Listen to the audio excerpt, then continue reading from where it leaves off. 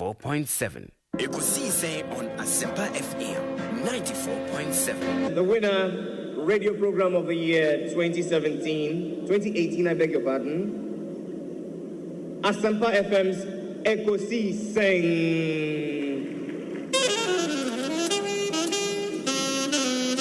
And there they come, ladies and gentlemen.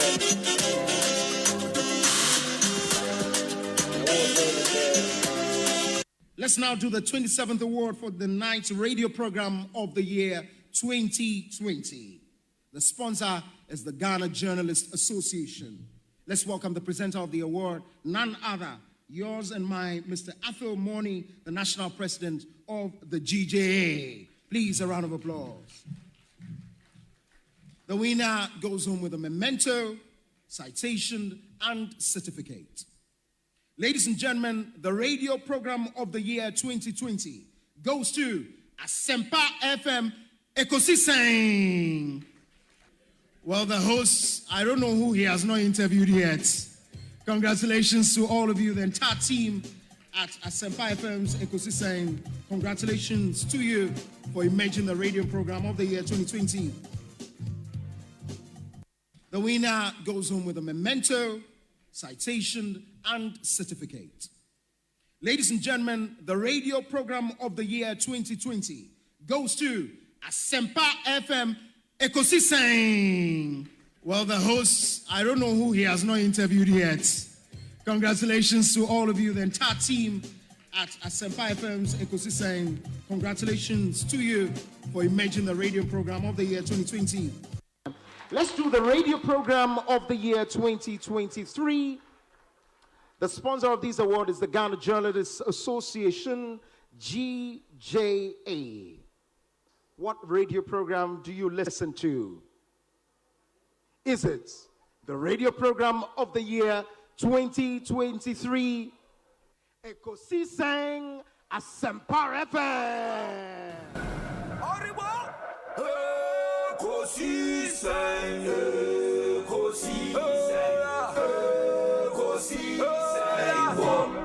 Asempa FM.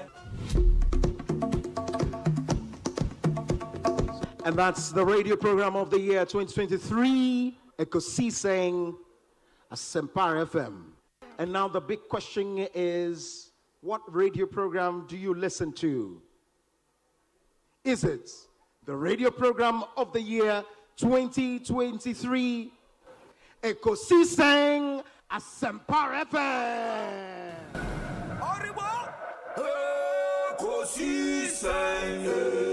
Ekosiisen,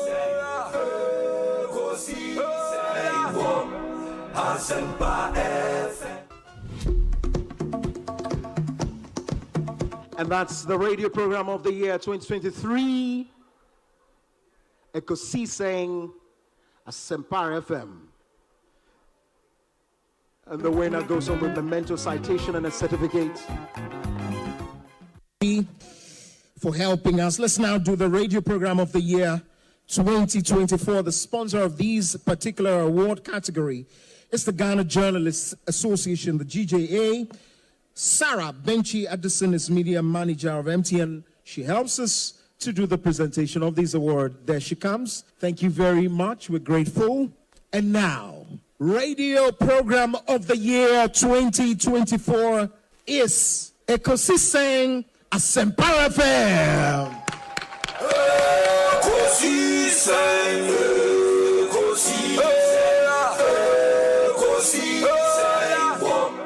Asempa FM. Project Moboa Madaroma Yeshia Ekosiisen Impact Project. Yene Yenuanoma members of the Renal Patient Association of Ghana. Say Yebeko Mwa Bosumi Biana Panie was a Omo Ansana was started dialysis treatment, no? Mwaboyam.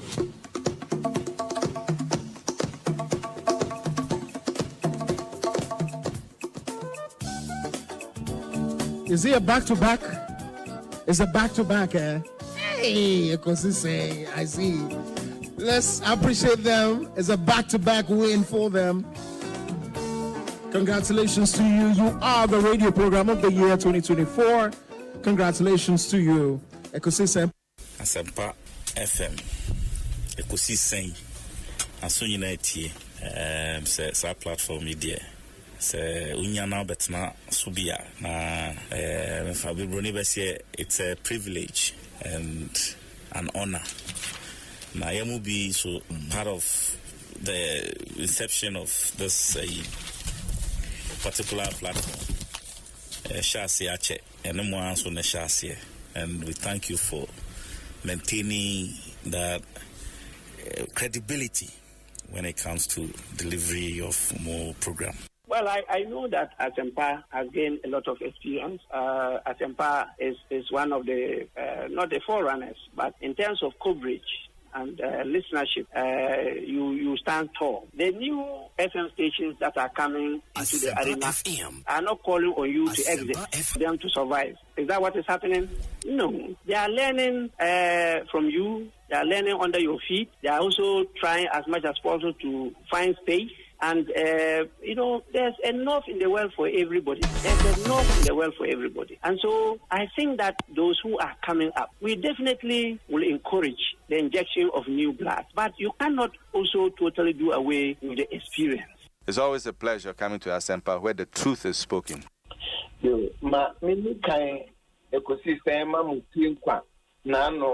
And you nyamwa yedi ashtamu edumapa mulayene award ma monya nijidi pass dance efe Ekosiisen Asempa monsogana tebi mamin kebino mu pia ma kweli titru sani amodi akan kasa ye adwuma ebia wo de bia otete ase na nsem tu kwan konenam America I don't know. Na dipako otie Ekosiisen taxi no emu me nwanwa na nso nyina ka ho bi na ya bomo abaso I don't know. Abuso body no Ewurade wo nshram na omwa Amen. Ya ewe ye nemi Yeah, that's Mendas na memfa konya oso enchia etifo nyina omuti Ekosiisen dwumadi no na yebedom so ase because Asempa Asempa nyina so efi etifo and me gigi se ofa Ghana fa na nyina obia radio eda awuti na adwuma pa maye da be pem samrenti mem sama muni adwuma fo mpenifo nyina. Talk to your pillow. Ask yourself, do I want to live in this situation for another 4 years? Do I want to live in this situation for another 4 years? Or do I want to change so that my life, my wife's life, my children's life, my family's life, my village life, or my city's life will get better? What do we want? Talk to your pillow. Let your pillows advise you. If you ask my opinion, I'll say I am the only woman on the ballot sheet. Therefore, as the NCCE has already done a survey, and most Ghanaians, not women alone, 67.1% of Ghanaians say they want a woman this time. I will say, give your thumb to me. Give your thumb to me. Vote for me. Vote for our candidates. Let us show that it is possible to come into governance, to come into government, to be a leader and not steal from the people without feeling. Without feeling. Togbio, Mama, sometimes when I'm talking like this, I even want to cry. But I know that God is with this country. And we as a people know what is right and what is wrong. We can see what is happening to us as a people. The degeneration that we are going through, instead of the forward march, we are rolling back. We know. And because we know, everybody will do the right thing. The change that we want has to be this year. Nobody should come here and say, I haven't done 8 years, so you were the vice president when your president was sick. You were running the affairs of this country, so you've had 8 years. It's enough. Now, Affirmative action is an active effort to improve the employment and educational opportunities, and in this case, women, of a minority group. In Ghana's case, we women are really in the majority. So I think we have to redefine affirmative action as positive steps taken to increase the representation of the disadvantaged group. Women in this case. In the areas of education, employment, politics, culture, from which they have been historically excluded. The operative word here being disadvantaged, because women are in the minority, in the minority here in Ghana. We are in the majority. So why are we disadvantaged? Yes, we are disadvantaged at every level of society. There's the argument that affirmative action is discriminatory and undermines the intelligence of women. What do I believe? I believe that affirmative action is needed to achieve full gender equity in every aspect of society, despite the laws that have been passed since the 80s, and the bills passed in Parliament. Discrimination against women, prejudice in the workplace still persists in Ghana today. In the House of Chiefs, which should be renamed the House of Chiefs and Queen Mothers, really. Clearly, there is a gender imbalance that did not originate from our culture at all. There was an imposition or a shift that caused this imbalance over time, and therefore, affirmative action can begin to correct this imbalance as well. If we are to reach gender parity at all levels in Ghana, affirmative action must be at the center of policy formulation and implementation. I don't know. I mean, the news of the passing of our former first lady, Now, initial reactions, and how did you react to sa news, terrible news? Well, any idea now, or the idea was, Yantida, to say, or Yari, Bia, obedience, Bia, and the Nancy Pansala Musa. In fact, Obinia named me there 4 a.m. local time where I am, and I see what he did now. Me check it, say no crana. In fact, a bomb push you into the knock a crown and the dream say, I get some number. And in the year 1 or 2 phone calls into the household, but they gave me the impression say, and you're no correct. So I was still hoping say, by Yaleka Krabati, and you're no correct. Then I had another information saying she was in a coma. That's how they put it. And then I can say, Bobom Pina, which me up around. And Chibia no more from say, Yamaniko. I already Yeah. Now may kind of profile, and from the profile, one could see the towering figure she was, and impact on Ghanaian politics, especially women empowerment, women in leadership, and all of that. Only Ebusuani Yejuma for a long time. What is that one thing now standing out among in the life of Nana Kunedu Agyemang Rawlings? First of all, I hope someone may tribute to me. Yeah, I've seen tribute. My kindness is Yeah. When you're doing one, and so when you hear Jumana said, "Oh, you're soft here, a bad amount," and she said, "You were a go-getter." Now, then you hear Jumana. Asempa FM. A boy, of course. Nobody is perfect. And somewhere along the line, you might step on her toe or something else would happen. But she was the one who cut my teeth in today's politics in Ghana. It wasn't the husband, it was she. Oh, okay. Who brought me into politics. Oh, okay. See, a sad day for me. Wow. I mean, even though before she passed, like like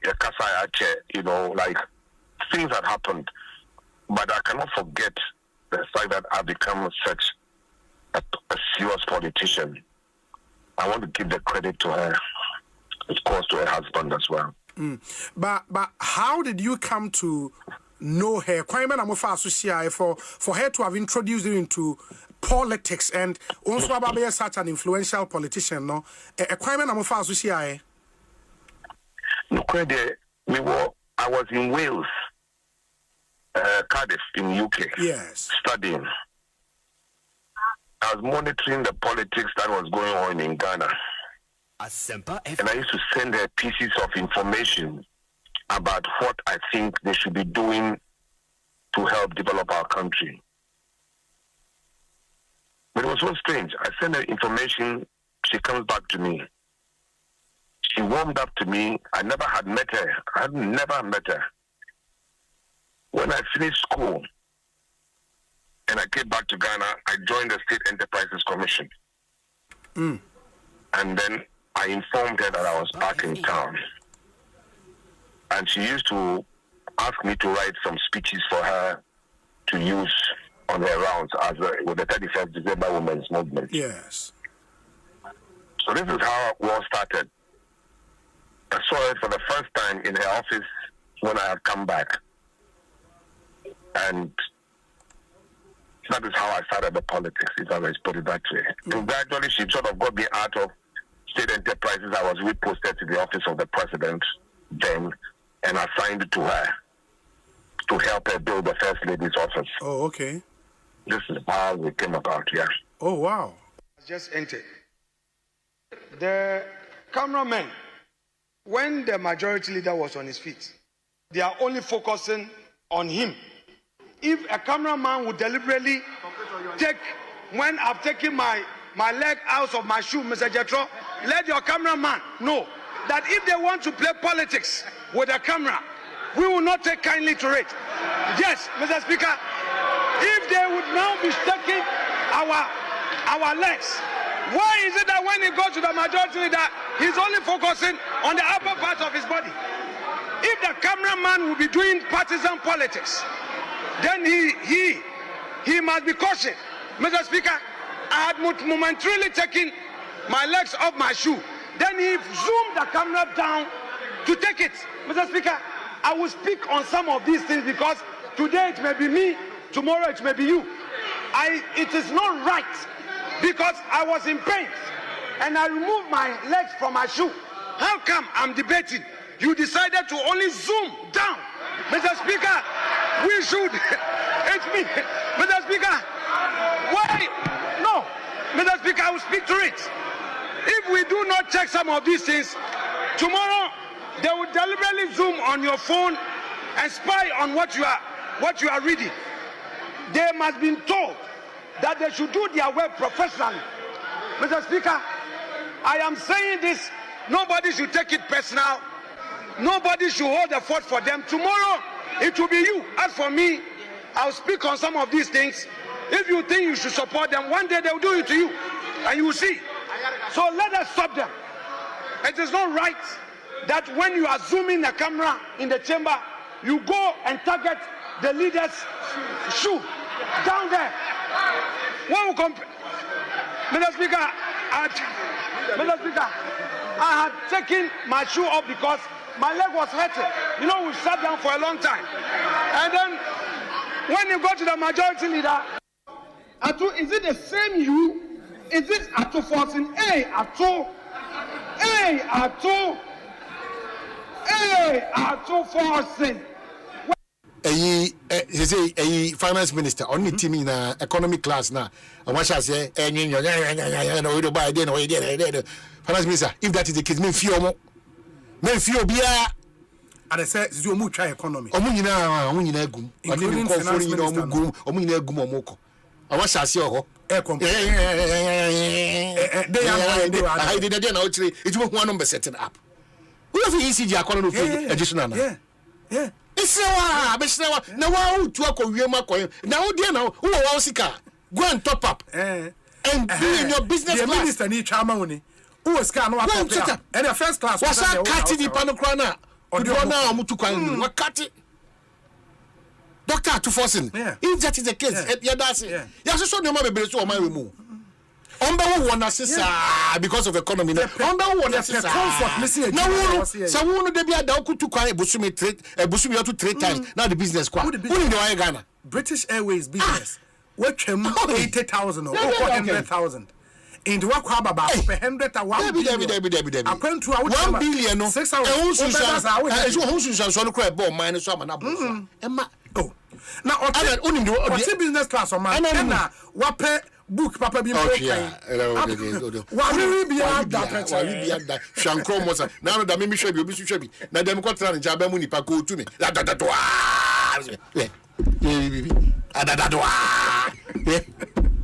don't know, Tia. You will be any Tio. And pa obetimia Yawadi. But let's now begin to think of Ghana. So let's now be about you know I ill. No ill. We don't know come from a move. That was immediately come from back. I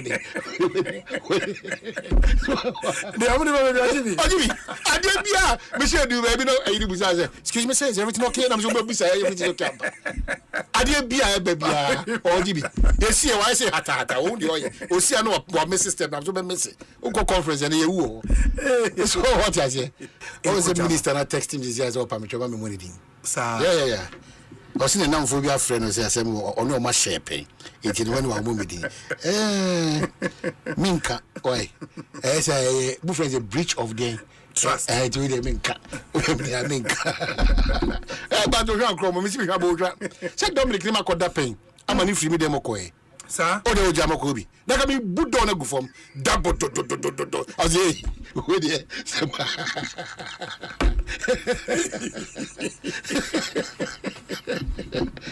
I have been trouble in the gap. Oh, I didn't know. You're going to doctors in because it was down one Musano. It is in your memoir, Galamse, no, all customer no cano, into double tongue. Catch a memoir, pie or catch a many be. Some George, and you're not done with your sister by SIM registration. Yeah, or say when a proper SIM registration. La Baco Canada, and contumely near Yam Narum. Oh, and you know, a academy, stubborn academy for Wako, who said you are my mind. And you know, yes, stubborn academy for what I say. Some penny say, you better register SIM. Our Ghana. Someone register. Your intention was bad. Oh, really? I'm an uncle for credit me near my baby. Yes, my into a proper one. Okay. La Baco Canada, and contumely near Yam Narum. Yama make us say the majority chief whip in Parliament is a lawyer, a Roxanne Nelson, the Fiamma, was so name. Papa no Mumia and Shoa, where almost appointment committee on.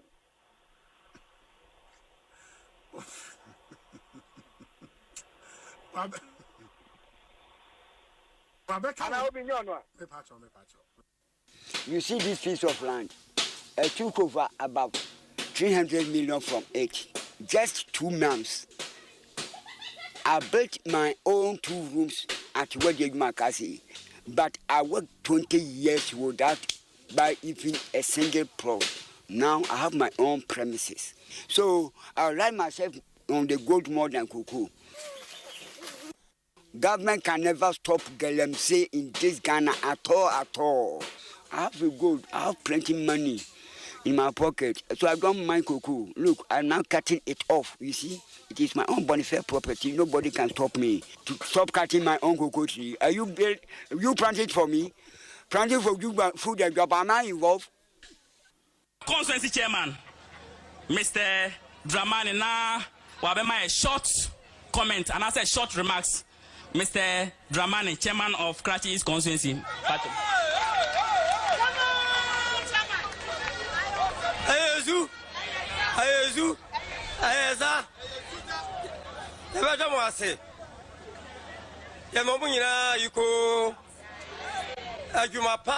Karachi East Ebo ma NDC. Yama wayuko. Ebisa adwuma pa kraki east ebo wo constituency ha yi ayo bia ni ji se ende ya be hia mu ha se be hia mu ha de ba ko pe entina ye ba aye ona ye former vice ye former chairman any hello ayezu ye jina mu ha me mamu nyina yiko se aye ye jina ha ye kwe ye jina ha ayezu choboy ane ye jina ha no a president former vice president former president John Dramani mama ntine yo hanum ayezu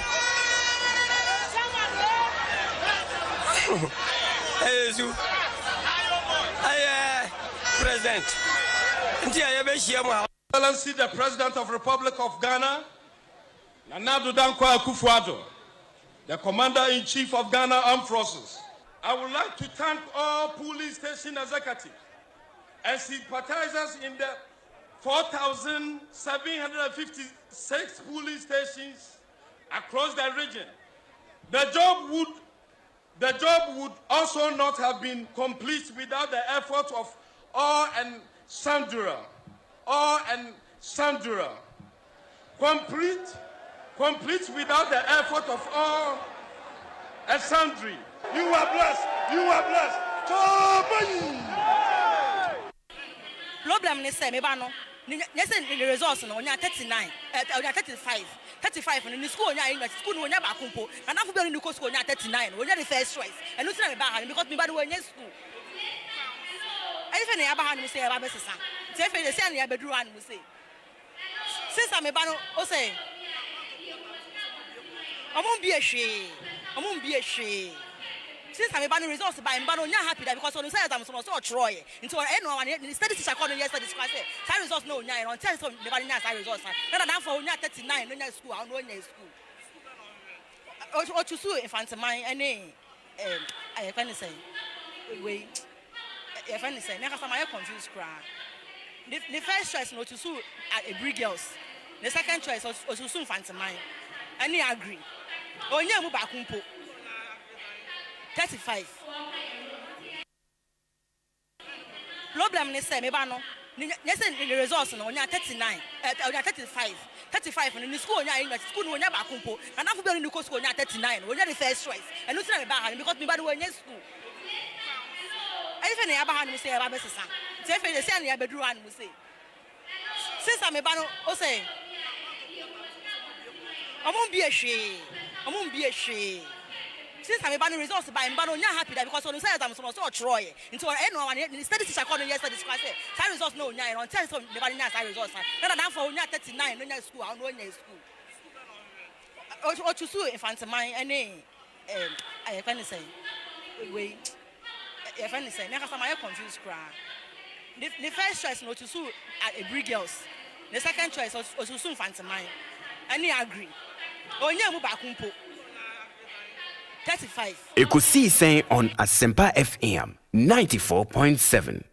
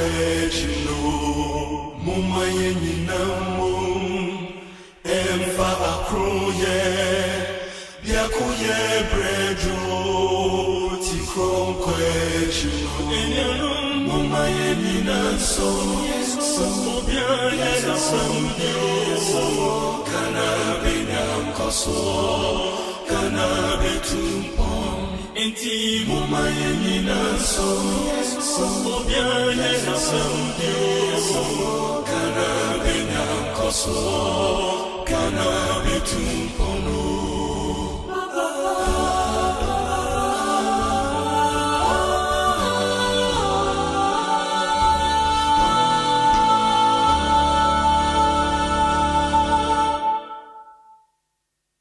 Safa sapeli sizo simnyama Iwa safa Isizo saba Kavula mo Anichaleni ko Kelise Wemaye wemodo Safa sapeli sizo simnyama Iwa safa Isizo saba Kavula mo Anichaleni ko Kelise Maya kana Asafa pele sizo sinyama Iwasafa Isizo sabantu Alamula Anijaleni ko Kelize Maya wemodo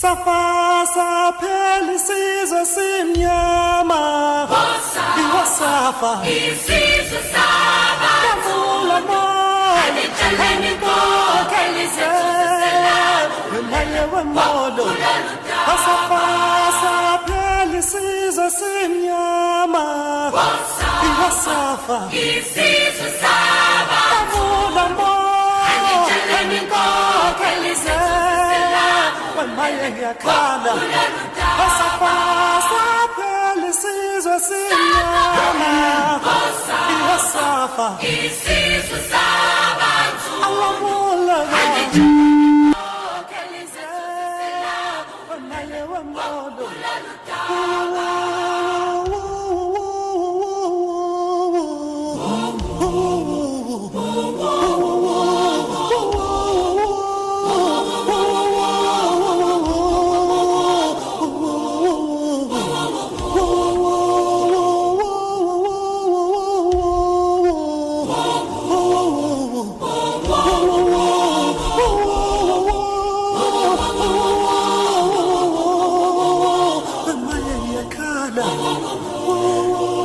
Ahini me bosome na kan ye toso aduonu ennan ye 24th October na twedi ampon ode atom ye no abusua ye fiada ntisi wa fidie da hawie ya enne ye fiada braso ye de ekosise adwumadie na ebrɛ free sabre ye kwapem se no nsia ebebo apamu on Asempa 94.7 FM so ene ensem gupuno so ayede ba yenim se ye nyina ene se wo o my Ghana mu ana se wo ye Ghana ni amnone na wo ba bia wo bia no ne asie ewo mayimo ene se Ghana ba pani dada eye na ekwadu agema Rollins man pani dada John Rollins na wo kani enra wo da ya wansode etimeka sei Ghana man pani John Dramani Mahama ede atudwa yentu nan sanfansi wo as national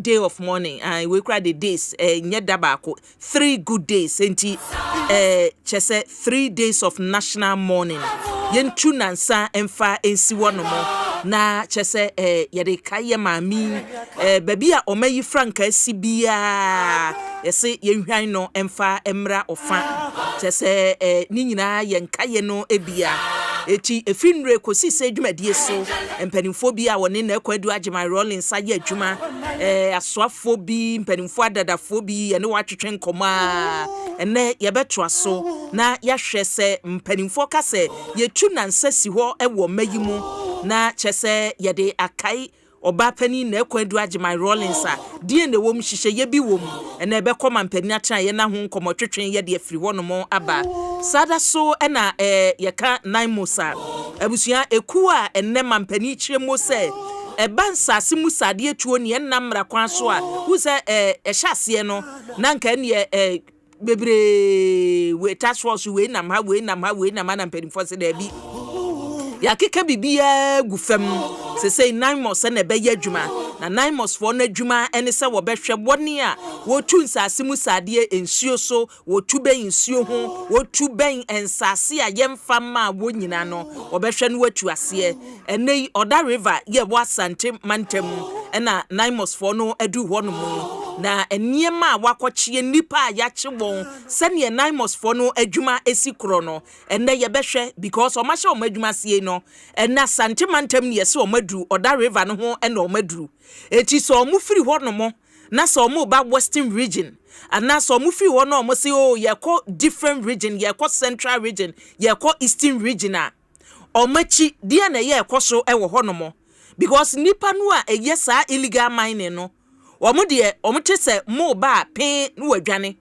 ebi a o mo a mfumu be kwa akwachi wo kakra bi eti woni adwane no mo kwa o mo san besi machi hifo na ehwe machi abusia ene ye behwe ne akoso e wa asante mantem fa 9 months wadwuma a wo ye ho na ye wie so a ya hwe kwan a wo betumi afa so na adwuma no a wo ye no emmeye se ye yanim ni yachi esei ye yanim na nsuo no enhono wo yachi eno so ye behwe se ne eho ensem esi kro na MPP amanyoko no so mrahye badwafo maako aduosia miensa eye 63 ye omunyina se o ma declare support e de ama Ghana mampani abedi achi dada Dr. Muhammadu Bawumia ene munsem yeshase nra ebekom na yahwe emrahye badwafo 63 no press conference omo ye enye 63 ni nyina na ehu wo no mo number ba ye no enkontine ebesa komni ahwe ne ekoso ewo nsem bebre ka we mu ene ye de ba ewo Ekosiise dwumadie Asempa 94.7 FM so ye dem live ewo Facebook na YouTube eti wadwenche no uko YouTube na abo Asempa 94.7 FM a ye dem live ewo ho ho de subscribe wa da bi ye ba obeti ye nka ho no mo Facebook no ye dem Joel Facebook no so Asempa 94.7 FM ho de na YouTube no pa na de adwuma eti adwenhwe no na wodi bi afa ho no mo memfa sedama tontina 74 eduro wei ene abeboa o pa se kane wo ye adwuma kakra bi usi mabre aposo ne tutu tontina 74 eduro no aba obi onum bie di adanse se etisetete nanka efie bia mu behwe ne ache dudo no so de anopa na wabubi anom eno ne yakeka bomu na uni adaje eti eka 74 a jibinom ebeboa wo yade no mane nto wansa se ye customer course ye kan yade ye kwankora 74 ebeboa wo Royal Kingdom Estates ene ye kan Kingdom Adawroma Jamufa Adawroma adansie mu de ye sidan ne the good materials na esie enye materials nkoso bia ukwacha dan mu a na ho paapai na behwe tiles ye to ya ukotiam na tiles na etutu se ye water closet na on be fix ya wo ye ya na etututu edan a etoda ye se ye sie awie ye ton no. These are some of the challenges which me share bi ewomu nemom se ye Royal Kingdom Estates dia se ye bi dia so mu na asi dan na ma wo dia na nim sa de pa na wode ema wo ana Provident Insurance afenu kwa wieye na se wunye nsiachi ba bia wo msese ne ne masi kro no mframane bomu aputupuru obehwe na aho eti se bo anye nsiachi ba bia se ye ka insurance se ye insurance awa wo de bo ho ba se bo anko Provident Insurance ye nim wo free tete no wa anye bia amawo a abusua wo de ne sa wa nhwe yi asem ebeto ne kra so de ahyeda ye ne se WhatsApp ni nie odefo te so eti yenya ya keka niema bo mu a wo send wo message no call ya 1 or 2 be se enkomodie no a question bi a wo no na adaroma Provident Insurance yani wudi ho nkomo ye yi ano kama ede amount na se wo ya adwuma kakra bi no wabre etoda kura obi wo no ma wada sode no wada sode free kete so no wabre edo baako ene boa pa e boost immune system no say what the year says some man for hwena sisi mu akata acheche mu rough ni nyina immune system no cut down immune system na adwiriga ne wo beye nie no Vital 20 eno na immune system na boost no ehye ukubu enti se ba se amanfo hwene sisi omo hyehyɛ nose mask na che se kakra bi papun a yade bi ekowu ekrawo ono Vital 20 no a eboa boost immune system no e ma atumi gina wo naso wei eye 100% natural ye beka tro say enya brofu duro ni a che say bi mu na se kura bi wo abe no matututu yi abrobo afrada bi we de e ka say natural Vital 20 natural na wo pe bi so a wo mre wo abrochire kura wo Ghana ha na Vital 20 no hwehwe bi a wo de akwa ne etonton nura se ya ya bibidro herbal shops ahoro no wo kwa abetumi anya Vital 20 ni bi ewo ho no mo na se wo kwa pharmacy shop bia so abodin no Vital 20 ye bema wo bi wo a uhia bi atu akoton so no adaroma je number ina frɛ ye beboa wo 0244 876321 and I say 0244 585531 o frɛ ya dodo bi ahia ye de ebedomo na onsa tumi aka mesrɛ Vital 20 a ye ka ho asemi enkwada wonni mfie dum mienu enum bi eti wo obaketwa wo ho from 1 and I say from a day to 11 years ontumi numbi from 12 years going ena utumi enom Vital 20 emane boa wa pomuden no kama na ese wagina so ama niema akoyie ya di Fidelity Sikabum promo no ahyehye so ye kan se wo account se wo Fidelity banker account awo no mebisa se na wotade tumu efi 500 cedis en yese fa to account mu wo Fidelity bank na Sikabum promo ye de ahyehye so wo Fidelity bank no wo do ho ahye mu a ne sa wo gina mu a ne samsrew Fidelity bank wo onum branch biara ye wo Ghana ha no wo de wo kwa agent points no wabiebie wo ho no mo wo de 500 cedis atum wo de 500 cedis en na wo de bitum na wo twe besim kakra kotum wense promo no wawura mu a ne sa eti edru se ye bobbo hwan na awi hwan na ekọ animu na so ugina mu a chese eniema akoye ede amawo ye bedi bronya na edu bronya bra enenye nipa nyina na renam obi wo ho no mo se da bi me pensio mu nam mempe enam a aye na ye ka cho se fish no ya kan ne so akan fish na ya na ye mackerel Ghana ye ka mackerel eye Africa cream mackerel Christmas you buy jollof je Africa cream mackerel eye papa anu nsuo de anu nsuo nyenyan utumi de ye nkwai utumi de ye froye ye wo bapa sardine in tomato sauce wo ho na ye ka Africa queen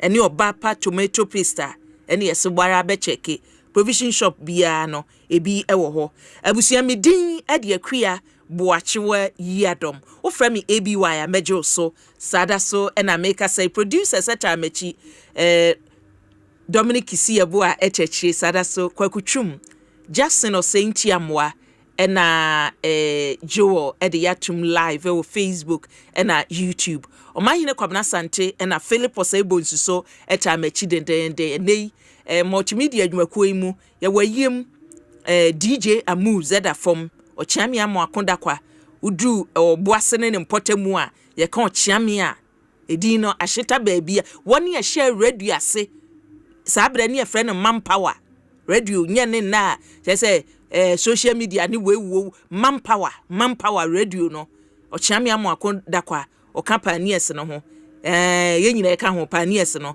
ochiami afri mu eti enne yiyo no nyame ya adom achena ene de hyehye so Philip Osebo nsu ne ebi edikan ye wi na che se ye ti so a ne sa ebi edikan ewo boase eti abusua ene wadwenkyerɛ makyerɛ baabi a wode ɛbɛfa mamini kan ɛnkɔ ahoma so yɛnkɔ mampani dada Jerry John Rawlings ne fie ne ho kani ɛyɛ na ɛkɔ adu agema Rawlings na oda from 5 years after say mampani dada Jerry John Rawlings efiri mu ɛna ne ho kani so ɛde efiri mu 5 years pepepe ɛne ɛwɔ mu wohwɛ day so ɔde firi mu a ya woda ɛda kyɛ sɛ di kuru di free mu a ene wode akure yenkwa homa so yensantwe ni Prince Owusu Asiedu ewo efie ho no mo yene no entwetwe nkomo na yenhwe enene ye koso medical dia twa wanim se mampani John Dramani Mahama adana di se yentu enam yensa emfa ensi ho ekom ye kakra emra ni nyina no na se yede kai oba pani na kwadu agema Rawlings efira wa free mu because yentumi ntwira bakosem efa emma ye beka se first lady se abedi omayi so na ye nyini din emfiri mu ohun nanka the position of say beka se first lady no na akoye so okunu ko no odi akire okunu ko no odi akire but ye hu ne oyeye se da bi ewo se emma mitumi boa mama etumi gina wona so nti na bibi ebia no abusua se mampani ka se nansa ye tu asi ho enkaye yade kai no a na edisa ma menhwe ne ekoso ewo mampani dada ne fie ho no mo Joel wo videos ni bia na wo de atomu amaye na yenko na ye ne Prince Owusu Asiedu entwetwe nkomo Prince ma ha o so akua boko de me ho den setro konkon no efra no pai na mampani dada ne fie wo ho no mo a yenhwe abusua no ene nhyehyeye a ekoso ne sen yo so be piemo ewa ha abusua no abo tent miensa mienu eye abusua ne de baako na baako nso so eye adofo no a wo mo aba ebechi abusua no ye wo mfinfin no eye ye maame a wenya ne baby eko ono ne book of condolence ana wo mo ede ato table so ede ne picture fefefe eye serious abohwa empenifu ba na wo mo aba be sign atwo mu nsem na wo mo eko na ye wa ha fi anopa no ane hu nsem empenifu awodo na aba ebe chiache busia na empenifu no ye hu wo mo no eye NDC amanyoko no Hariza call ono eba ha kane swafo na wo defense ono nso eba ha ye wa ha ne hu se chief of staff Julius Debra enso aba bechia ebusua no ente wo mo ane hu se ya Boatin Jan penifo ni di ni de doso enti mitwani tia wa ba kane mampeni Nana Akufo-Addo wone delegation eye aswafo kane swafo wo mo na hwe defense Dominic Nitu Lance interior chieftaincy wo mo doso bebre na chief of staff kane chief of staff wo mo nso ni na hyetuntum ana wo mo baaye ebechia ebusua no ne ho ana omampeni dada edito ebusua nenim se wokunu ene oyire a wonya ne baby ko omuye nya baby ko omuye no yonko pa na omasem entisi ade atom ani no wo mo hwe se emwa bia wo mo hia edifin ho se ne wo mo bekura na chi ama na efefefe no wo mo hwe se wo mo na ase be ntintia ewo ne nchen na watimi aboa wo na ode ne nsem tu dwawie ye no otumfo akonfre hene Nana Kwesi nso edi tudwa se de waka no me ne pepepe na shepijeni owo kole klote de na to Agema Rawlings enso kasama nuanom eni ebusua no de tudwa se ne dia jepa se kane mampeni etutu ni chow edi aba ho abechi ebusua no wo mo ni aso na wo mo behwe se de waka no wo mo bedi superpepe se mo dia ye wo ho ne ehunu se eye oswafo no na hwe adesua ho nsem so Haruna Edisu enso abechi ebusua no kane president ma Liberia Ellen Johnson Sirleaf ono nso abaha maami abrewa ono nso aboni coat up and down black asian kambu Osaye ne ya pa so ti se mami aka baby. San se mami bon homoden. No hwe ne man nso hu se ne mai e wo daate. O hwe mrase bejeni a zenato a odi ne ho ahye amanyosemu a. O hu se ai zenato wo daate papa ne mani na wo daate. Itu yo mo kom mom. Ana ose nyame ahoɔden de mom e wo saa emre mu. Omo ho ansa na mami bebi ne hu se IGP ni poma enso ebedu ho na omo nso bedu ho omo say mami waye bi papa Ghana wan eni mami opo ne homoden obatampa aposifo omo ntina ho eto omo nso e de akyede nsuo ne niema bre ne envelope omo amfa di antudwa e de abre eye abusua no IGP court sign book of condolence ede ma eye busua ni timi no ka sei penifo awodo eda so pefie ho ba be chie busua no mom yakọ wo de abai tine de ekoso ewo sani ewo kan osu yehwe video a ode adom ya yehu mampani dada nana adodankwa Akufo-Addo ene ne ho kani ene mpanimfo adada bia na wone no eye adwuma sese oguso echia ewo ha sei ena pani gbevlo late ne ndc amanyoko no mpanimfo su ebia aka na ye kai no osu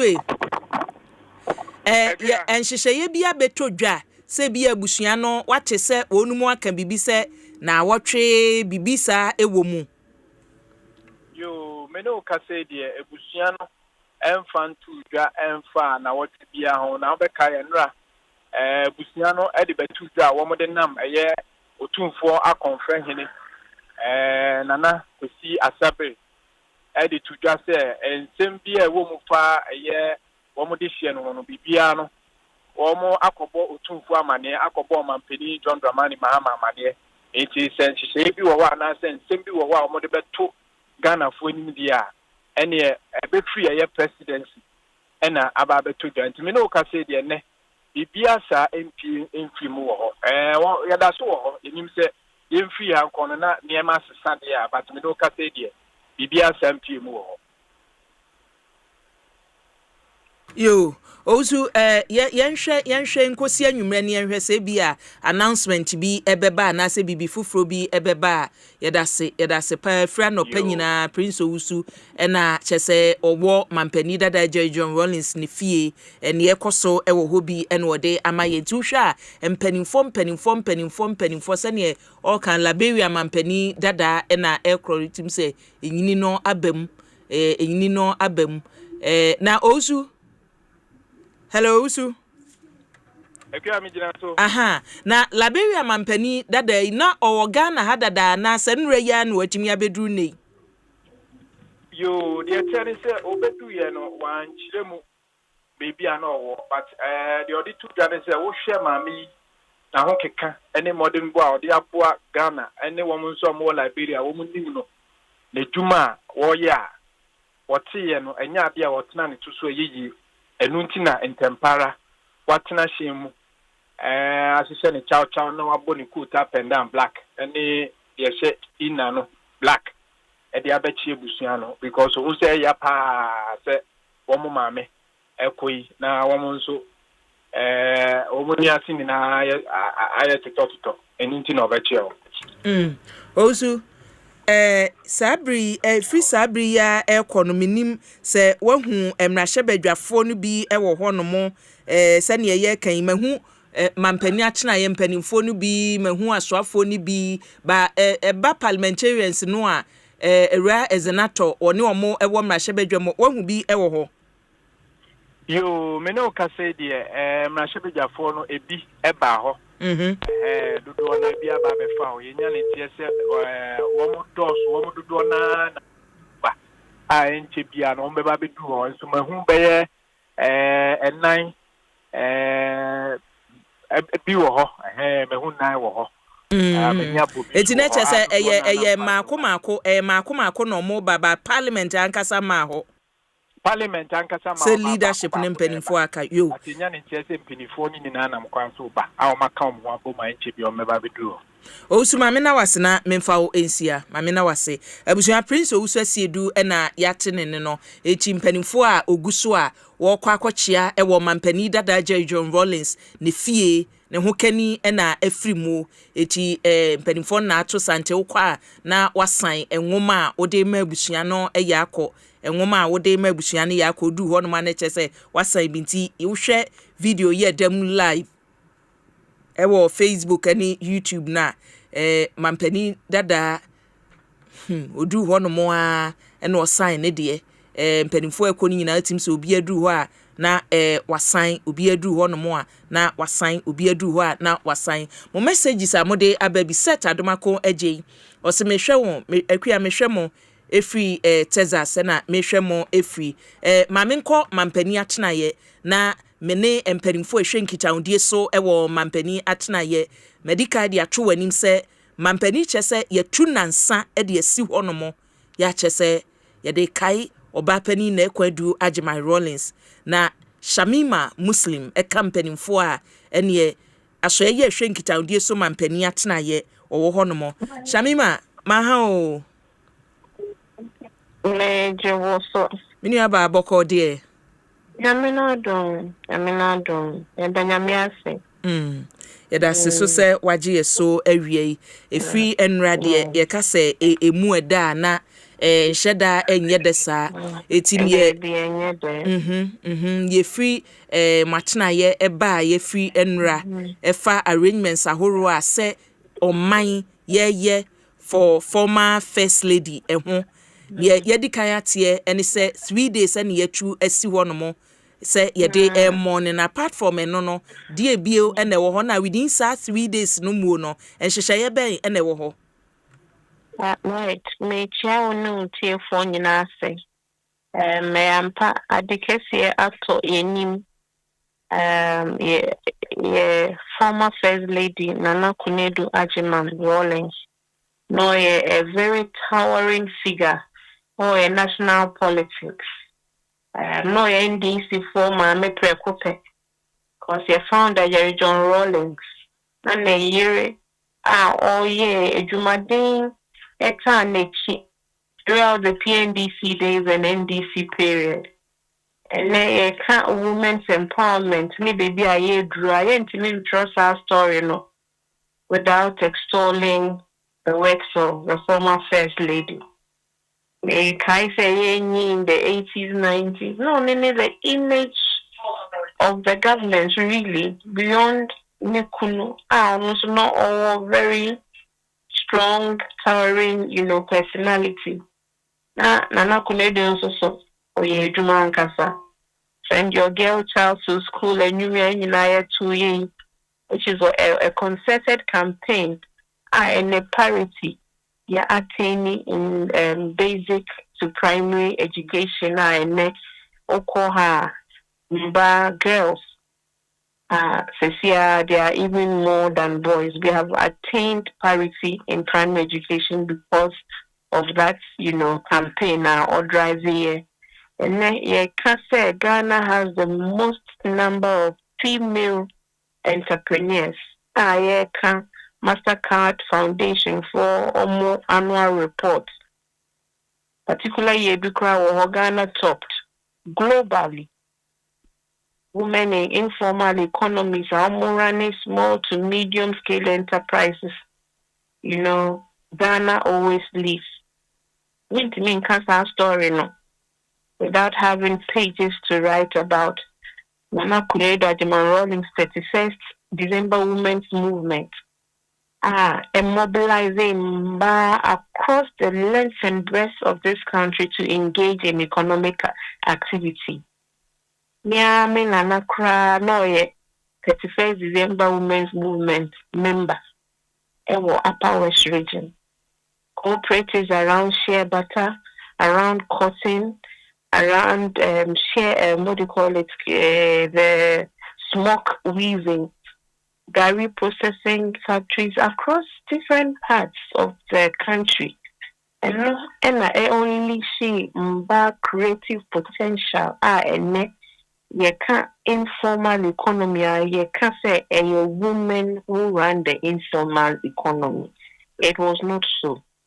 It was not so. And see, why mama or my, of course, we won't agree with maybe the decisions, then the choices. I beg your pardon. Mm-hmm. But we can never discount a contribution to the development of women and girls and to young Kasa as a nation, national development. And see, the case here ye lose as a nation. And now, my opinion, Dramani Mahama were releasing a declaration. Minister Felix Kwacho Fosu publishing just a couple of minutes ago, dictating a number of things. One, a 3-day national mourning in honor of a former First Lady, Nana Kunedo Ajiman Rawlings, starting today to Sunday. In the period of the 3 days, all flags across all states and national institutions are to fly at half-mast. In the same period, President Mahama has called on all of us to reflect personally on our own journeys and to look upon the life of service that the former First Lady committed herself to encourage all of us to also leave marks in the hands of time. Because at the end of the day, what is important is that what stories will be said about you, even for those who may disagree with you. When you make impact and you leave a legacy, they can't but honor the legacy that you have left behind. See, Mampenyin John Dramani Mahama declaration also so. In the meantime, we will continue to work with the family to arrive at consensus and a decision on how to give a befitting farewell. Emma, Mami, Kunedo Ajiman Rawlings.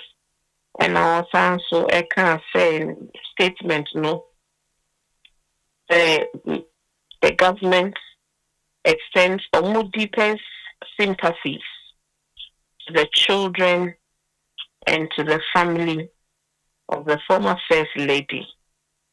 So, there was a piano and the BB Asempa app BMR. Ebema munyina ni metiefo nyina so ate.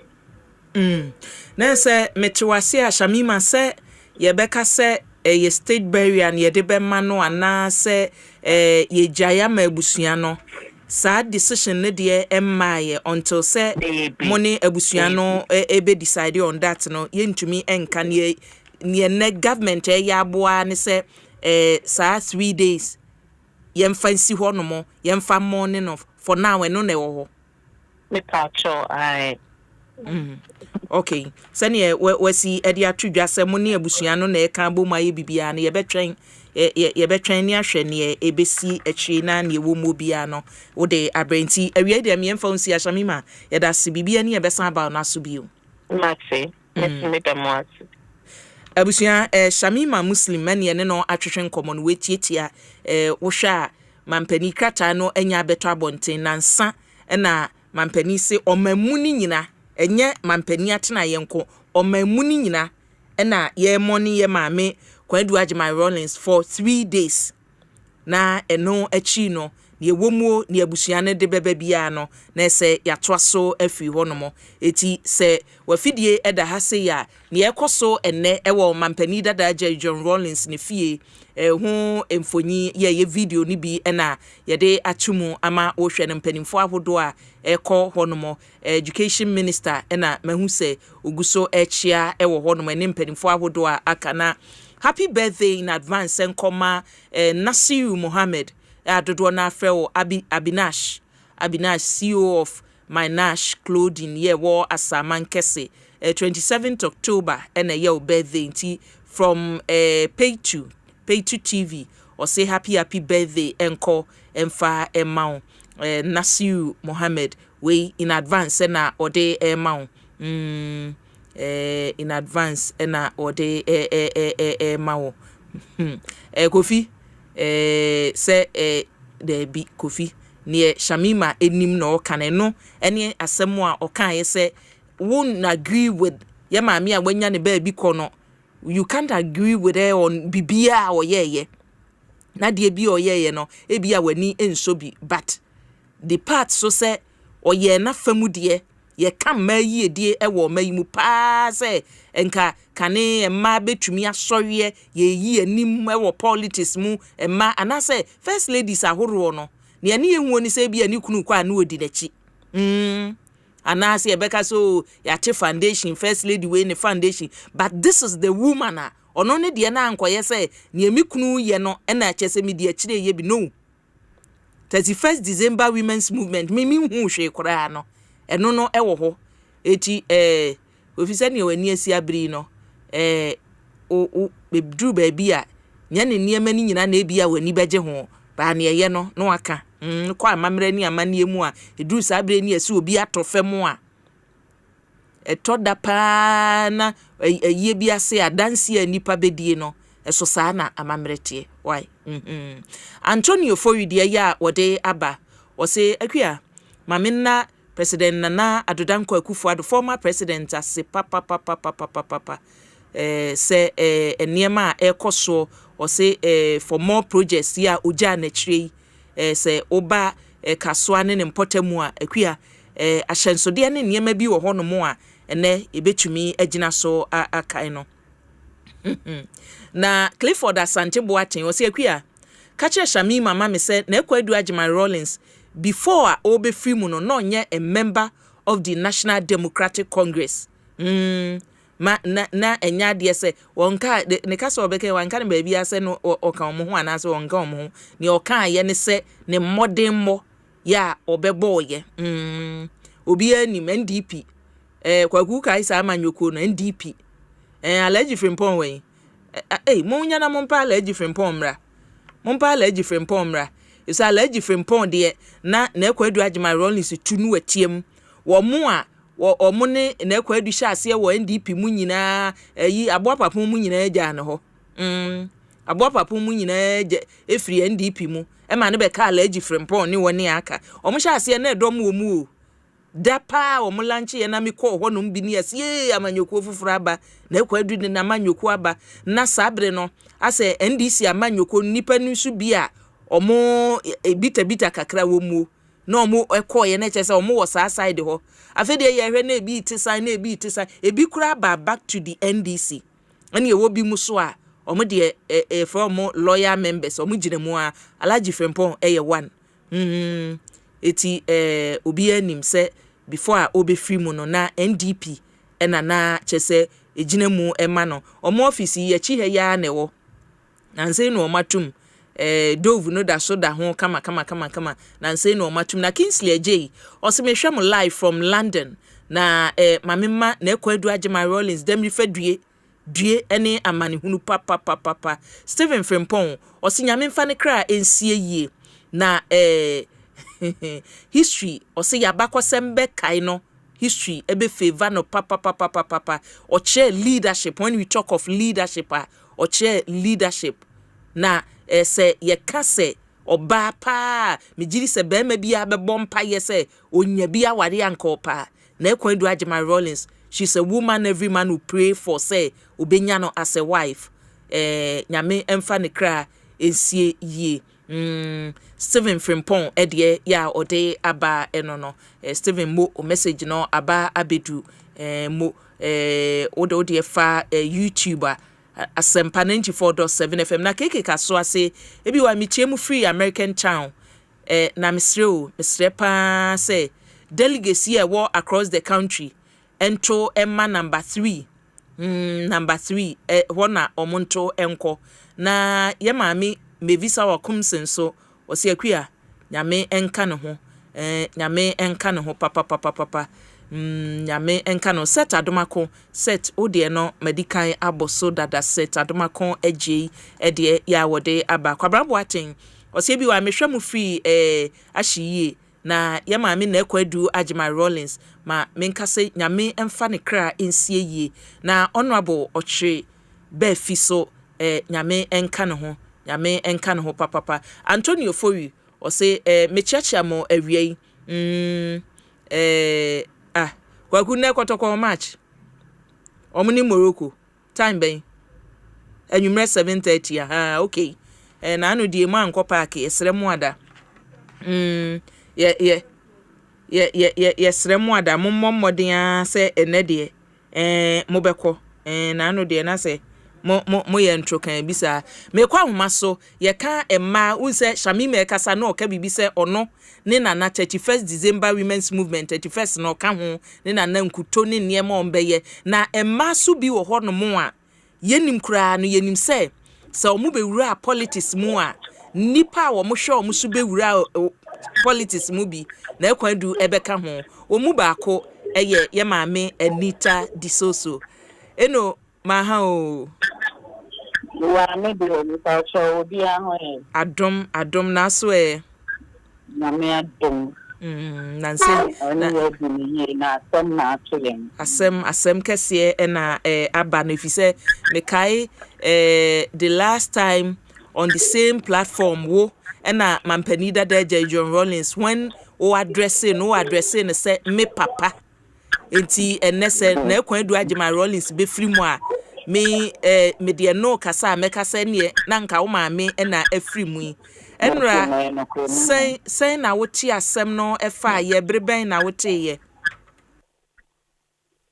so me chia etie po nyina me da ma so mama me sa akonya enra ana ye hin kakra ana pe ade etin so and so and to be etin na sana so ya na because onya no anka me na aspanya kopen because politics ya tena mwache from 79 from Asempa FM any siawo and at the 1st December so na non so mesimi yes nya empenin for enimu na nkakra na constituency the deputy organizer straight to the national level na Yiadom na women organizer na national vice na deputy propaganda secretary isene nkrofo kura wo de omo ma totomi a na say wi nyame a ye ma men so kan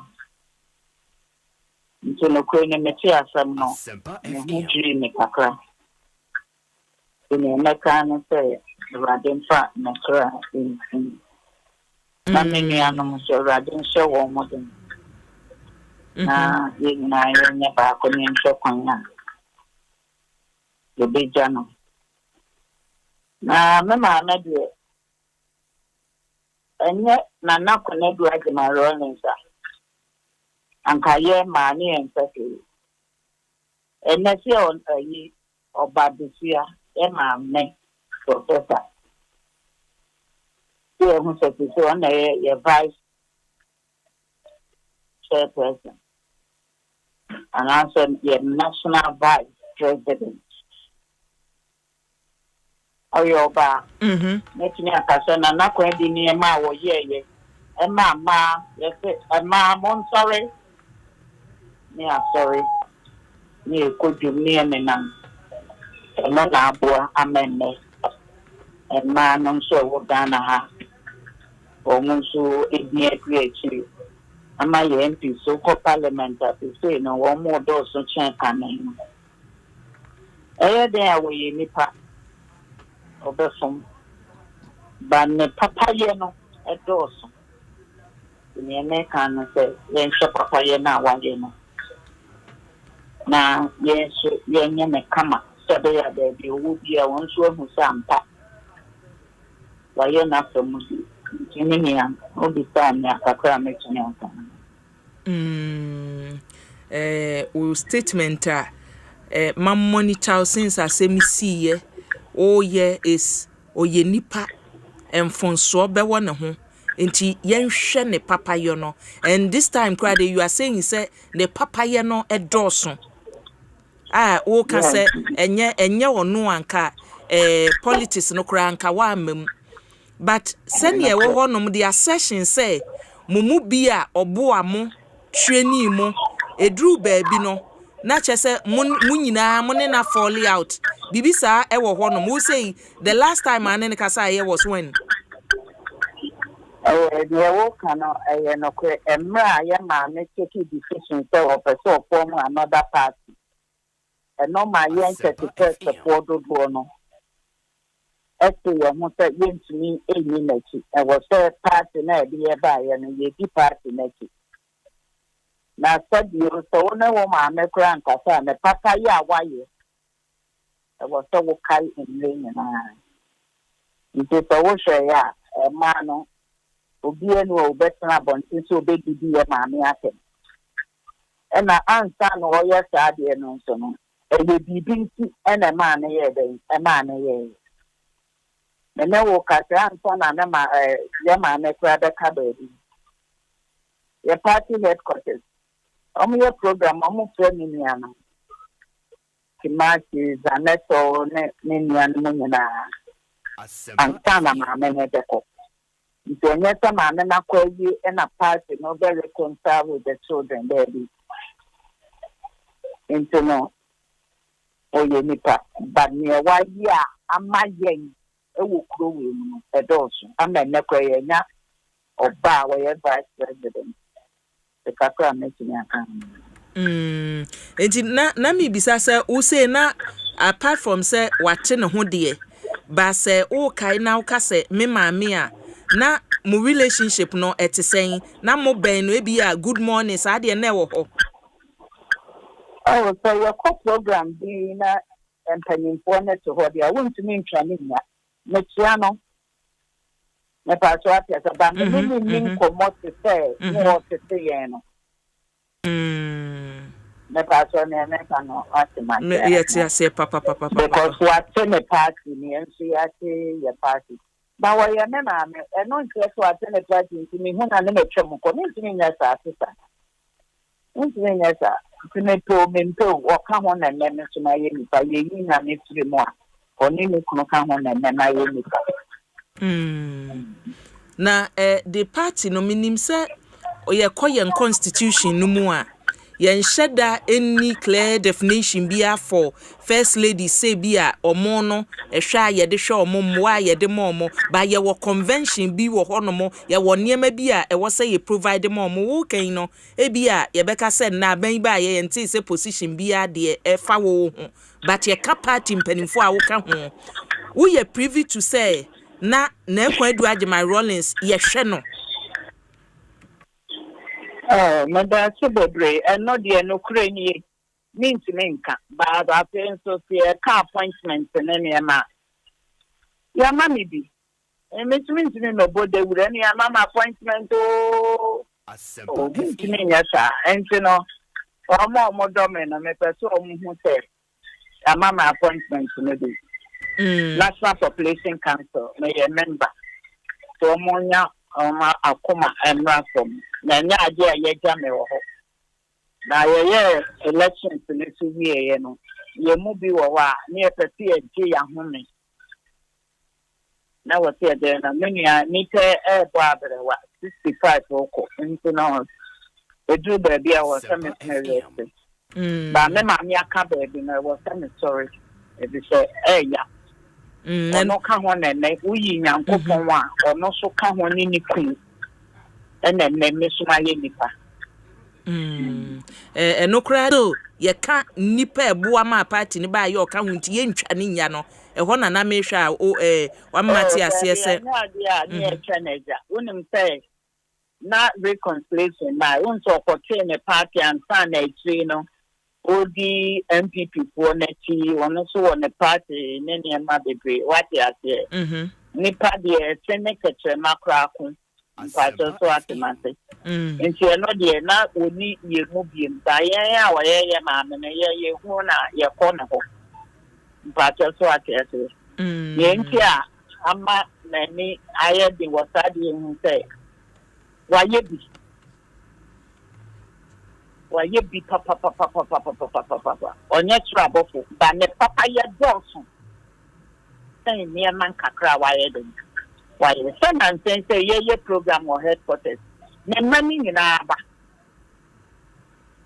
e mani ensa na be ma ba omo nyina na omo ba ho nti we kire se still no party no ndinai omo family no mpacho what you say nti nipa e den a obi ebefum yempo party omuna idi enimu na pempen so ayenso yebeto aso na nipa kwa mo wona ntokwa na bibi kakra ni mu a da bia mo kono so mu ne de ne nyamia ne se wadom ye amanne emanso emema na aduye first no na ayete se oba de politics o koyede ho on shefie wunye sei na ma me kono do sorry ya wugina ya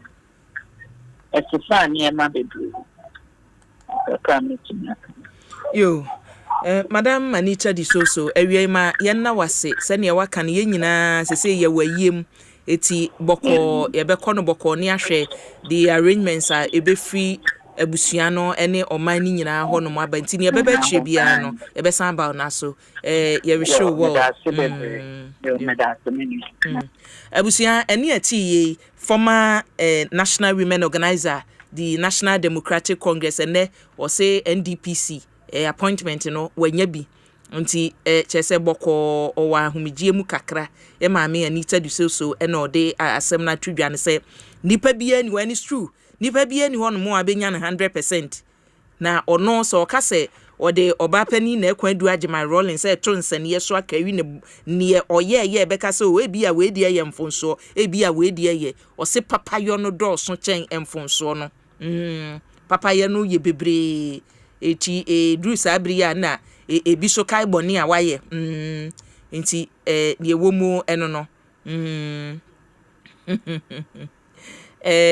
doka samoako eyu ne o ti ase no no hu go shield de yo de aba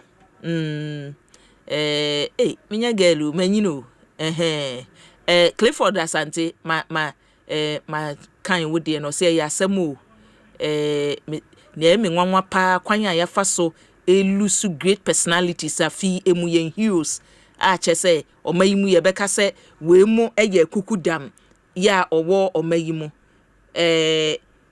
on the bana ena obo mamenko National Women Organizer currently the National Democratic Congress Dr. Hannah Louisa Bisiu Kote ewa ahomaso doka wie ma hey Nepa choye boko de nepa choye no andom na maswo adom no bi na ye wo mu no ne asie ene ne nrare hosam ebeto dwa se Ghana ba pani dada na ekwadu agema rolling se free mu minim se wo nkran ya asem no se na oche no party no emma ewo mu muso musen so we maybe can't share what you for na mama Ghana man NDC manyoko ene abusia fonyo na yako me Ghana ba menin kan na enye NDC ma pe ene so mo sen Ghana oman no ya so mo sen Ghana ma aso mo sen every morning Hana me de ne friend madam that she said na me yoni ba and why niema bebre me kan me ne kokuba no letter and ma me bank ono ana troye and those days na untimi imposti Asempa omo yom say hand deliver and yɛde ba saa mmerɛ na yɛwɔ akɔmanda ansa ɛna yɛde kɔ ɛne nyinaa mu no meka recently me grante me interview bi ma meka sɛ I don't care what anybody says, but Obedia Magana I want power ma. And I say obey your best women mobilizer. Mobilizing women. I say Achima promise. Hello, Doc Mesrona, what down kakra my say frama ewo. O driver. O driver. Yeah, menam highway. Aha, say that say kakra. Say kakra trust mame. Okay. Nti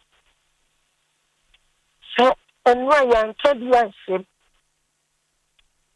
Be said ya katra me said ya me nsem. Na nya sem ketwa.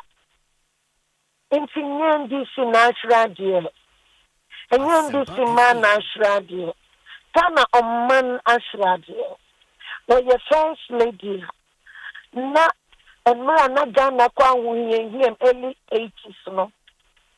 Na nimra wono so anya ne ba bia kɔ yen papa Jerry John Rollins wo kuma man no ba na otanechi nto yo ba wo sorry gina be mechi ma be ma ye adwuma pa ma wo man wono so wanda wono so de no ho kan wura se nimra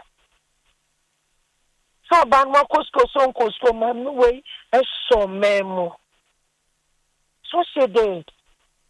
Me dear, maka na meka na meguswaka. Meka sa me birth year 2001.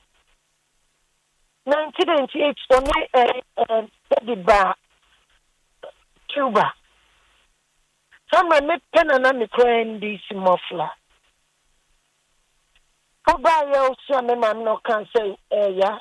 Obano ono kwa crying this way. Me sure me no can say yes, so now I say maybe a cement today. Yes, maybe do see 2001.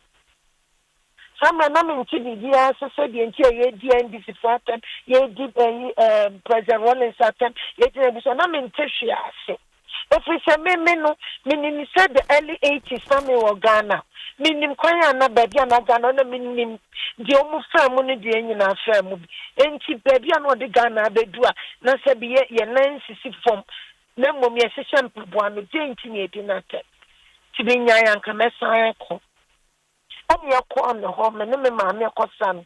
Na mom ye kodi fufu di wie ne no se me nkwa me nsa me wi no se yo jam na msi mom me an.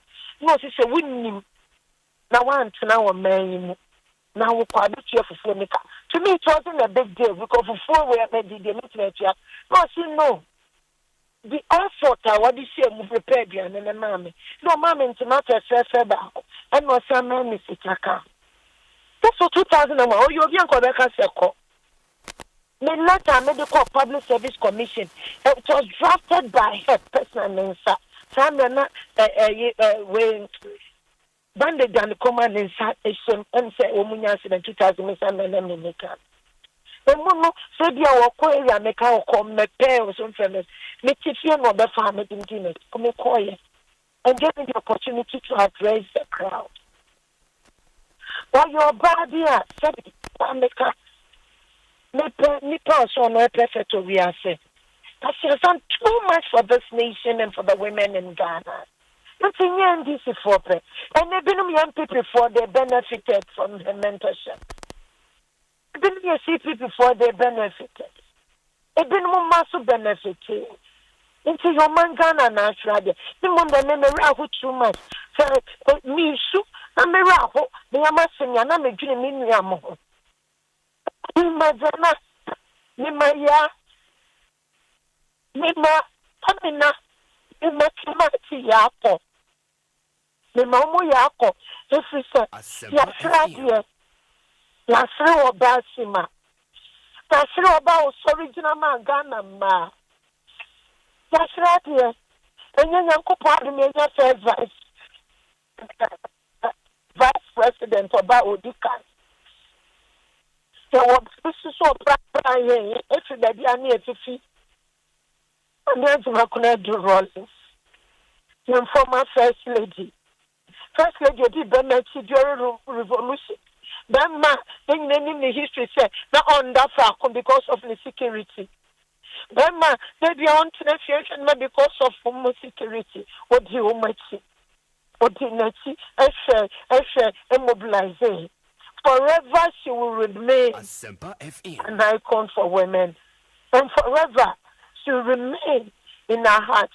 And forever, for me, Mrs. Knedu Ajina Rollins, 10-year organizer by excellence, women mobilizer and by excellence. And when you are one power and mapa, and what my women, they be clear one on your coupon. And for the currency, the Memaminianum Z, ya, Amina, Kima, Mama Yako. Dok ansa na obapani na ekwadu ebefri mu no na sane ewo kan from the narration a wa mawie no ense mo closeness no eye sonko eba se oche ne ho free NDC mu no sa relationship no eniama sesan ya na still na nda so te sa Matacho nyama me chen ho free NDC no na menya jena so we a member of parliament on the ticket of the National Democratic Congress. Matacho yawo ministers and na omunuamu MPP for no ministers. And see, why should anybody judge will be because I always respect that. The doomers will be defending the party and never defend the yet. But the Nunu will never take away from her what she has done for the women of Ghana and this nation. And so, yes, maybe the men and friend, my son and mommy, we work close to me in the back. Aye, mommy in the back.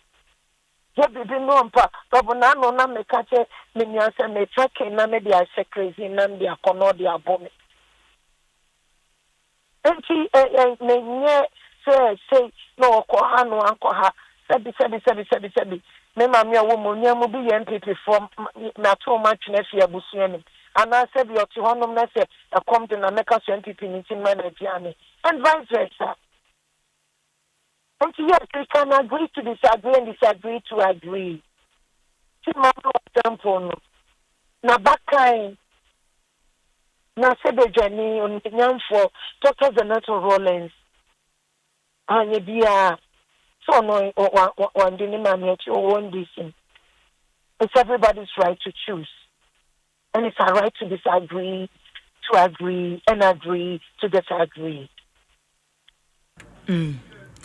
Doka fe na wo be de ma memfa ensia na minyawo sene awia usi edi awerho nyina na edi awerho no na ebidie ewo soro no ma minyawo na memfa ensia na wo de bredin ebeto ankomo twetwen ne so medase ebacho medase abusia eni a wuti ye Dr. Hannah Louisa Bisiu Kote na watene nka no ene make say ene yeka National Women Organizer ma NDC amanyoko no a ono ene oba penina odi wanimu ene wo ka se ema no nya NDC nko Ghana nyina Ghana nyina ena yakono eko ede amawo na adatu city mark de yode aba o say mama rest in peace nyame emfa okra ensie ye David J mami fadi ento hono mwansa potato queen de ya wode aba o say no kwasem ne se mampani dada na na dodan kwa kufuado wa demonstrate a true loyalist suban ohun ne ekosoi na nsen etichiwa afrimu ewo mayimu wo hyase afi dadi lumba de apostle kwadwosafo now na ekwadu agema Rollins ni nyina no wobɛhwɛ na ɛsɛ Ghana mampani dada aduru hɔ no mo a wɔne abusua no ekosubom ɛma wɔn yakɔ nyame enka ne ho na wa show true leadership any statesmanship papa ne wo hwe Facebook na mampani dada na nadodankwa Akufo-Addo kodru efie hɔ na ɔsan na ye Rebecca Akufo-Addo ene gina ne nkyɛn a ya konsɛm a wɔde ɛma na Ekwandu Agyeman Rollins ɔtwerɛ no enwoma mu no na Gastiman ɛwɔ Brekum wɔsi akua na Dr. Hannah Louisa Bisiu osu anasɛ na de arewo abai etu pɛsɛ ɔkyɛ sɛ wonte sɛnea waka sɛ kyɛsɛ fufuo nyinaa no na Ekwandu Agyeman Rollins abobi amena dida kyɛsɛ wayɛ aduane ama no adida eti enne no ɔwɔ arehuom nti osu anya nwanwawae Gastiman osu a enye nwanwa na ayie no de yeguso a yeye sɛnea Shamima edikama yate sɛ afekra na entotoye no wɔtwɛn yebefiri abusua no hɔ no mo aba eti yekɔ yanimu a no yebefiri ayie no mu aba bia no so no ye mama so ensina medika de to wanim sɛ enei Naimos yeka Naimos anache sɛ ku a wonu mu ehwe na galamsey yo manfo aye wadwen sɛ onya itu ɛwɔ mayimu ekuyi na mampani atwi won sɛ onwura baabi obekɔ bia ne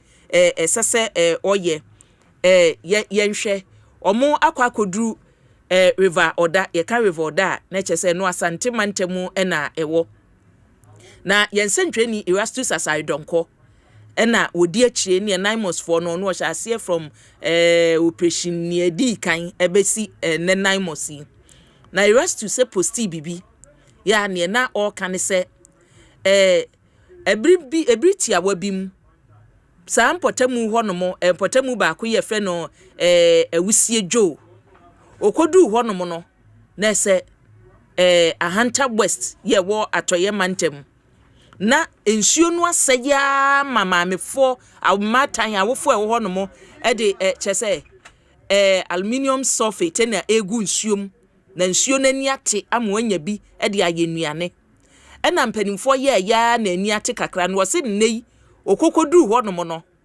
eniema science sabio obi ensuo no wadana kɔ baabi galamsey no masan etu no wɔ mu dendendendenden na nananom ɛwɔ hɔ DC yɛ wɔ hɔ ɛne Erastus bobo yɛ no kyerɛ wɔ mu atwi wɔ mani DC so wɔ Asemka eti yɛnkɔ Ahanta West mansin mu DC ne bro no so ɛna saa asemi ɛwɔ na yɛ ne DC ntwetwe nkɔmɔ na yɛnhwɛ ne ɛkɔ so honorable maha o me ba me do so bɔkɔ de enyamia ba bɔkɔ na wo district yɛ ka sɛ galamsey no kon no kɔsɛ ya sɛ na ɛkɔ efi sɛ yɛhwɛ pictures a Erastus Asaidonko ada ma ɔde bia brɛde a na sɛ nsu a yɛhwɛ enye sɛ buei na nipa ɛwɔ mpɔtamu hɔ nom de a ɛne na asɛm de akyire ana bibi foforɔ wɔ hɔ mini aba meda wase sɛ mafrɛ me na the American sɛ Erastus na menini di nkomo na ohwɛ ne nkomo di mu kra nya de a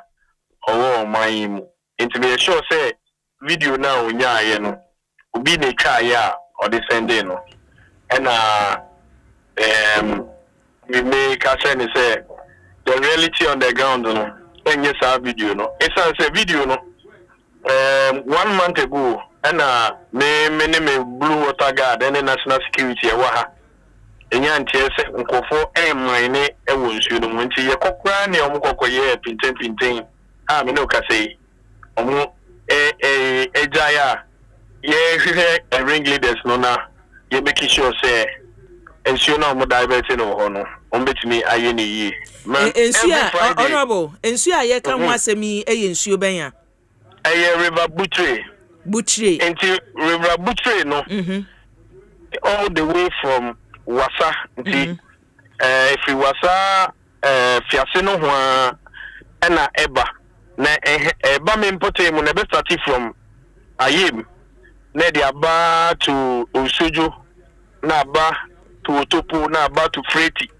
na fa ne nkrabatan kakaka sana ne confluence no ekobo punum no ewo butwe nti na efe no river butwe no na yensu a so ye papa nti meme ba na ehu se galamse ade esi etu sa te se dia omampanyin kasa ama ye MC for ye KPI no nsuo mu de before mpo ye be declare say nsuo no no go area na say national security zone no that ye nsuo mu adwuma especially when the blue water guard came nti mejidi so no kasa so ni checks na we say the post nti we the post na me kasa personally on my wall my tag no and mata ye post and I'm who say me a professional mining engineer my age more mine smart and I am Yiadom mababa ye MC I share me drive and the policy towards Galamsey I was through ye almost every time so we will be coming with me Facebook or almost every time be ano it out Galamsey o tata wo mo no da bia me ka se eye resource be free mo adwuma amo ye no mu aba e be determine say mo tata wo mo no timi anya good impact bi nsuo nani ate anase ohawo a Galamsey no de ba ye no afiri ho ana so ate ba se ye be ka se ye tata wo mo nko ano na resource bi amfiri mu anti ne wo ka se Erastus photo any videos or dia bay no enye the current state of River Buche na yehwe no eti se na ye bisa wo a wo ye DC ye wo mpotamu wo no mo se ensuo no ani ate ya emata ye wo wo no mo akane na gye so mo de aduro gu nsuo no mu ansa na o matumi asabia no anuane no ani ate so mo tumi sabi usabi ye okay mini ba se me ka se nsuo no ani ate na che se nyade a medi ne kware esan se problem a yes so be sisi ano a decade long program problem enye ne program ensure ya dia onyankopon every nenim de mu ebode maaye make composition of ensure udimu say eni say ensure enya disturbance abai mempese me obi a when it comes to fighting of illegal mining na mempese e be yet say ye abai way and abai way see yina yenya holistic approach say ade na nkofo yini amu ye mamba wane ye ni ade na enye nti ye see yina ye tiso atete mpacho de make out mase wo hwe Buche River ya at certain spots on my diabetes you know nti me no ka say macho kata akra ministry say say you start reclamation and I said dredging na sit me dredging issue ni na diversions ni na waye no issue ni timi bomu baako enkakanka ye gidi say ye jai Galamsey activities na ya issue na nkasa with time any technology no any better cry and the first thing is say you be fight am making sure say obia e man ni wonsuum eno stage na ye and you better minister so as say odi 9 months aba 9 months eboa ye municipal assemblies no na ye decide jumadi we afei so ye the cooperative mining e dey aba with alternative livelihood me no ka say kwesiada omo o mempecho so mpeso mo ne emrante ne maba wa no edi nkomo say ye jai Galamsey na edwuma ben e no mpeso mbeye na aban na hwe na ye de abo omo nti as a professional mining engineer the mechanic say the first thing is that we stop the mining in the river bodies, and that is what we are fighting. And then the forest areas, roadside. Then the next one is that insuna ya say no more diabetes no. Quite bang, you be faswa, you be reclaiming insuno, you be dredging insuno. Na insuna timi atene yi na insuna fan intamapa efra, and that is what we need to do. Honorable, we take you over how many months ni? Busumi numini. Bosumi numnie ena o kasawa kan bibi se woni blue water gas motigun muo eti 5 months nie no se ne Erastus kan no mitie wawie ya wo se da bi enye sei netie mabisa wo the current state no sei netie wo se da se mekase meba se mekase ema ne betumi asase ye sa no mo a na meboa nti sa 5 months no mu ani blue water gas na sha ase mo ye adwuma no state na dru sen challenges be na mu face say ebi a mo sa akọ ho anase sen because entumi ma say eno a yentumi nsa nom yenhu baabi so a eduru Miniaba wonim se eba no insu any year technicalities no or technical people listening and same say insu no stability level near time money na no say you test answer na you say ebia stability no e will say and say we say but the current state of insu no meaning to me gase obetimi ase bia no me san say butcher na me nim enkane no any butcher me name sisia no enye but in pen bebre so yes ye analysis a ye so asem no mu emfri nimfinfin that I'm saying no fighting no a holistic approach e see ye no ye ka ye hubum ni make sure say galam say ni bejai and no na make say abai way is committed say ye betu galam say ni so esa e de be na e be ye ba honorable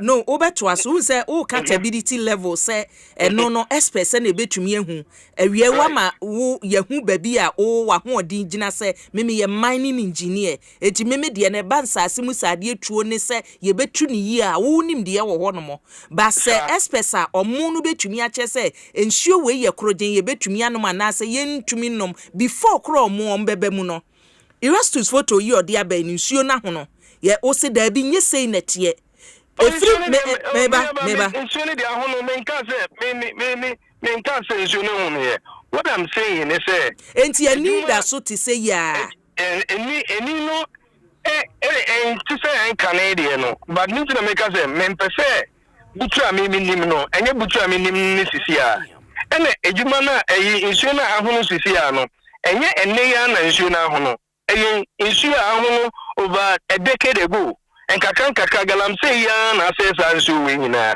enti ya ho den say obi a on mine no issue on mine no forest areas ni na no say you make sure say you tu ho esa ansana you to me stop it and we are then insurability level how we do because you guys say mine no issue mo bo say issue ni ai den asate eti anamebwa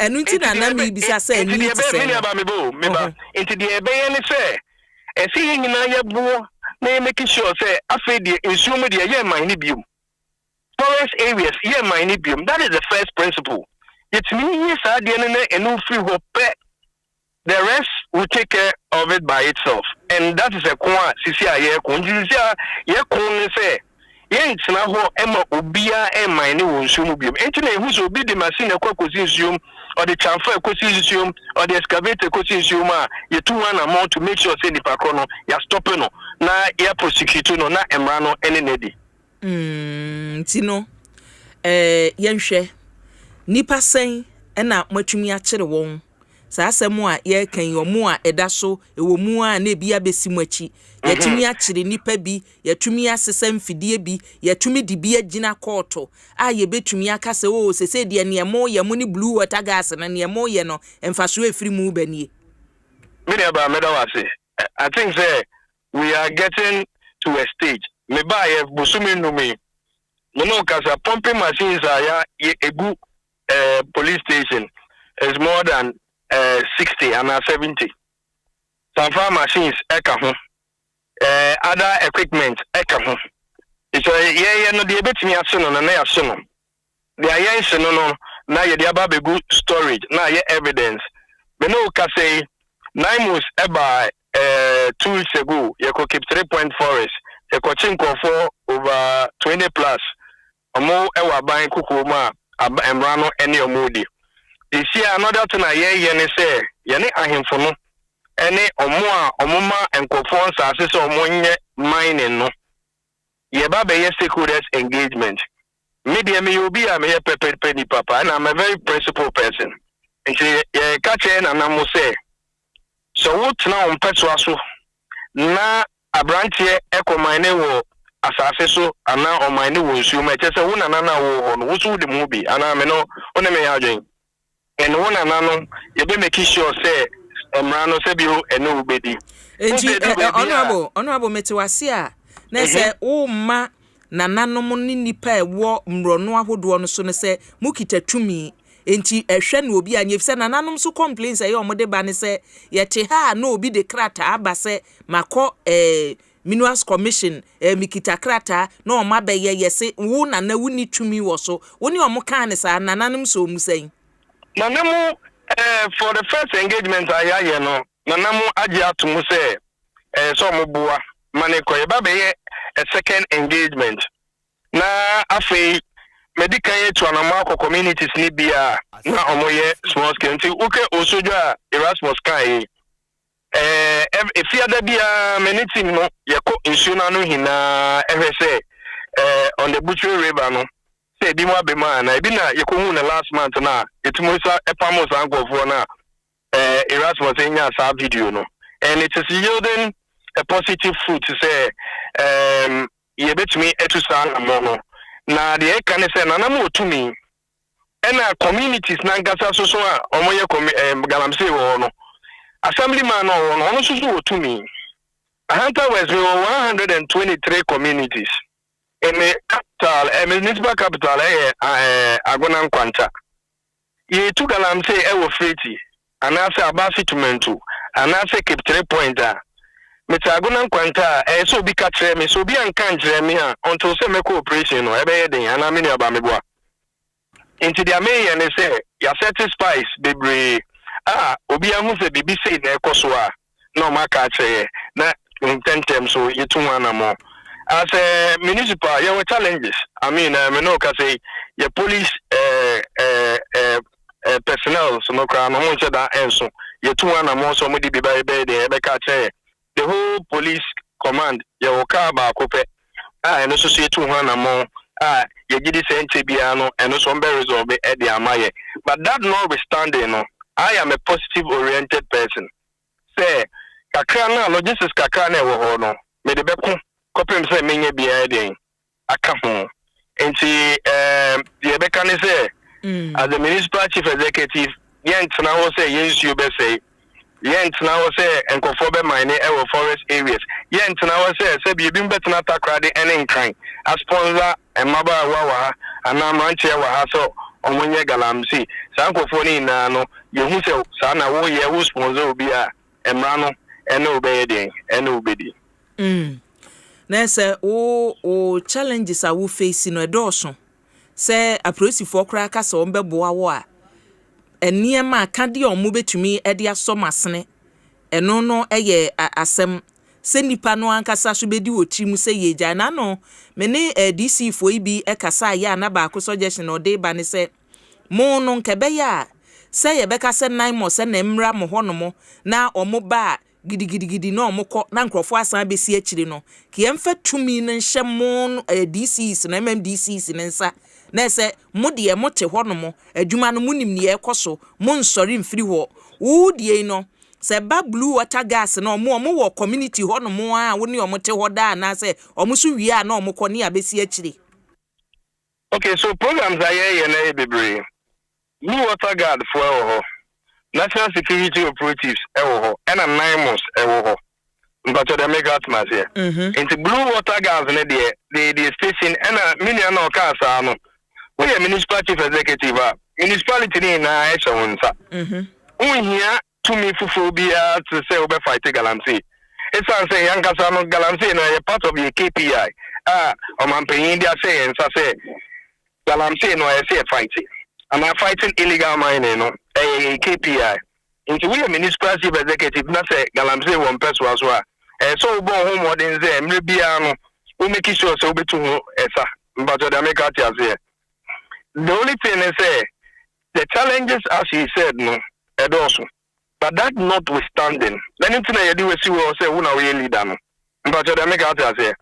Into we are leader, then you need to find a genuine way and in genuine ways to make sure say we fight. If you say I do program, if you ada biano, you know your name. So me no ka say me ne man je yenam, you know sa kwa kusi the last confluence.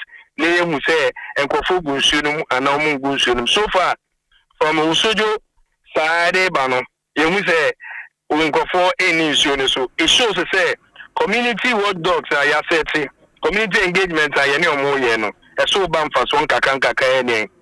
ede maye. And those are the things I be and kaka couple times you be to galamsey for the fringe you no krakra. Yo, honorable ma, men na wasena men faunsia okon no baabi e bekọ akodru bia na se wo de won kwanya abefa so asomu baabi wo ho no mo a etiwa east say na no no mo se mo ye reclamation amna ededa da ho no mo tuatua ni nyina eti obia ne se ne osi eye ne de se ne waka no ka esusudua ye de mo to nsane so eti ne besi ache bia na ono abo Ebeneza Edu e be san ba ho no mo ebiem. Many of Madam Masi Papa, Yami Shamona, who come on Facebook, I will be 2 weeks ago. Because baby, and I mean, who said, Omo excavator, si homo ye juma. I stopped them, and I'm in my area claiming assassinating Memo 3 days. Yamencha there 3 days, no name, 3rd day, no minimum, and I'm reclaiming assassinating fefe, and so on my way. And you because why copem say you be to guarantee so sir. Oh, I can't always impetuous so na I affect Ghana in but I was in your shop. Enti me ba reclamation no assembly ni sika na mode ya na se nipa wo ye no na moma ne ye reclamation no. Nipa no mo to guarantee for na no mutu na me kochi omo no. Omo na me gina omo so mo de start to excavators no. As I reclaim asase ni hina. Okay. Enti omo etu recently I was sure you could stop your Magano. You better say, you be your na issue na come ya diverting no no matter register issue in area or not issue no more above. And the thing is that Babu training ma. It's also my Juma 10 years ago, and I said a decade ago. I buy Bakuneja na or I pocket ya diverting no. And yes, coping the two beauties and you ever found a quanya you better. You bet me yes reclamation in an addressing and an abutrino and ya into my prefer. Yo, that's it. That's yes, so that's it. Abusia, any uti ye, any abakra chipeni ya ojinemu udumo ewo Ahanta West District or no any penna or share ejina abayan anemnidi di Ebeneza Edu. That's it. Wadwenche oba Facebook, YouTube Yiadom live wo YouTube no bo Asempa 94.7 FM wo di adwenche ni bi ato ebresem ni akenkan ede amana yenko mayi emra hyebedwam enche yebekọ mayi emra hyebedwam wabra yensentweni yensentweni a owo na ekwadu Ajima Rollins oni mampani dada John Rollins wo fie ene ne kasa no me yete se mrahye badwafo se leadership no enru ho no mo omugu so ehwe anim yanya ne ntie se parliamentarians na du ho ntie nche ebekọ ho na mamenko na me ne Pakwesi Shandoff ene Naimo school no pani a ohwe enkitaudie so kasa edema won ene minua be ma Pakwesi Shandoff Pakwesi maha o. Yeah, good afternoon. Boko there. Yiadom boko bibia boko. Yada se waji so ewie na se wo mu ani ate Naimos 4 akọ sesa niema Naimos 4 akọ chiri nipa. Mamimi se o so far Naimos share wadwuma se yade tumi ma wo se wonya dwuma no. Se na ye ka se yemmu nkonta eniema a omatimi ya confiscate woni ayache won se yade bia court senior ekwa senior bebu nkonta nafa Pakwesi into about the operations of Naimos concerning arrest Naimos are so far there senior the minister gave the updates last 3 weeks when we met the CSOs no numbers no say somewhere around 1,440. That is the total number of arrests. This is as of last week.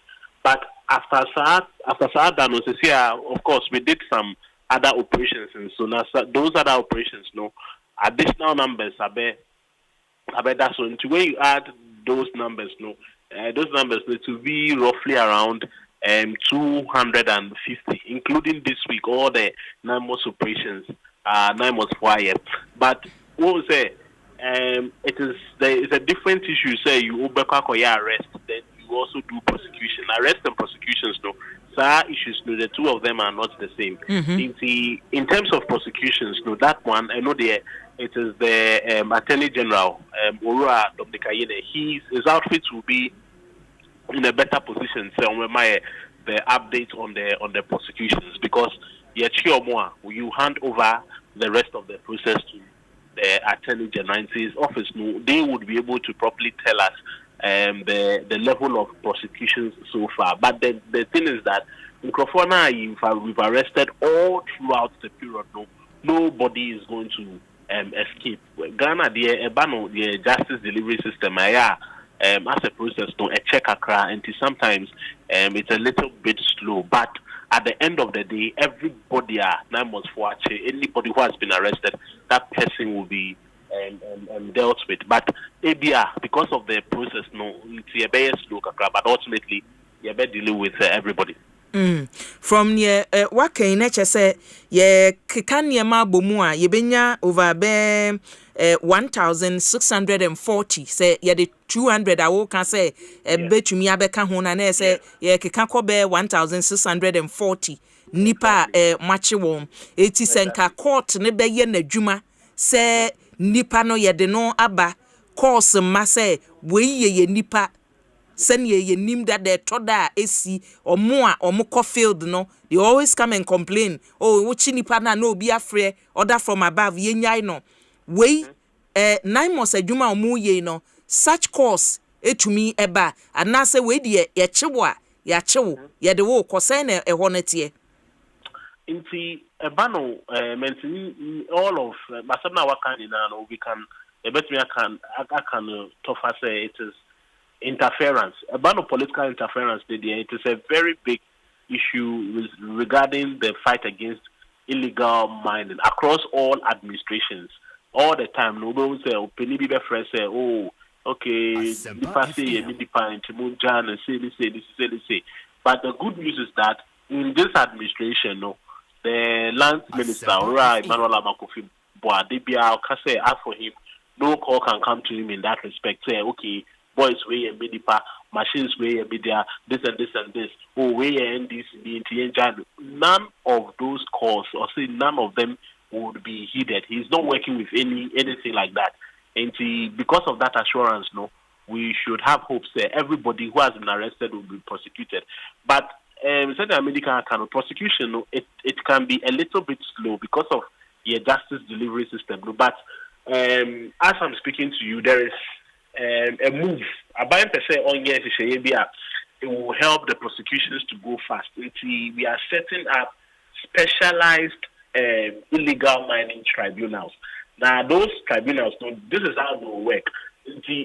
Across all the districts, when there is any arrest effected by maybe 9 months for in the Ghana Police Service, I mean, all the security agents, anybody at all who is arrested in connection with illegal mining, the tribunals will take it up. And then the prosecution will make it go fast. And we won't wait for everything to Accra, centralized at the Attorney General's office, and it will bring delays. We want to move away from that. Setting up the tribunals. So our discussion, Yiadom, it has been welcomed at cabinet. The last update with the CSOs, Minister Mama Kofi, he gave that update. Say that conversation has been had at cabinet, but to say the documentation aspects to move it from the executive level for it to come to Parliament and those tribunals will be set. And he has said, I won't have a situation where if they are watching go for like 150, all of them have to be processed to the National headquarters, come to the agent's office, and sometimes it makes the. Now, it is also bureaucracy, protocol. We don't remember the political interference to come in because if right after the person was arrested, Monday, by Wednesday, the person has been processed already. By Saturday or Sunday, verdict has been given, judgment has been passed. Said nobody will have the time or the opportunity to call minister or call somebody, say, the Free Party chairman, the Free CDC, say, spare this and this and that. That delay, that is what creates some of these things. But by the grace of God, specialized tribunals will be set up. When they are set up, they will deal specifically with illegal mining offenses, and the prosecution will go faster than we are seeing now. Bagwasi say eba say 9 months for call area bi na omoko nipa wo nsuo no so say ombedwane say ye be chi bi awie no mu wie a omawie omadwuma omagya ho no moko ana say na tie because ne eba bi ne say omoko na chese gidigidi amanfo adwane ya chi bi na omoko omanim to another town another regional omo eye galamsey be sa besi omachi asa be hunu nsuo no bio and shishye say ye make sure say obi nsa mesi yachi no anything. As I'm now it is a big problem. It's a very it's a good question actually, a very big problem in the fight against galamsey because the NIMOS task force for now all the time we deploy among get permanent at the areas they go to. And see, like the way you said it, maybe I'm more call Cobra River, I'm more call, then conduct operation. After that, they go back. When they go back now, sometimes, like you said, the illegal miners, it has become a big problem. But there is a strategy to deal with it. Our strategy, Minister, I indicated that I say very soon all the water bodies that we have in Ghana, all the water bodies we have in Ghana, and your forest reserves, the 44 forest reserves, all of them, you're categorizing as security zones. And after the categorization, there would be permanent military presence across all of those places. So therefore, 24 hours, 7, that place will be almost like their home. I mean, the 44 forest reserves and then the water bodies. You see, every day, 24 hours, 7, area, anytime, they will be there. Science, it is already scripted on paper. The deployment plan, strategy, deployment, and also 9 months for areas, but it is left with the monetary aspect, because what the Asoja forbears, in fact, we have trained, they've trained over 400 military, I think it's even over 1,000. I think I was saying in cross-checking, and about 1,000 military men. They have been trained, given adequate training. Why I already say they will go and be stationed at the places I'm talking about. But of course, you have to cater for their feeding, their allowances, their upkeep. Just some rough calculation. If you are even deploying 1,000 soldiers, and then a day, you are giving them feeding allowance of maybe 1,000 cities, and now okay, 700 cities for 1,000 soldiers. That is around 7,000 Ghana cities. If you are going to do this over a 1 year period, now when cry is just the allowance. Let's not forget, they will need other things, logistics and equipment and all of that. It is a huge cost. The ministry has had many conversations with the finance ministry. The finance ministry, they have indicated their readiness. In fact, all of government is ready to support. But the aspect of disbursement, when the disbursement comes, then we'll be able to operationalize our policy and say, okay, now we'll have permanent military stationing across all the water bodies that have been affected, any forest reserves. But it will not be now because, yes, it is less of the financial part. As and when the money will be released, then we'll go into that because that is the only way to stop the recurrence. Recurrence to say, then we go back. I mean, when we go, that goes, then they come back again another time. A bit difficult, but there is a strategy in place.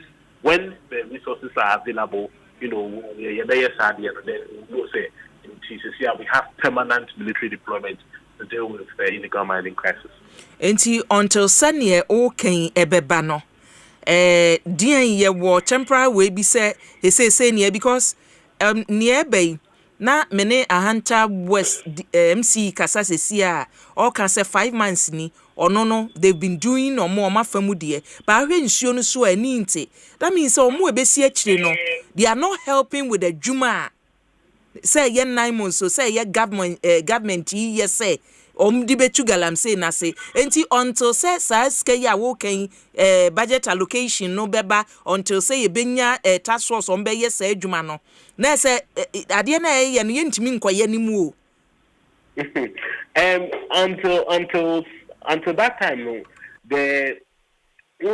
we have medical say 44 forest reserves and we have the water bodies and so but some of them are more serious than other places. Well, hotspots, no, the same. There are some places they are illegal mining activities in those places are more serious than other places. Until time deployment, no. Diamonds for they are focusing on hotspots, no. At least just a containment measure. We are more focusing on the hotspots. All the 16 regions are the main hotspots. For example, you have Ashanti region, you have the Western region, you have some parts of the Central region and Eastern region. Of course, Savannah and other places, Crampo, there are issues of illegal mining here and there. But you see, because the resource component, we have not gotten it. We are focusing on the hotspots. So it is diamonds moving to and fro, and permanent, and no more Koha, the next day no more Koha, another time more another location until such a time. And by the grace of God, and yet perfect solution, but by the grace of God, giving us results. We can only hope say we hold on to the results now until we get the full financial backing to do the full deployment. Now I can't really tell when, but it is in the pipeline and very soon. All of us will see it. Tiebe take you saying. I went well, but just maybe Monday, this coming Monday. It can be any time because like I said, the finance ministry has given its blessings. In fact, the president himself has endorsed that move. But what we say, because of the intensity of the money, because it involves a lot, yes, the processes and all of that. And in fact, as I'm speaking to you, I think somewhere last month or last 3 weeks thereabout, the budget hearings for 2026, for finance ministry, budget hearings for 2026, the lands ministry, presentations of some of these things. Since a process now, a buying process, there sometimes it's a little bit cumbersome, but it's just a matter of time. However, in the meantime, the NIMOS is focusing on the hotspots, just to keep the situation at bay until time I able to hear the full deployment. Yo, Pakwesi mami fonsiana mena wase awie edase. Abusia eni a uti ye Pakwesi Shandofe na wache ne nka no ono ene media relations officer ma Ministry of Lands and Forestry ne ye kan NIMOS so okasa de ma wosa baby okasa konde Pakwesi de ne fa galamsey ho ne baby a Pakwesi hye ho onamua Pakwesi Shandofe no wate ne nka no abusia eguso Ekosiise adwumadi esuni Asempa 94.7 FM Yiadom live o Facebook YouTube adwenche na de bi ato ye betwe hu tiawa abana emmum ma memfa seda pa ye ka seda anya seda ketwa bronya ebei amanfo okra niema ba den na eniema a wo kraba no won se enya bedu na yeyi free shape no mu a enya nkran ha na ebi a wode ba wo se niema no distribute wodi bi ekokumase wodi bi be kotamale wodi bi be koboga ebi kura de bi free Ghana ha ko the neighboring countries a ye ne won ebohye ewo Ghana ha saying they do wanna we nya ekuo bi obetumi aboa amasa wo niema no odi akọ because niema ni bi wo no mo a ebi wo wodi guka anu a wahwe ya na ichese ebi bobo na ebi sei eti ye wadwumakuo ba ko a wagye ato wo ho so se edu sabri a ene won hwemom na wo niema no ba bi a pese odi ko bia ye de beko ede amawo eno ene Felisco San Ghana Limited. Felisco San Ghana Limited. Felisco San Ghana Limited say, wo de eniema no ne wo beye ni. Wunya frɛ wo sepe na wache se meniema yi mede free Accra ha sei ebia Waterma Port, Takrade Port. Na mepese mede kokumase, mepese mode babia pese omode ko bia no. Omode bekɔ ama wo. sɛneɛ wodi bɛgu wɔ kai mu a wɔde kɔ no cargo cars no a wɔde kɔ no sɛneɛ yɛde bɛgu mu atie no saa pɛpɛɛpɛ ɛne yɛde ebeduru ɛnyɛ ne ebeduru ne yiyim ebeduru na kyɛ sɛ bebree asɛsɛ dabi Felisco San Ghana Limited deɛ sɛneɛ yɛde bɛgu mu atu afiri ha no saa pɛpɛɛpɛ ɛna yɛde ma wɔ baabi a wokɔ biara eti abusua eduru hɔ ɛna maka kyerɛ obronya yi a ɛbɛn no sɛ wode nneɛma biara bɛkɔ baabia yɛyi wo nneɛma na wopɛ baabi ɛde akɔ a Felisco San Ghana Limited sɛ wayɛ krado ɛtwɛn wo bra na yɛmfa nkɔmɔ ɛbɔ no so da fam wo yɛnyi kɛseɛ biara na Sintex tank deɛ ɛnɛ tanks ni bi si soro a wobɛhwɛ no awia no bɔ a na ɛno apai ɛnyɛ papa layers no ya nane angusu bebree na mmom sɛ Sintex tank deɛ a ɛne tank mu tank ni nie tank mu tank nie ensuo na ade gum bibi a pɛ sɛ ɔde gum bia na obi sɛ o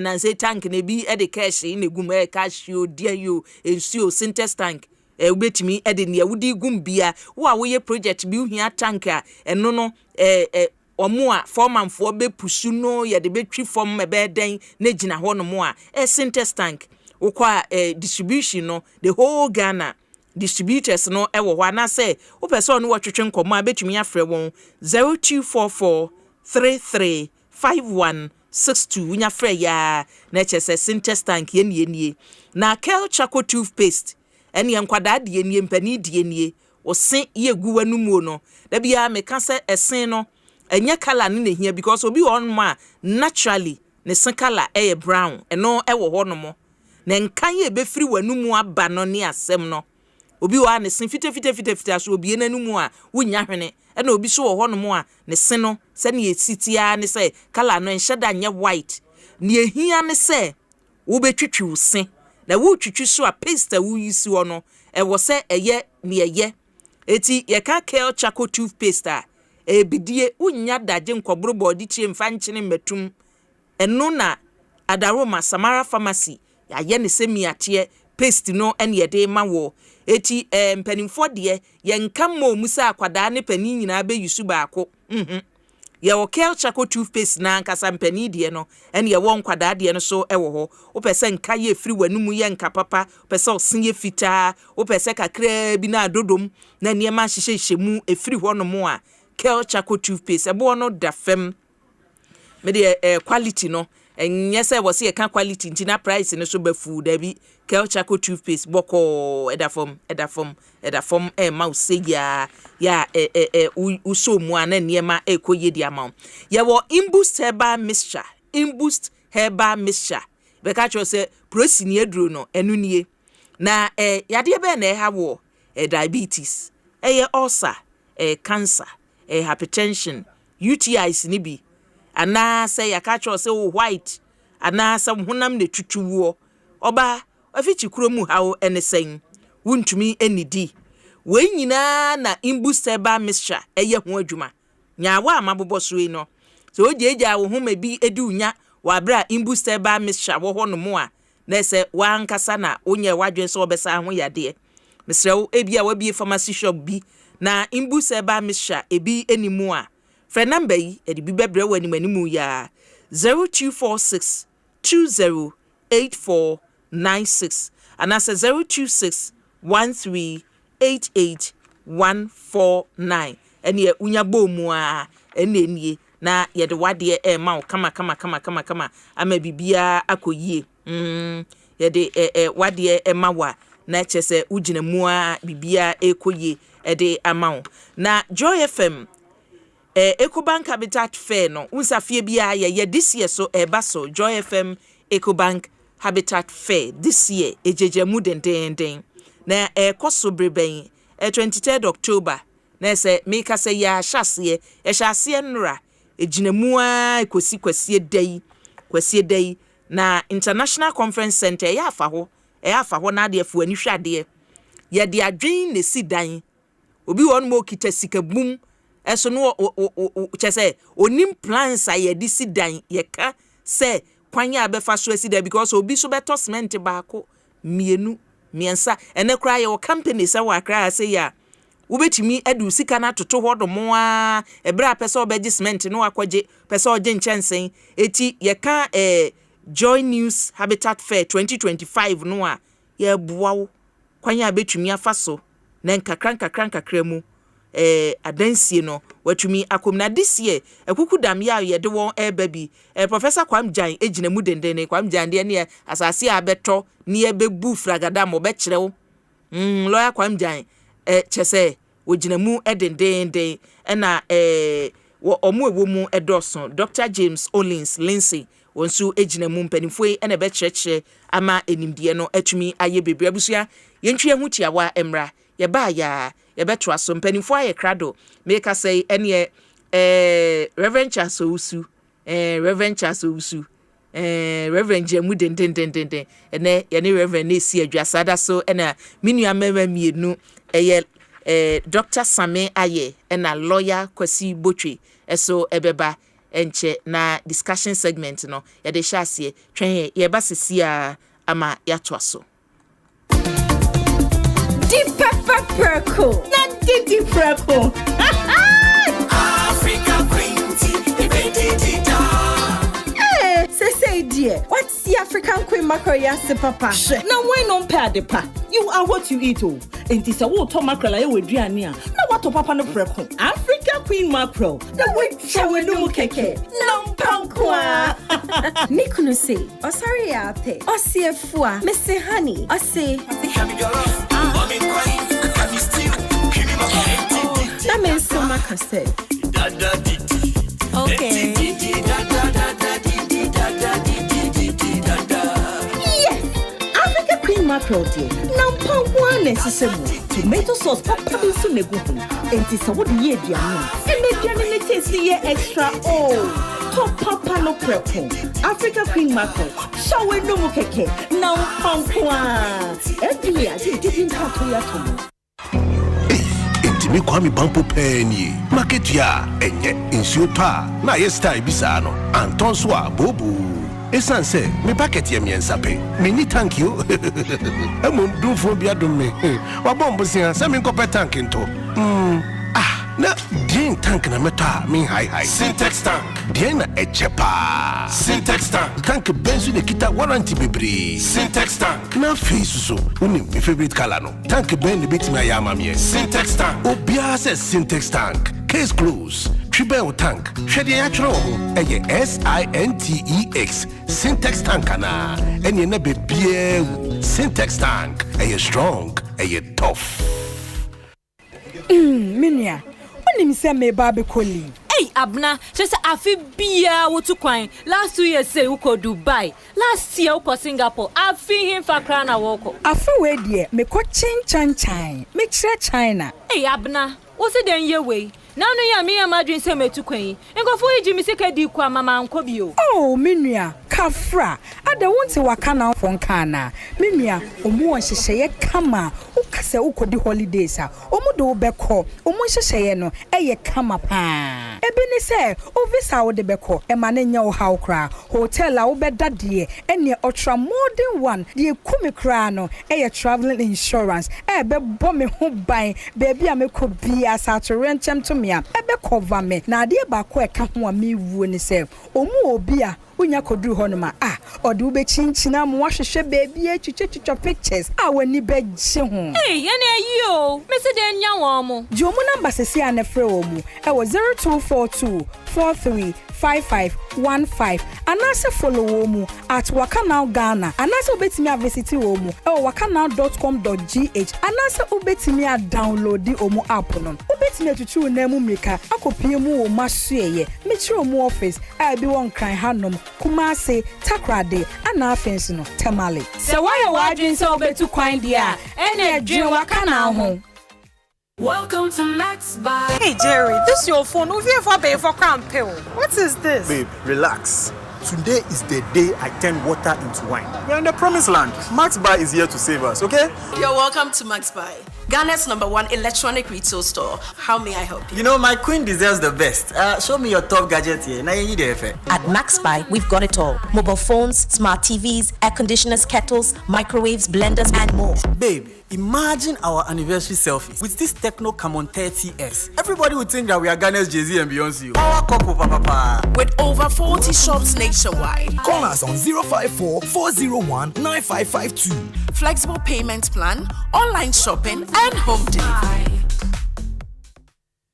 Tontonte yenum sane afadwen ne afadwen ampa say na nanu nim say brebi beba ama tontina 74 opa ye ne simple T74 abeye aduro tontina 74 ana T74 asa twe yadwene asina nanom dodo so say de na dodo bua ma nanom enyare basabasa no saa na tontina 74 ana T74 ebu anipadua no ema immune support enti obi onum bie no abrebia ne ho dendenden tontina 74 yinso yaye no say nsuo krokro wa kama enti baby a wonam bia obetimi de wade akọ samene wa ankefi na ekroyi eda no nko na wie ye wa bra mennom T74 samennom tontina 74 amenya hoɔden mennom ne da bia T74 yi eye hahama ene ye de aye na DHC ena aframa na ye kama saa no T74 ahoɔden ne apomuden ko a T74 yi enye ma oba wa fa afuro ana obi a ɔma nufuo ana se obi a onya mfie dumienu etufon frɛ 050-162-8931 ena 0246-073-498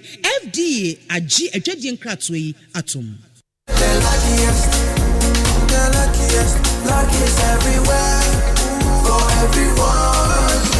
This year is going to be sweet. I don't just feel it, I know it, because the Luckiest Season 3 is back. And I'm about to show you how to grab your golden ticket. Just dial *712# and follow the prompts to purchase your ticket. Or go to theluckiestafrica.com, hit community tickets, and pick your lucky number. Or let the system do its magic.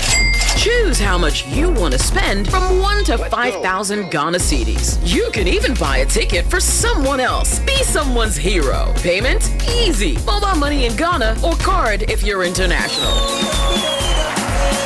One ticket can turn 1 CD into 500 times more. That's smart we love. Or your community could win 10 times more. So let's get lucky together because luck is everywhere.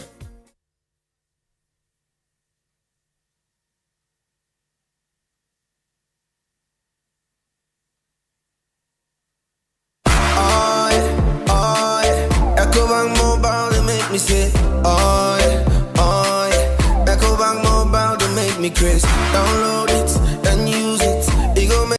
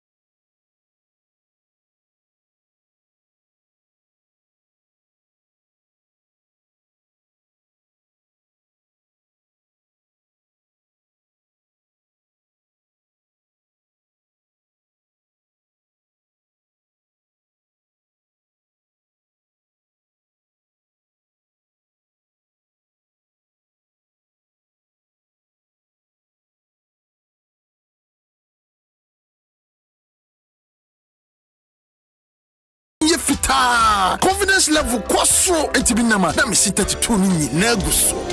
Enkane no ania maame no di bidie twetwiri yense no asaya bebie mu o bidie wo kel charcoal toothpaste mu no MSC fita emana hoden ne sayi nka bia ma wonum ye hwam enunti mo amonom cafe wine any tobacco e kamo seso no abama mo kel charcoal toothpaste sankofa yenchi Kel happy smile FDA aji edwedi nkrato ya tomo.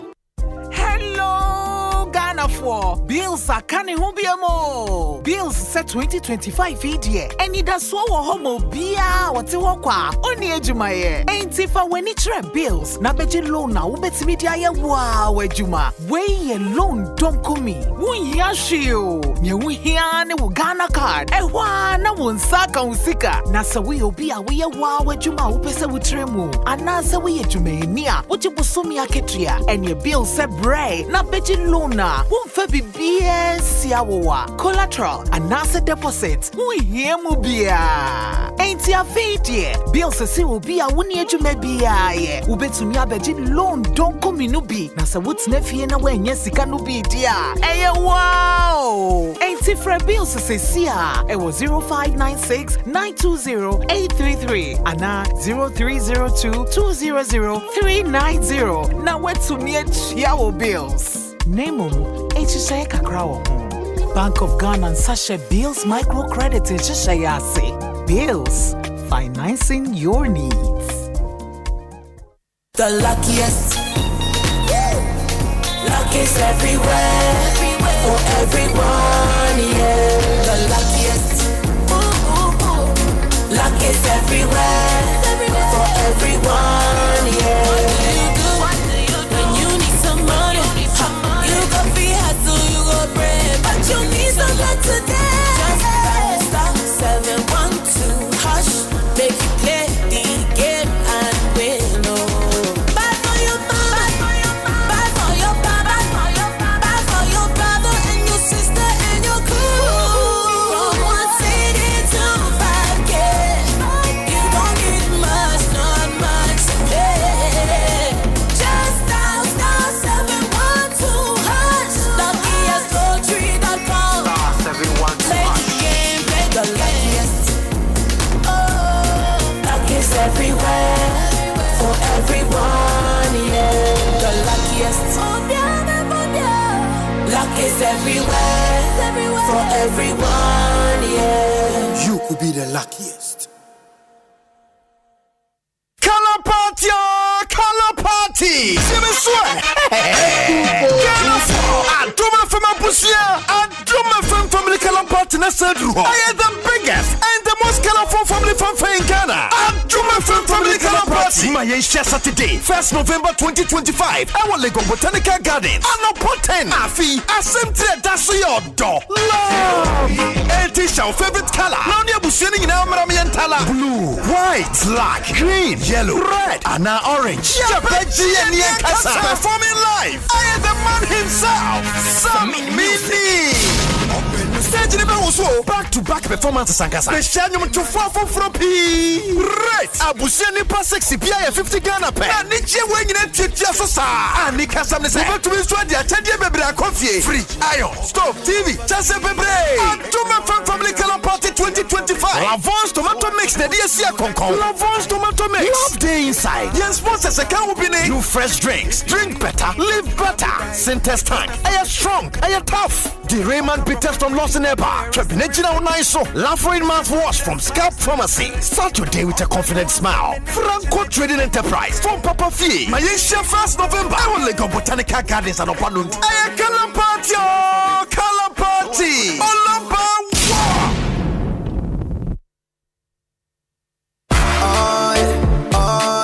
Ecobank Mobile, they make me say, oh yeah. Ecobank Mobile, they make me crazy. Download it and use it. It go make your life so easy, yeah. Oh yeah. Download it. You go enjoy it. In my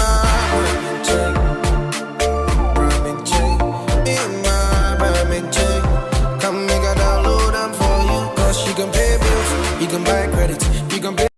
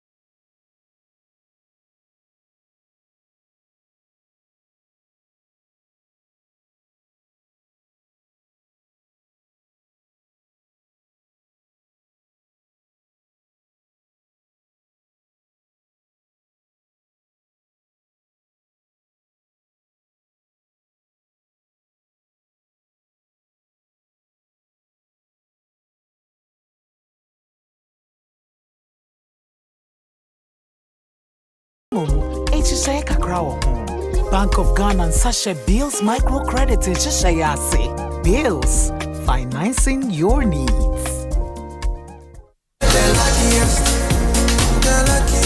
Luckiest everywhere for everyone. This year is going to be sweet. I don't just feel it, I know it because the Luckiest Season 3 is back. And I'm about to show you how to grab your golden ticket. Just dial *712# and follow the prompts to purchase your ticket. Or go to theluckiestafrica.com, hit community tickets, and pick your lucky number. Or let the system do its magic. Choose how much you want to spend from 1 to 5,000 Ghana cedis. You can even buy a ticket for someone else. Be someone's hero. Payment? Easy. Mobile money in Ghana or card if you're international. One ticket can turn 1 CD into 500 times more. That's smarts we love. Or your community could win 10 times more. So let's get lucky together because luck is everywhere. Minia, ene iwuriasi a yɛde atia city. Ema oji ho a enje enu nti na Joy Herbal Center ayen hwehwem akotitete akofa enupa ye nananom edija ayen aba 2020 mu. Eno ne Vico 20. Tiebio Vico 20. Vico 20 eno ne edro nwanwaso a ekenya ayen kwamo na yedwumadene de boy ni pedua ho ban. No Vico 20 ne beboa. Vico 20 eyemawo na yemawo no fi. Nanso kai hu say Vico 20 enyema apemfo ne emofra wandi mfie dumie. Vico 20 eye pure herbal medicine. I feel Joy Herbal Center. Vico 20 FD ahwehwem agiatum say eye.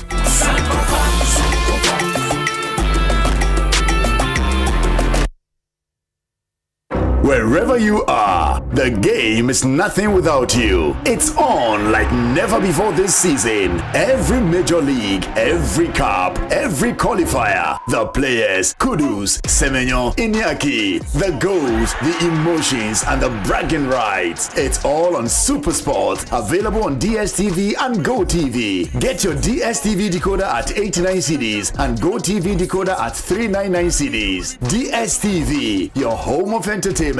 Go TV. Love it.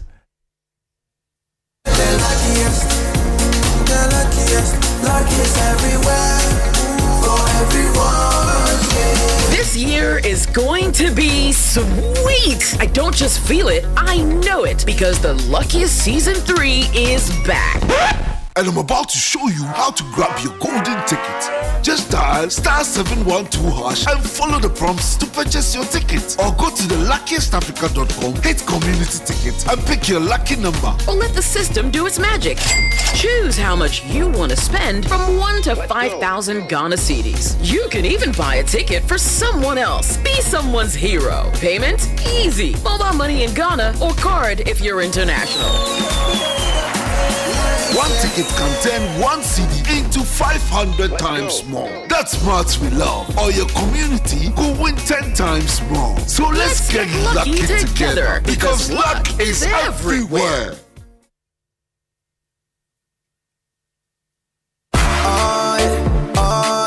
Ecobank Mobile, they make me say, oh yeah. Ecobank Mobile, they make me crazy. Download it and use it. It gon' make your life so easy, yeah. Oh yeah. Download it.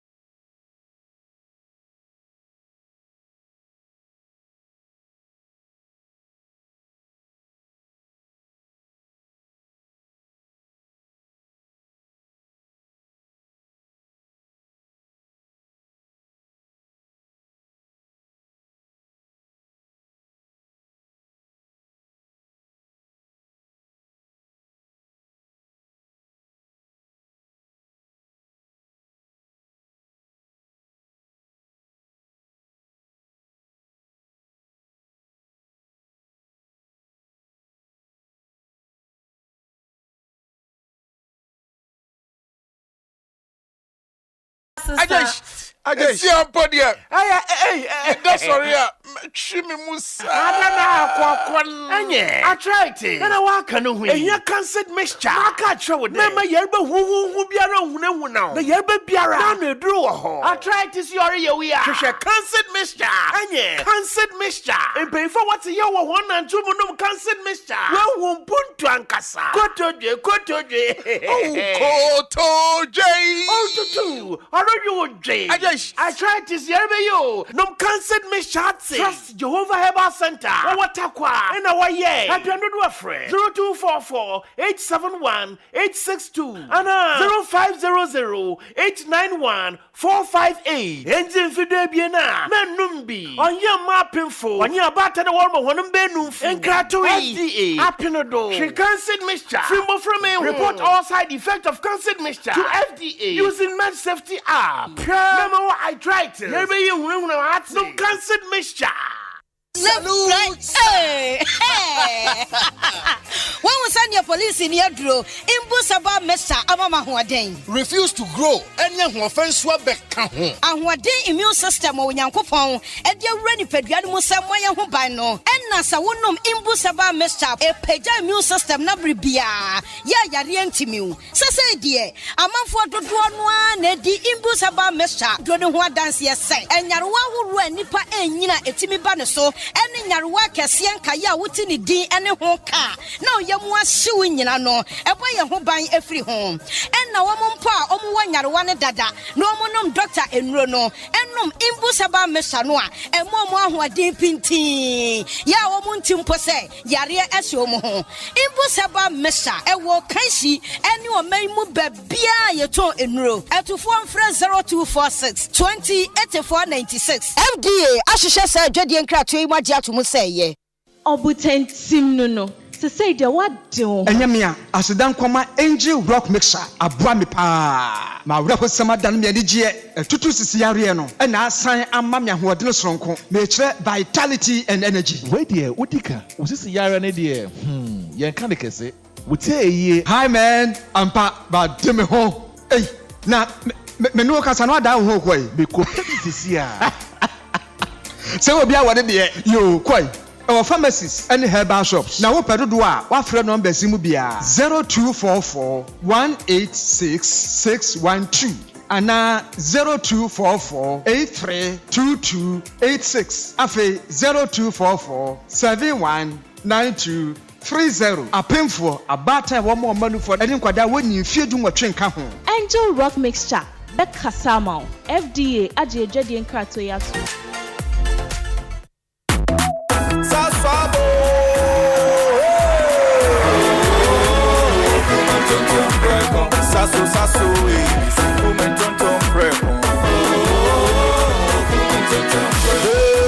Sasso, come tonton prego. Sasso, come tonton prego. Ebrana tua minha buceche. Yeah, how can see all in malaria? Minha me phone me sasso spray. Every mosquito start to run away. Come tonton prego. Sasso, isso come tonton prego. Come tonton prego. Sasso, come tonton prego. Na ni sham ne die edemo stronko. This advert is FDA approved. The luckiest. Luck is everywhere for everyone. Yeah, the luckiest. The luckiest. Luck is everywhere for everyone. Yeah. Money we define every day and night. Mama, Dada keep on hustling for the family. The luckiest. Down, 712 hash. You can win some cash. You can be the luckiest with 1 cent. Luckiest with 5,000. The luckiest in the Janata market woman. You can be the luckiest. The luckiest. Luck is everywhere for everyone. You can be the luckiest. The luckiest. Luck is everywhere for everyone. Stars everyone to hush. Luck is everywhere. Luck is everywhere. Oh, tell me how you Cause I'm feeling like the ultimate. That we go win. If I win, you could be the luckiest. Electrical appliance bay na wopato. Say your mobile phones with say Nokia, Samsung, Infinix, any phones ahodoɔ nyinaa. Smart TVs, air conditioners, chest freezer, double decker, tabletop fridges, and a washing machine, microwaves, blenders, CCTV camera, any call Franco electrical appliances. Durable and very energy efficient. What sounds what it bonus so Bura branch beer benwo Nekwaji electrical appliances papa nani buofu every Franco Anafre 0246 422 338 and 0555 939311 and www.francotrading.com. Now to add your online ubetmenya up to 40% discount. Electrical appliances papa ifi eye bakope eye Franco.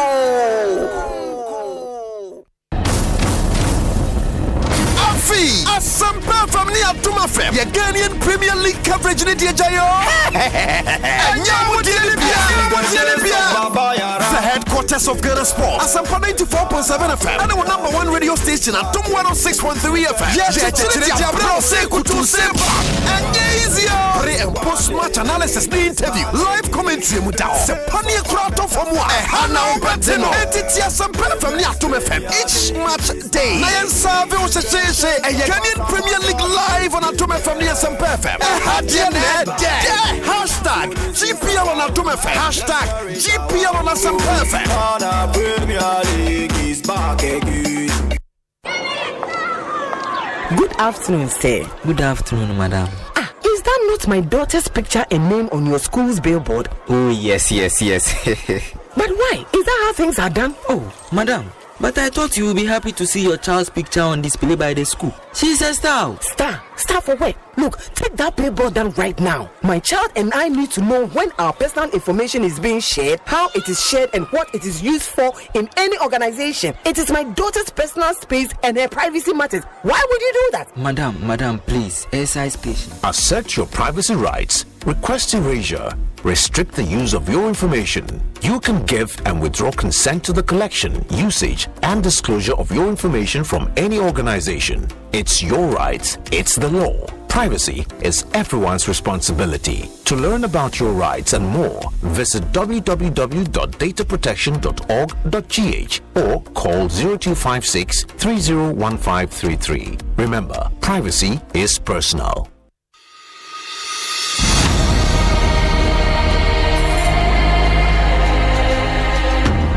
Wakɔhwehwɛ mogye mu sɛ wowɔ HIV amoani biana medie maye menim sɛ nipa dodoɔ na ɛfɛre sɛ ɔbakɔhwehwɛ mogye mu fi sɛ ɔmusuro ehu emuaye befi akyiri aba na emu ehu behia sɛ wobɛhu sɛ wowɔ HIV amoani bi anaasɛ wudni bi sɛ kɔba ne sɛ wowɔ HIV amoani bi a ehu behia sɛ wobɛhyɛ ayaresa ase ntem na ma wonya empomoden na emu se kɔba ne sɛ wonni HIV amoani bia ɛne na ɛneye a betimi aboa ama unya amoani bi no betimi akɔso saa kan hunu sɛ HIV mogya mu hwehwɛmu no yɛngye hwee na wobetimi ahwehwɛ mogya mu wɔ clinic ayaresabea ana afi health facility bia ɛbɛn wo na sima edu achi wobehu ehun sunsuanso kan hunu sɛ a doctorfoɔ ɛne a nursefoɔ ɛwɔ ayaresabea hɔ ɛne wobɛtwetwe nkɔmɔ ansa na wahwehwɛ mogya mu ana embre so a wahwehwɛ mogya mu awi ɛma wo yemu hyehyew sɛ obi behu sɛ wo HIV amoani bi anasa wunni bi na emu kan hunu sɛ anasefo ɛne adoctorfo na fantetiye mu na wonim kwan a obetimi afa nsɛm ɛwɔ kokoa mu sɛ wohwehwɛ mogya mu a wobɛhunu sɛ ɛnyɛ bibia sɛ ma wo yem hyehyew na de hia ne sɛ wobɛhunu kwan a bɛfa so abɔ ho ban abɔ wapomode so ho ban na atimi aboa wɔnom a wodɔ mu nyinaa enti kɔso kɔhwehwɛ mogya mu enne o kɔso a wɔn ho kani nkɔ ɔno wadanfo nkɔ ana afro no ebusuafo ni na ɛnkɔ ɛne ne ɛkwan pa a yebetimi afa so Sankratwe Afri Ghana AIDS Commission.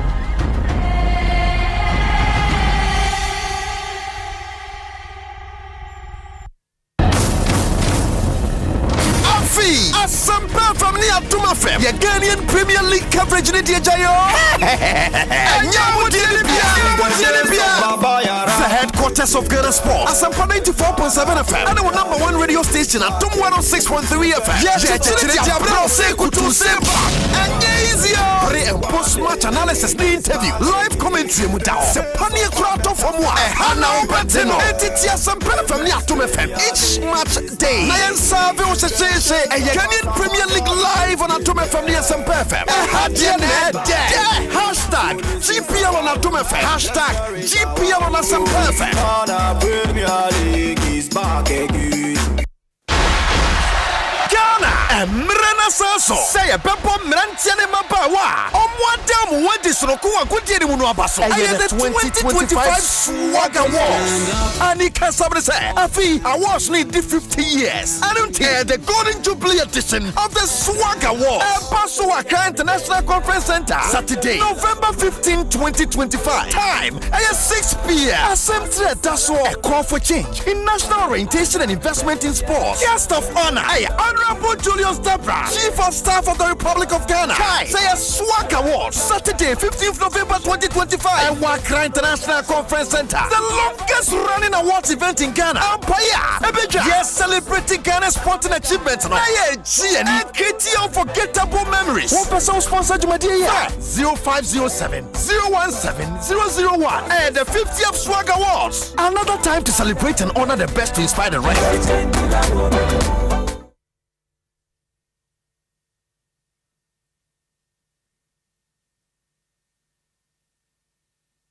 Asempa FM.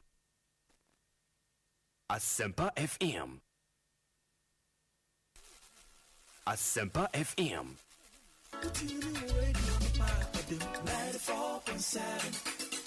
Asempa FM.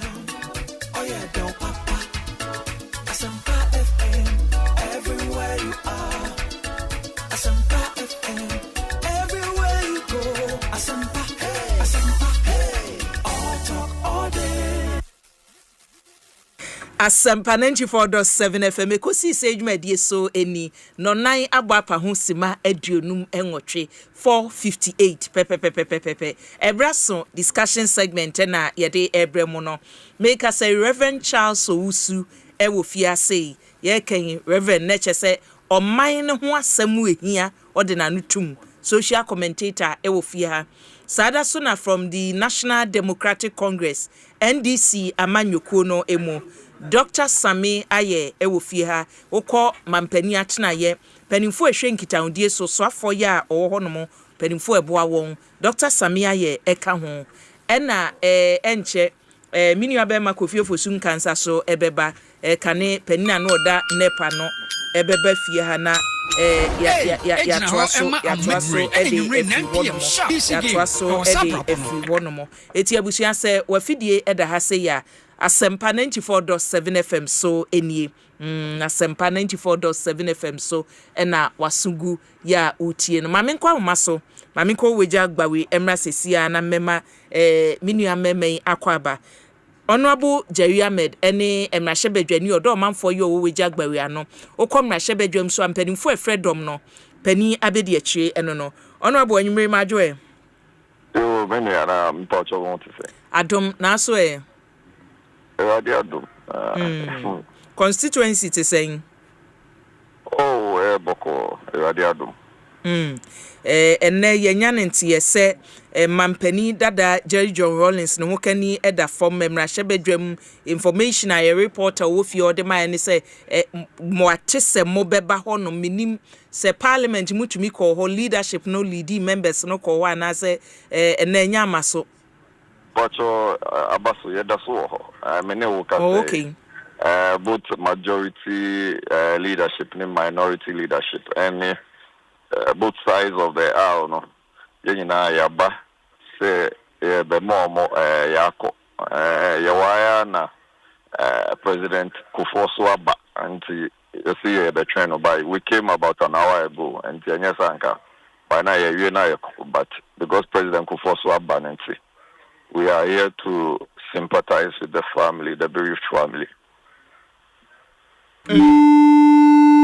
yenim se ye kan munua ba mu colleague member of parliament Kole Cloche constituency ena ne maame eda fam nti sane e wo kan makwa kodu ho no mo de asem ena ekoso de na se speaker na lead mu de mu call yo say leadership no a maka na mu call yo de na mo de atudwa Ocho speaker on Nico but there were second deputy speaker any both sides of leadership ni both sides of the aisle. Yenyina na buy.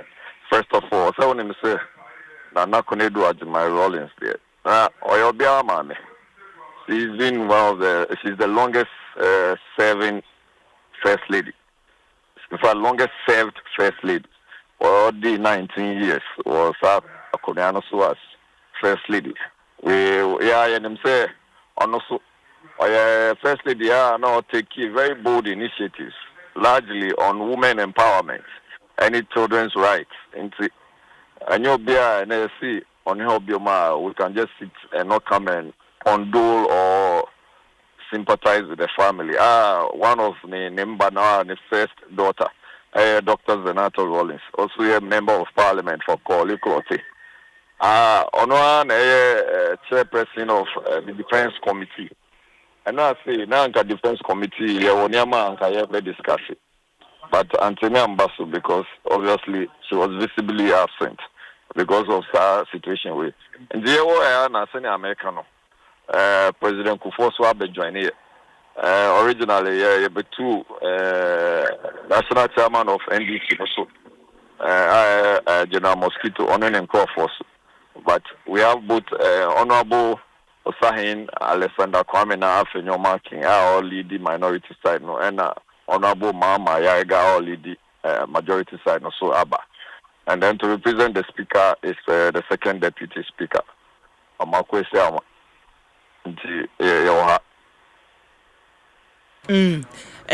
Me video ayensaka me hu minority leader and then senior worker second deputy speaker ne other members womu majority leader womu munyina eti ye betwen na ne ebesi achi no ye de atoaso na this week yenim se mafi recess aba ensamo ekoso wo parliament statement a oye ye ne efa national health insurance ona mete ya me hu edwi me kakra se national health insurance no collapse sa collapse so anane emme kwa wo so ye gi omuska minim baby a wo this information no free wo the information free honorable but also when as members of parliament today uncle for the mo Asempa in bebre and I say me what me constituency we na me ko san uncle for because be a pneumonia order pass about 3 days ago me call no so be a okoye cesarean section or okoye surgery or your bar when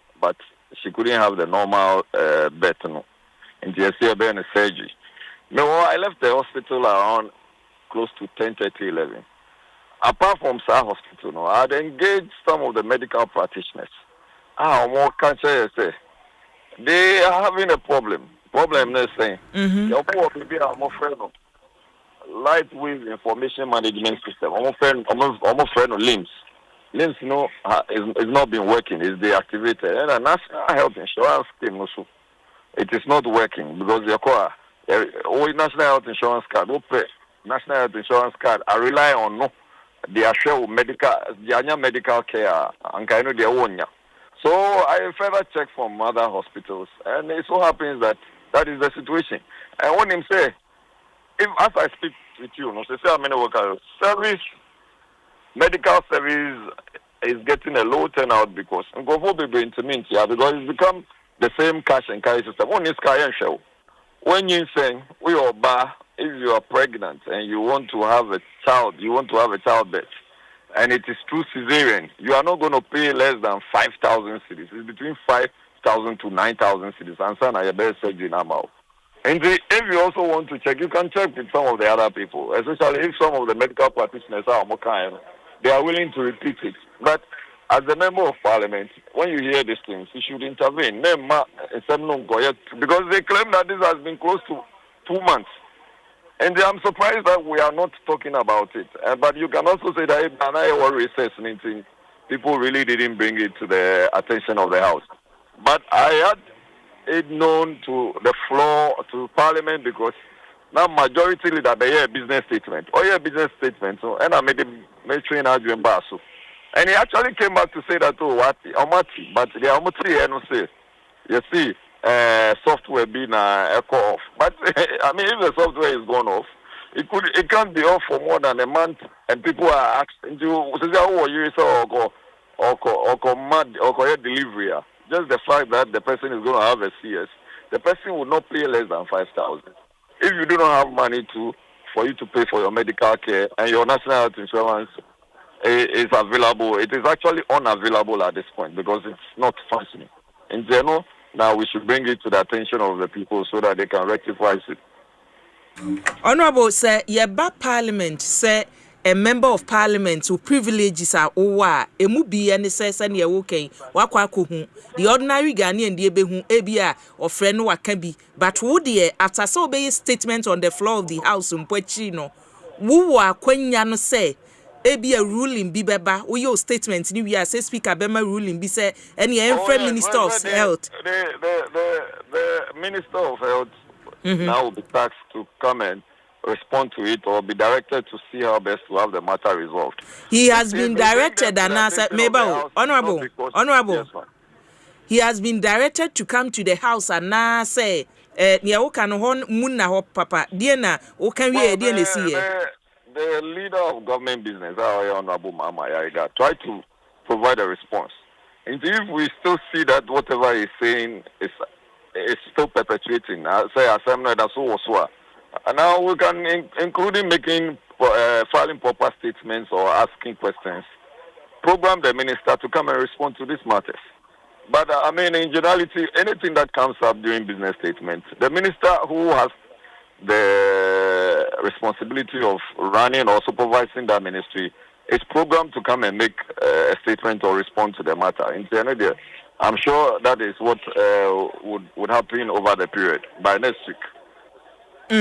Honorable Mami Fonsiana Mena Wasena, Senior Wakano say a majority leader say almost machines be na say bibi na ekosona ye hwe animu days a woman soni ehun bibia ye be hwe the way forward and you made the Besiania there is a software problem but they are trying to work on it. And if we don't get that, I'm sure by Tuesday we'll come back. That's it. That's it. That's it. Abusia, emrahye bedwani odo manfo ye owo weji agbawe ano eye onumunyamfo Jerry Mede na yate ne nka no komrahye bedwam so a pani a efre edom ewo dom kuma no emu no ono eni abedi achie ya woda wano because se base ka se National Health Insurance Scheme ne ma kwa awo so no otua na se okun no ba bi ekunduru ye no ya ba reverse asa ba yachi serious because National Health Insurance in room pempenso adru kura no nim say mampani dada dwone jekum kofo abreso na ye ejina mu prayer e mama na ekwa wo so de na ho no yese da bi sikaje anim eti ne ono aba okan ba bi a omode be fa ye bedi akire na ne wo mo bia no ye de aba because ye hu improvement so say nansen wo beda demo say me ye wu no watima renew we share the number of people so abaso omudi omo ahye mu a eno so kosoro eti se enema bi nkoye wo mu aba akomie na wo se ye hwe eye ho adwuma abusia meka say Reverend Charles Osu adufie ha ena minua be ma Dr. Sami Ayeso ewofia pani form makwaba okay ejoso boko de oba de den kwa che Nyamiase dog from office we ikrata o boss di animu mampani ensasha sia betodwa efa oba pani na ekwadu Ajima Rollins na yiyo ene sane niema esi ekro ho no ye ne matwetwe nkomo nei yate ase baby aye kwayo mamu ni nyina na aye money for 3 days after no ye twen ye abusua no e de beba eti na ye be hyase no enhyase free former president fee na ye de niaka atwaso empenifo make I say so former boss ya no wo nepso adufie ha minua be ma Kofi Ofosun cancer e wo fie ha eja kwaba Yeah, me aba. Pachoma microphone so kakra ma me. Boko de. Microphone ase esinitrase. Nyame adom. Me aba e bi wa. Boko. Nyame adom boko. Say wo kra no because say wani hwe constituency nti na to da na mbisa na mbisa say constituency te sen. And they say where we ho adwuma. Say because constituency are Dr. Bawumia. For now. The one say ya bodwuma no. Ya beba so. E rutwa bani ahwe de akaro. Ya beba no so. Me kura man kai ntema meja ya me de ekuri ya. Gabusa. Listen na. Say ya beka say members of parliament 63. Yeah. Na nipa tirimu asem.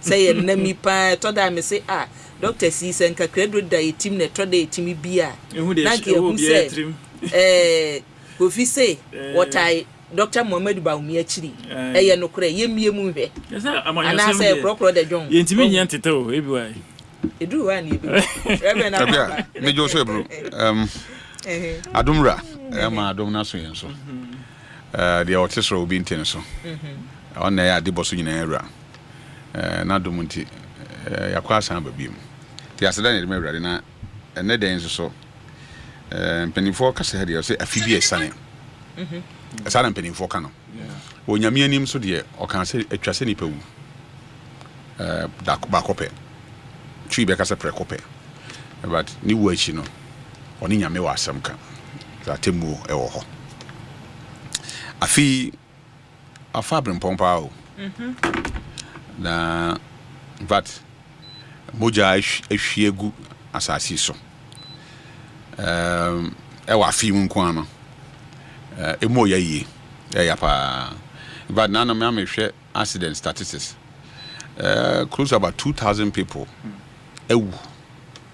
through various accidents which is very painful na owo yade obi abewunti yem fansiri obi but me kan na mesre odaro mebru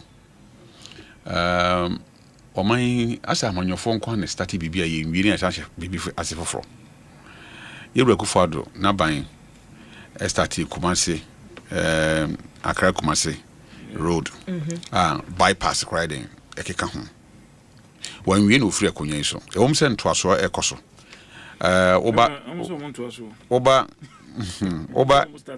oba iya oba motoya omso mo ye adwuma then so say na say na sikasem kra ho asem ya yi a ye release kakra ba mo I think do road so adwuma ekoso ohwe numwa adwuma ekoso with the back Winneba road a yasan to so ko Cape Coaster now no say dey mama so dey call akosi takrade in fact find the area e boa man enipa e fa so nemom de edinipa e fa so komu no akuya ene wo kokumase yenu anase eguso ye na wo kokumase na in fact otie yi a watima ko duru cry be 9 to 10 hours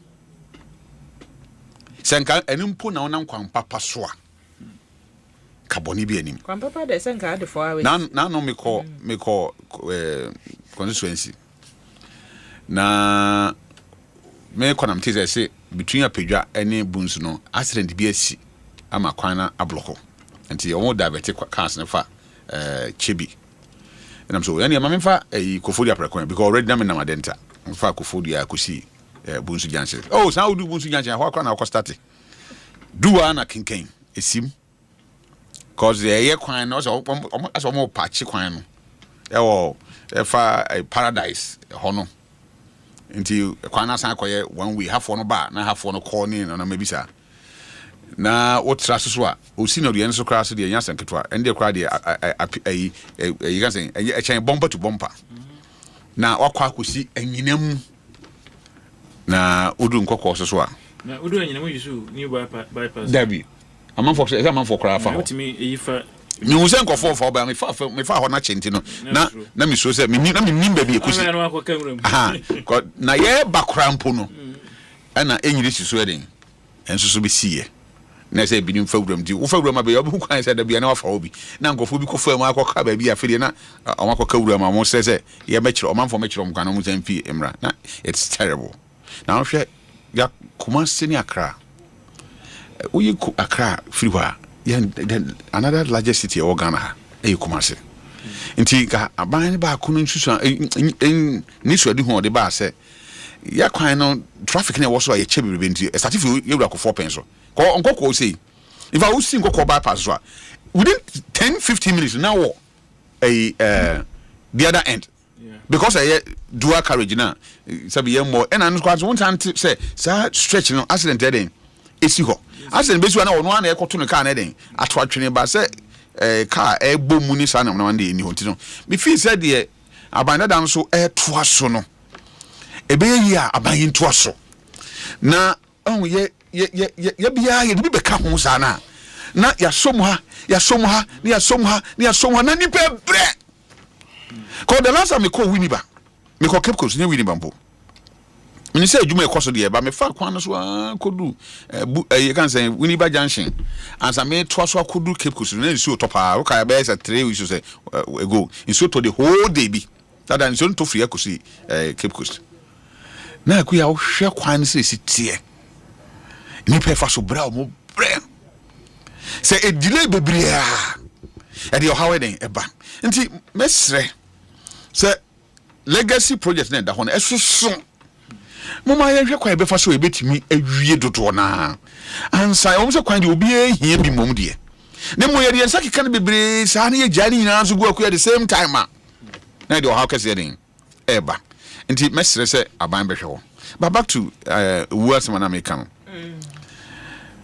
deni kan busua na ade atomani ye maame kunadu Ajiman Rollins kan for mamre mu no de esu na nyene den esu ti ya no ya mabusia for yakọ titru ene nemba ekuya se binto da onti ase obi a oben wo so ye maame oye papa oye nua oye dofo oye boafo na nyame ato no side afre no kwa fa so obewu bia nyewu but the atien say okwa won san den emabiem and nti amoma yenya abotire e wo manya ye wo mi de ya pra pe nyina ye ni owo sutumi de ya pra nyina ye ni owo sutumi e be say owo ama ya tia say sa on de onsu obi oye president ana onsu obi oye vice president ana onsu obi oye former you can say first lady ana onsu obi oye former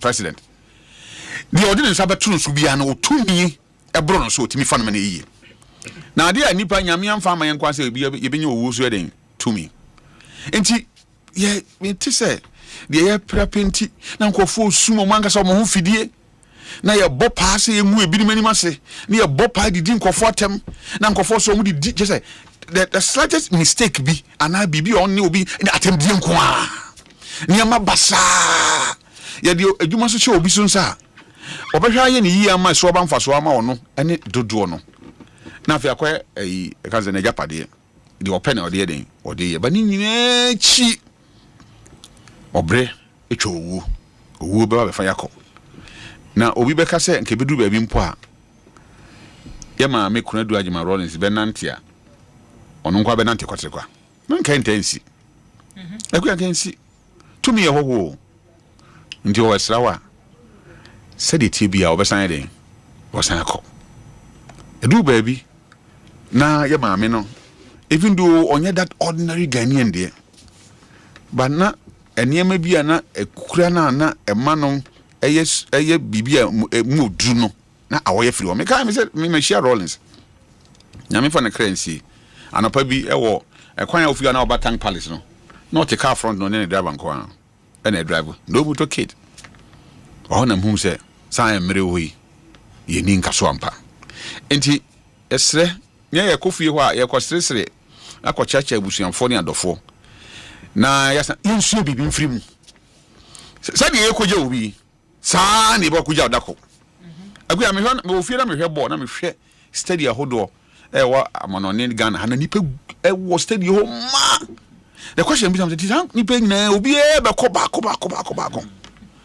obi abeko so ya yeti hai ya kasai a day will come, a time will come na owura na to inside afre nemum ye wu achidi ebe ye gya ho no ene ebe ye dim papa ye de be boyen penifo se techere mampro nyete chere wan empro ba de beka ato bia no aya na ekoye nka yedum nyame fa ne kra nsie na owura no nkyekere abusua na aka no so den ehowre se de ne party a wo mu no intimi nka say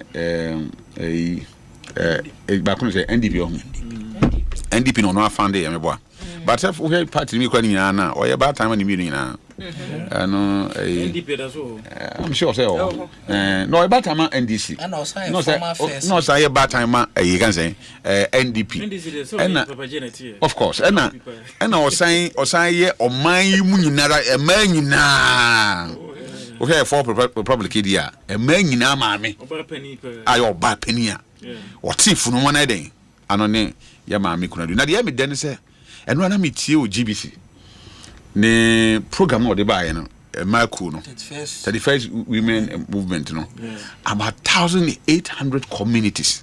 I think it's about 1,800 communities and o ni dwumadi na affect o man mu nti ye ka obi a o man enim no na ese o man celebrate na nya me nwanwa se mehu Yewura Akufo do ho mehu Yewura Akufo ho ma te se Yewura Mahama cry den enso so akọ ene wo hwese mehwebejamu mehwebejafie aka omhobom ne party mpanimfo nyina ekọ ho a ekire som papa odi abesom oman Ghana ye ne si ana yesua bibia firim se ye be yesu eniam yie ahyehye ne yie na daache ye kono se de ma mi kona ye nya dodo ama ya kae ekuya medase na busia Reverend Charles Owusu na watene ne no ma menko na dog ABY announcement na ba but was here kakra free ho ansa na ma ya to aso yes nti medase michia ono watifo nyina before me call on the CN rano yes I me here clarification kakra okay on Asemwa member of parliament for Wejagbawi your friend is saying Ahmed Shaib Jerry Ahmed Mr. Policy be niwa national health insurance say ema omo kwa woso also omutua sika na bibisa. In fact, national health insurance are expanding masisi they are even covering childhood cancers, some of them.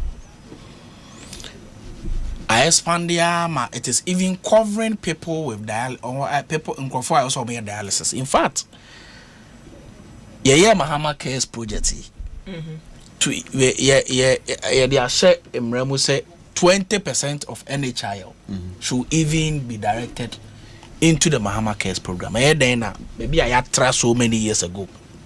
You better come back. Of course, you may have people or more occupy certain health facilities. No, Doc Pacho Chichimo, Mahama Kenny a day. Debbie. Mahama Cares. A special intervention. President Mahama Ediaba. Or they con ye free non-communicable diseases. Hypertension, diabetes, stroke, some cancers, or more many renal diseases. Diseases are young Covano expressly under the national insurance. Because I mean, Nina a form of insurance. Yes, and as Siano, and no, claiming about 45% of a war abagana. And I say, because of how a lifestyle is here, metabolic diseases, and chronic illnesses are as a result of your lifestyle changes over the years. Modernization. How I ya changing a lifestyle to the Western lifestyle. Am I predisposed to some of area ordinarily many years ago? Na answer the need your system limited health insurance. No. Okay. But no see 45% of mortalities in this country. No, sir, diseases as a president Mama, as a sensitive president, no. Or can one semi opposition or buy and so why it was part of his 120 days social contract. And on Mahama can every take that portion or you're funding or directly to the Mahama Cares program. I say health insurance, 20% of funding I call NHI ye be di bi beboa sa mahama case program na makọ so nti say ba say yes ade a ya tra de da ye ma me mo health insurance e fund o ma woni ade ye san ko back you know say enya ade a one time be say esan border member say kuya o hinta all free presidency dia me bisa no so what happens to Mahama Care after Mahama's presidency? Oh say it is abayemra sisi aye nemra but ma make sure the problem also for one say o ka say o say Mahama Care ade no emra no woni din ankasa enye Mahama Care. Yes, oni din ankasa to parliament no e din da so nye Mahama Care. Your friend no Ghana Medical Trust Fund. It is all be come Mahama Care na. Okay. Okay. So no problem, but the point is that if at the end of the day no Ghana for no ebe hu say no, this is the program my president they buy aboa. I don't think say the time can say who's a health insurance we are for the buy but the buy na e wo homa o man ni na nti wo hwe successive government abany na yura meals buy no on kwa so nkope say one time na happen but one time but one twam etwa so yura kufa do buy wa be hye mu kina sese kra de under yura kufa do kra no dialysis kra na den buy under health insurance nti once we have another care about the quote unquote the president's care and what here I can say oh kwa Debbie 30 seconds and doka sir kidney those interventions Kofi Ben microphone no kakra ma me na hona president Mahama so dey na abede abeto so but in reality now health insurance has started those non-communicable diseases no hwe because one said dog kasara no kasa health insurance is mu abai ya yet say kidney ni sickle cell na nka hunya ede tika president Mahama ne portfolio ni ode beka ho nka no ani sanka health insurance nko mo de be ebeto aso and on my creative as France say a business like beka say different a new strategic business unit SBU and I say a new function so we all president Mahama di mama nchechi enye no credit say permanently national health insurance the dialysis account no more celebrate almost 25 years anniversary and no more say as part of our anniversary no yenye intervention be for some number of months. In fact OTA the director general for national insurance at the time okay say will end in December. That was the program. In fact the whole idea was mooted by the minority in parliament. So BBC across the any minority suggest say yenye because in fact that year in 2024 NHIS calculation so program na count. It was latter part of the year, and from Parliament, our consensus in the buy. So it must be put on record. And yes, I did, and I shall say about to also the data. So it is a fact. And no communicable disease, and dialysis and kwa. And non-communicable. Mabubo Bibra, I can go on and on and on. So the Mahama Care program, I say, from the Ghana Medical Trust Fund, a bill I submitted to Parliament, I approve it. As he say omoye adwuma president Mahama say yemwa na yempe fund na yenya special attention because you see I know it is taking the lives of 45% of Nipa ewu or Ghana hanyina. It means that it is almost half. Na yemma no special attention na yem funded because ebi why say diagnose you some yarebi it's a ebi end stage kidney disease eye sikasem ultimately spending about 10,000, 15,000 cities a month. Ghana, ni pado do say na umbeja 150 million for dialysis. But we are a growing country, we are a growing population. I don't want to belabor the point, but the point is that national insurance policy be anywhere say mame phone kwa was so more into ebia baby bakumi ni bi na nipa bi e fa kwati kwan bi so ana so mo fa kwan bi so edgy scarf from people but it is a concern. Hold on. Policy say you go back to now say and you all can know near who can you because you are a doctor. Yes. Wouldn't say you will health facilities be a toda a big create me the near maybe she enim and a baby so on cry on bed this can as I be claim. Yes, I claim. One you was sell bad time be was now ye 9,000 ye 8,000. I said the best thing they say be investigated. Of course. Me my health facilities from of course. It is said there now saying ya sounding warning say some schools in this country, secondary schools, approve. There's no doubt, but we are grateful.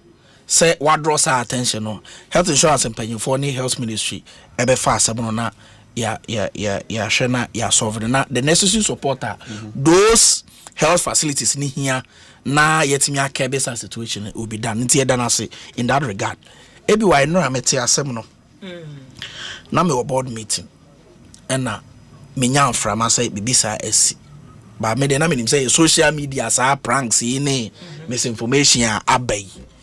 I didn't really take it so until say we am better say indeed major headlines ababontia na chese eyampa yema busua 4 yakọ yema president mama yakọ yema rollins busua 4 ene mpanyufo akuku dan president kufu adomo me yom nanfofo bia yakọ maame no so yema no dem refa due due ni oya due ni honam ya due ni amane hunu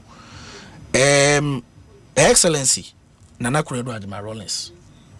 Ye nyine me no nya madamfo na me nim no. But ye beti no unsempi say she actually impacted the lives of many. 31st December women movement no. The number of crutches almost see what Ghana has seen. That's the revenue kind of 1,800 communities benefited from their projects. Indeed, I know a lot of women are or an iconic figure in their lives. Omunyi na omo person mo yet say ono. And they are to a point that you're first vice president of the republic. There are many women who occupy major positions in government, in corporate society. Ebimo na omo inspirational, towering figure in their lives was Excellency Nana Kuredo Adima Rollins. Enti nipa ana a lot of women, like I said, aspire to be like her. But as the lumba born in no. Or say owo ya dia ye woman and Canada fu pi be de bewa amano. But your body and she obi ya be de ebewu. And na me kind post be from lawyer Edugitamaklo, CEO of NPA. Or say when you walk into an office, when you walk into an office, you will see pictures of people hanging on the walls. This reminds you that the office you occupy today was once occupied by others, and one day you too will live. Ubia bede ebeko. Sa until we nipa no abobrapa na yaka ho Asempa te say the my excellency Nana Kuredo Adima Rollins ye kan ho Asempa nipa de. People may disagree or agree with you on many counts.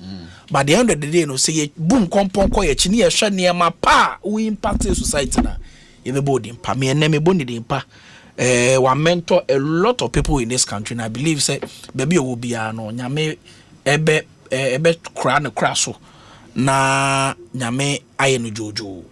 Na yeso ye be ya afa mu de ye papa his excellency we declare 3 days of mourning. All flags should fly at half-mast in Ghana and all our missions around the world. You say all the necessary support because of a former first lady. I also state in the man on Papa His Excellency President John Dramani Mahama Begua Amaniema Etimia Koye. Member Busia 4 Yako, Memane Namfufoni na Yako. I understand say or you closely related to the Asantehene. Nana Otufo or say tutu. Mema ono so yako ne mpanyifo na yako. We abe ye kese pa. Asantema ye kese pa ina will be willing to contribute in every way we can. Enti kakra bi ameso me waka no.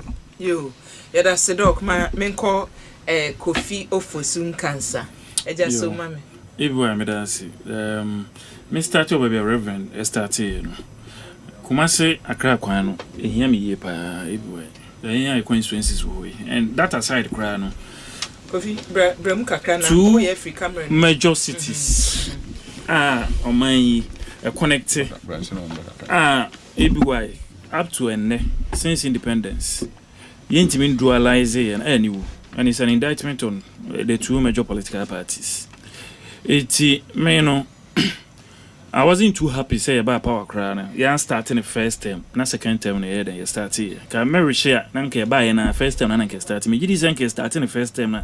Ibi anke ti mi we in term. But second term you start here. Akwa na 4 bypasses. We ofanko to insawamu di freeway. They are can 4 bypasses. I know be cover do na. I'm say ka crab na we no freeway beka. And a 4 bypasses and ya channel into 8 loss.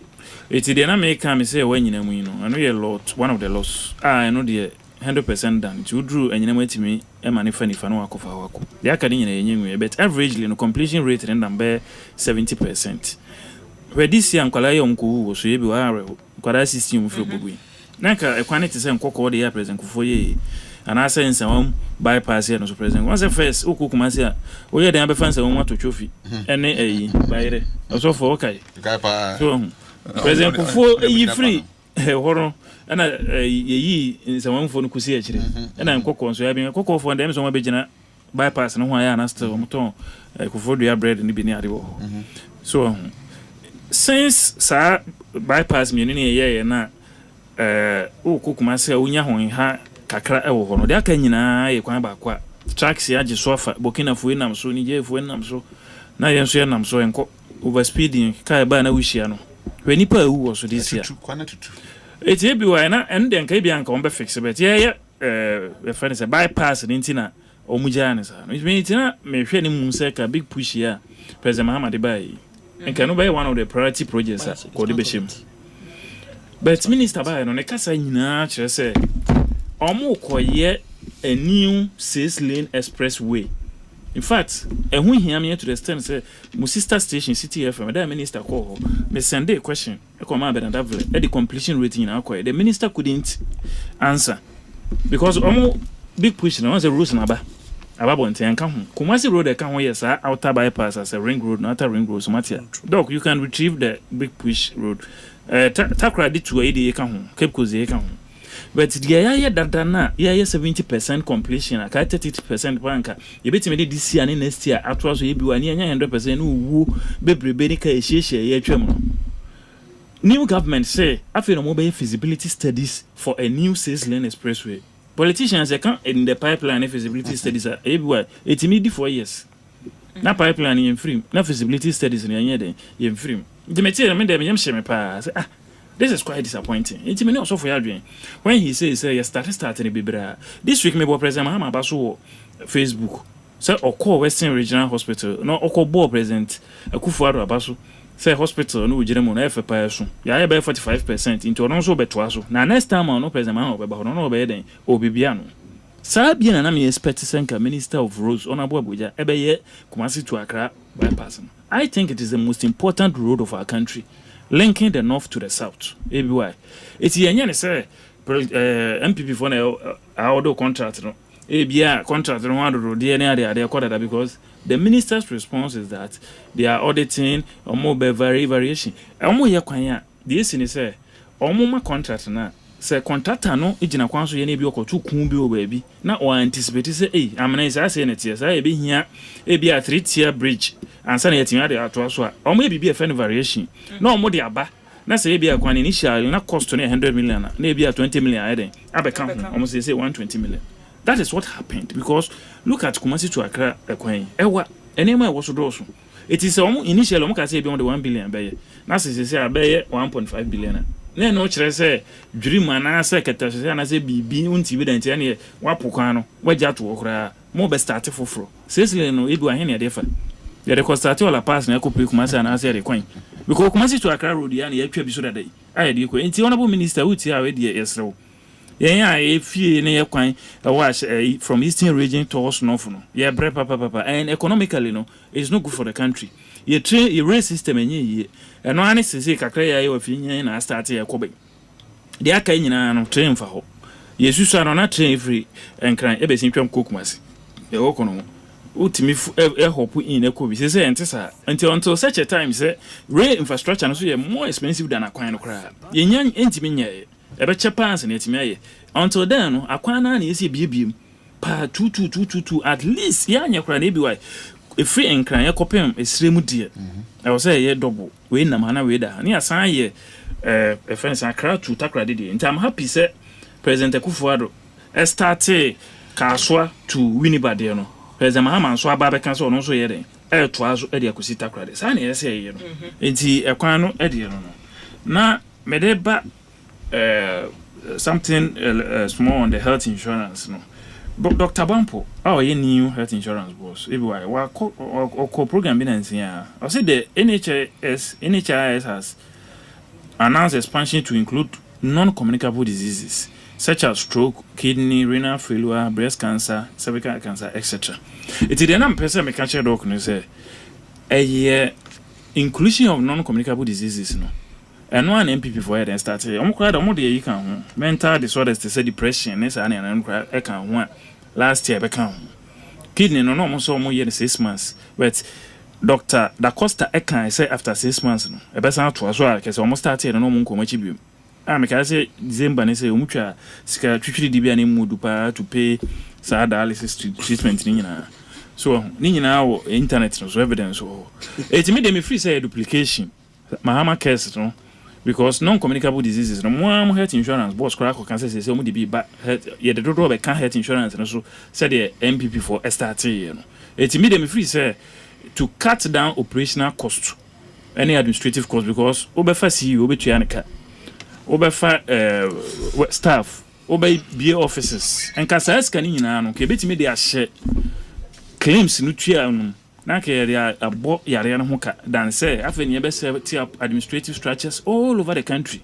no so be bo man ka kase when NHIS already has a vehicle for health insurance administration because one more vehicle just akwan am faso I mean administer they have an interface with the hospitals BBA or what all these things are now going to be created by Mahama Cares afeni no so be ye sa na na NHIS e bi omo ye no 2004 omo be ye ni nyina foforo ansana almost the night I take off anya good interconnectivity I think hono waste of resources kakra o afi me dem ma ye ma me de ni no reach na abo ma nyina e we 80s no he hu bi pa 31st December women's movement almost every week bia e bi why na ye hu ye ma me no TV so either say a big gari processing factory biano and oko biano 31st one aye and I say DK center bi and I say my program bi nti my program dey bia no na eden odano from I'm say 1982 out 31st December women's movement bepem 2000 late Jerry said na mamuba na we ya ono so ekoye eti I mean her legacy has to be celebrated and say Ghana for account for and say Ghana for in general yemfa akwankwaja eni agro wo eni ayi ni funu ane ade no amamere mu odupa eni ye de hwe e de kire ebra nipa no ba wi aso obeyede obeboye yepo yempo that is a culture and I think it's beautiful and see the ema na asante himai it was an example I was happy to see President Mahama issue statement through Minister of Communications say 3 days of national mourning na afi almost another other nhihye bi aba penny for nyina efa so pay more respect in fact PNDC law 111 interstate succession law and say before all in time na say amra nini ho okay kan PNDC history na aka say ma me no na owom bi pa na sa amra na ye den ye pass ye because na edi afenisen ekunafo ene omumenya ekotia ema say omu free mu especially in ya kanfo no na omo fa asemo no omo busuafo ayere abeje adwapade ni nyina it was a big issue before PNDC law 111 but Ghana ha no say bibi ba na se siwia na say start enjoy as free SHS by ye enjoy we na ya normal as before that na school fees to problem ni ho so wonti issues na e ba se obi ewu a na ne wo fa asere makoyi ni nema nyina ne etimika okunafo no gu abonten ne nkwara na kese na ade a na ani enyan ye maami boa bi na sa PNDC law 111 interstate succession law no mu ebai eti mejiri se we no bipartisan celebration of her life Ghana party atitru mi no MPP ni NDC ye nyina na ye beka bom na ye den ye ja ye maame ne kwan na afi ne legacy nso agina homa women empowerment ade ba kwa 1990s nso ebe popular pa Beijing conference rokobi omko ba ya no girls say omo na edi chempe bibia omo na epe omako Beijing but it was interesting stimulated debate in Ghana on if ye akwa homa board the be mentua do be mentua na say even professions and vocations na and find say man ta anye no kra no after sa Beijing conference no some awareness be by say after Beijing there nchiche mu bi anye den eni hobiem nti enya wan say post Beijing no okoke university say ya e bi a course anka ya engineering course aka ba na ba kwa na mienu ne tua classroom ho no achiri ro be na ema na yede e di chempe na adoso nti she did a lot on women empowerment affirmative action said e be chiche ne mu oma ka echi ti se ma ne nkwara omo nso de ebe nanim kakra na pepe yo adwuma enti ne legacy ne de ebi wa ka se ye ka ye be ka na what is good ne say award ya na ye because he said when yazinata ono nso be den asina nan already no we started ye kura ma na hu bi ansa na ofrim am jiri se ono nso no NDC for amonu bugana se ekwan dem ma ne de ebi ada ache no nso betima be ye another na na kuna du agema Rollins na oh, sir, you crazy. No, yeah, Professor Minister, Caribbean Cap, Ubenya Pibet, Nidim. So, politics, they do a bit get people, but Mijiri say, party founder Papa J. Anywho, Mama J. Suni Hoedia, Abia, and Crabaman, more, if any consideration on some of these things going into the future because of Papa no Mamma legacy. Yana, politicians, Manacraibu, Montagna politics. But Papa J.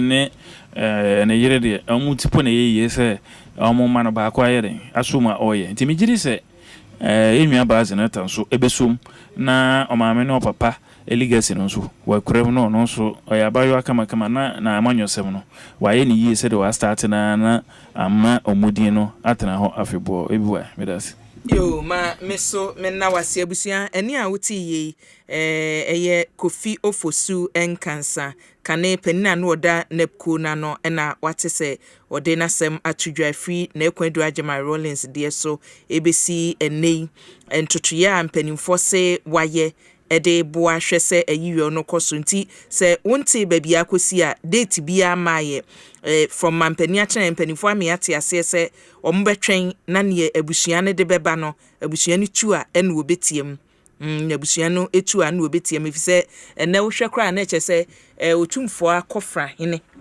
ena no tim se abusua pani enti na eche se esi otumfo na so nti announcement ni ebetimi aya ne se wafiri mu na emom se na wotweda wo se de yin akwa de se ni party asense abusua bia ewo na mamre ne na mane ye akamfo akamfo ewo amamre ne amane a eda enipa wuo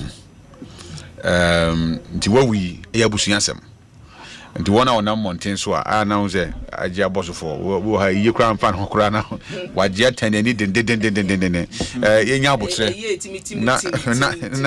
na ne yima kwan ema amamre ne amane ye den enya adwuma on se bible aka bibi wose ni pawu na se yensie no kwan papa so a opon bakra so won fa so chen no nti de ma akamfo mfa funu ni agro no nyese funu na akamfo pe o enya na akamfunu no di biden but the ten say you hun say otiase until say den be from and yen va na ndi akamfo say obi wu na oye ohene ana oye ohema yen ka say ohene wu ana ohema wu until say you be see nti kan say ye ne doti yie de na ekọ ekura ndi aye yo ankasa ngi say yesi ohema na yeah no to me putting niema in place direction ebusuani ikoni a obi ntumi mfree outside them infiltrate him fa na say ma it all depends on ebusuani. Oh of course akuya o say fie bia mensa wom obehu say me obehu na ebe ye na gese toda gese obi ma obi dance na because funu kra be see dey yes you know but they say hunu say o say mpani for say be ye to no one fan to a ifri to e ma me out of me aban quarantine fan sanka ni funu abra busuya ma ho kwan yeah even though wasom oman na oman sabe somfo me sure say you be kase be no state barrier depends on the family because onye obi ade hye oye abusuya no wo free ma obesom ne man ne de hye nti everything starts from them nti ohwe say na yie see me I am for because see ya kire so we pani ampa na your ba pani na akanfo amane ne amamre den ye adwuma because oya kanie den eba te those prefer home for no yenya mabusa for nya ho dwan ntimi emefefe ho kire se ba ku ise yi a kire se amamfo ade abosu no eno na meka ne ha se ni nyina efra busu apani nti wo de yemfa we no enso wonu mo ana kire se yehwe ni besi achi eniema mienu abusuafo eda pono so 9 months se galamsey no kon no mampani ame yehu se say first na task force bebe ni nyina nkoda din yenya kuo ba ko yo mbehwa ye adwuma no but MMDCs ni so be complaints o mode ba ne se ye ka se 9 months me ye adwuma na o mo ba task force no duru ho na o mo ye he o mo ebedwane wi a o mo wi o mo ko different location o machi ni asa be si o machi etinkie mo o mo ho no enya adwuma ne se o mo hwe atu ase se no be ye senye ye edapono so ena yesan ewo MPP for so na hyebadwafo edusia miensa minim ne enu ebekọ akosi eti change topics na hwe topic na ye de ma o different from so since ye kita woni we see the crime we do ko free through mami hwa wo de na so oni na must focus ya be 63 MPC nye ne wo from Tofre ni na wo but we see interest 9 months no so ni ba say mo wase na wa chance wa ba de no wa o dey be on wa fi soro no wa o da bi na me de baby metie yenu abema no na we de wa chance fi ase abra me abra wo yo show metie no na dedi kan yo I have a challenge you okasama Lance and natural resource for do be na fi won asema wo kan reporting but the woman is say 2024 Ghana for Kotoba na ye toba na obi ade na nisori hu ebebo Ghana for chire Ghana for the oba obeye ina ke say nipa na oba no na odimo how ayeden ye wo unfortunately the only problem ye wo Ghana han say obi a wo position o how no o man how nyina wonim e wo ho aduru but when they come to power then it becomes a different ball game 9 months asema ye ka ho asemi no credit MC for no kano akuya ufa areas na bebu a okọ omko wi a ontimi ntina kro ma de enche nti okọ wi a okọ a se asase nda so da ho enipa na wapam no dwane a okọ a na wai se bonsam no asan kofa bi aka ho no ma de asan back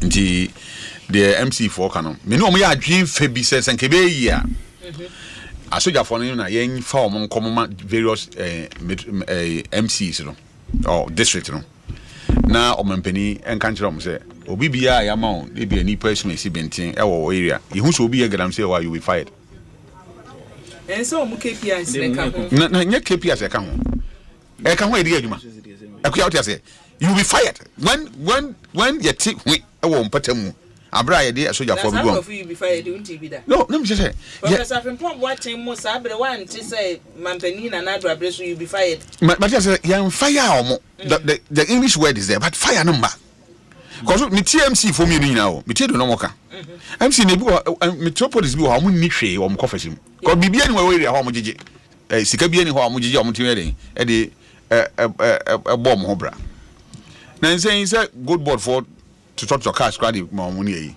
and esika if you were the minerals commission yi yen fa bi nkofam koma district assemblies no na enye strict that ya ma wakade a bitima boade akontia illegal mining within your area see you say bibi cost sa ye be yi wadi na we for reading aba na etima am na kofam because me nua kan asem bi o say niam mienu so oba chini ba no be prosecution powers any omonsem any na mo sensem e wo police for nsem enti me kan say you break for the pension me exercise baby na the police for come once you are arrested no the jawa ma police for no man take you statement or ajiju bibia that time now you hand you over to the police for prosecuting purpose.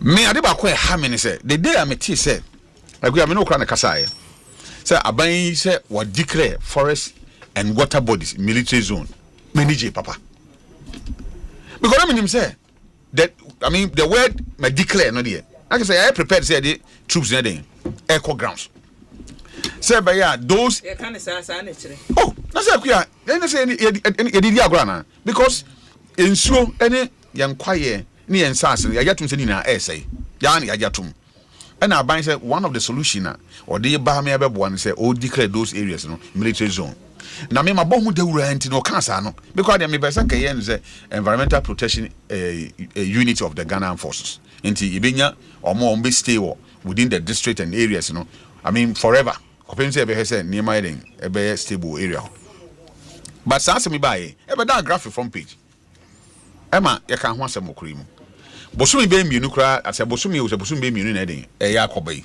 ida bosumi ana bosumi abro bosumi yenti ho asem afi na enua yi be ka kire nse omo twen sika aban de beden e beba enti until se sika na beba no sa asem no mo kan na nka sentime den entimi emma so entimi nya adwuma enti no omo no they also do omo they act on intelligence baby on bet say obi ho normal kwakọ tuni pakro enso be he no wo do pa mo hwe sa baby o makọ nyina chi wo san akọ na kofo san den asan akọ so the time has come that aban no wherever obenye sika dia aye bia na say aban ko pesika na yetumi edi permanent military deployment what is what blue gas say hwan way na amfa so bia ma o na wo ya na Hunter West DC ne kasa oni omo na ye adwuma wo ye de adwuma Reverend pa o so mo pa microphone nso ni so okay ya agro na wo ye ni so say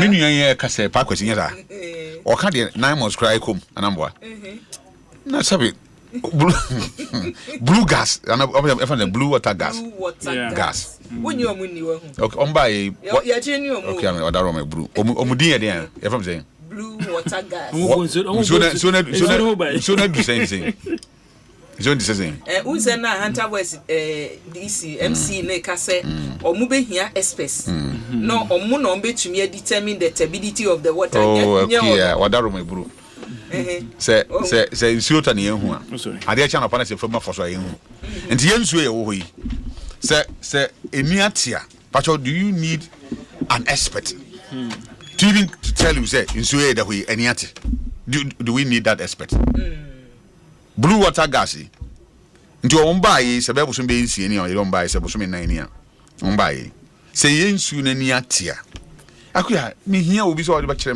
o be kan chem se blue water gas for adwuma ma ye ni ye awon ya na se ya nhwe ba bia ye sika no so ye de to a e be boa yam ye nya mfaso do de edro wo so a akuya ye be chi sika no bibiri ati na obi e ye adwuma no wo companies be about 30 no what listening na company o be kan asset na obom no na e bi kitu abi enti e ka won kwanka blue water gas ne should be out na akuya ye ka galam se asem na a omu nyina ka se ube kodu baby na minimum the guns ene wo kwa na ye wo de water guard no o de kwa ye akopeden ye an ko be pia to nsuo makunu ye be so no ma chiri the teacher nsuo no ma na wu ono be no tima ko kan akwa bibi ye se o mo ye informant o mu informant a o ye kan say o ye no ye ka so be informant a metu e se me informant na me ba area ha na so be anim se me informant na me ba area ha akwa information be na menya what kind of information na me menya a threat cry to your own life. Say nkofo be hu say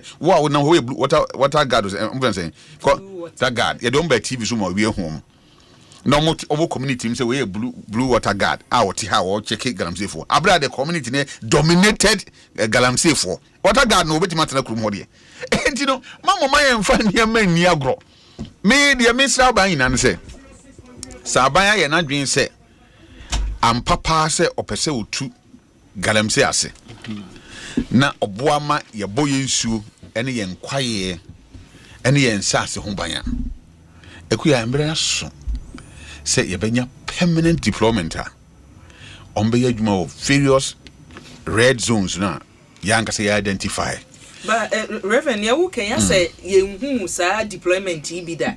That's what so dey sha say soldier for akom eduru ba bi kura yete say near ka so munko peacekeeping ni we kura obi a person okọ Galamsey site because of boy bibi free mu aba enu na kosi say you see on my chichire no ekọ enim sorry ase ye nua pani William Japan a o ye CDS ene on the then start Vanguard no odi anim na Vanguard no ba no omuhum say the areas na Galamsey na dominated ne ye Obuasi enclave ene Takwa into the ebi kotakwa no mdi bi go Obuasi na headquarters na Obuasi I want na William Japan the CDS me chana nwumre na owo na de na menu kan menu omo ye adwuma Takwa area na menu omo ye adwuma Obuasi area akuya obetimi akọba se ba bi tie firi akọba se hane ebia suhuma na osino na makwa akoye arrest we area ho mu wi a some be mo nzamba so na una ho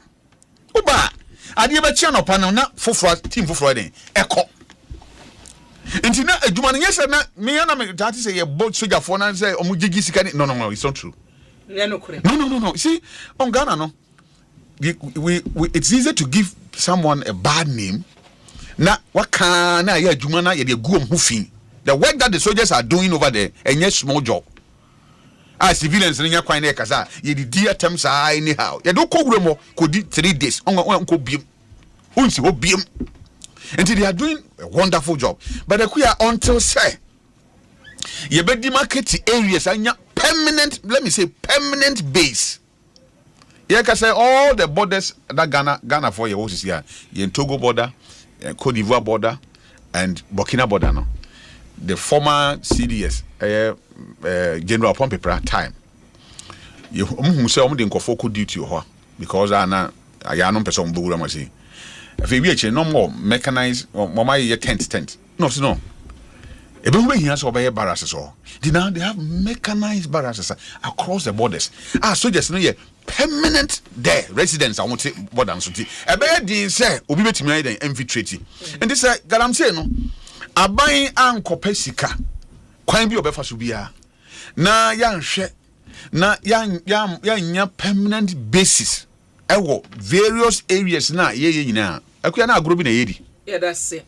Reverend Charles Owusu na yate ne nkano kofi so mo we start with Galamsey hono me ade am dey measure how the premium and answer importance aban we the two programs so the budget room afi answer President Akufo na free SHS mu hia na pa it oba na the first budget na no dey odi shame before say baba power no now suffer man for money Dr. Koto say money Dr. Bawumia money omo bu nkontama ya na shim atrase aye all the curious studies ebu nkontana hu say free SHS scarcely ne be den ye be hia enti say scan e be ye oil process no ene ye koyi bi efrem ye de say ne be share budget im say ni now in fact good board any example good board NDC for power within 2 months no ma pass act no I vote $300 million say I'm fan setting up good board because then idea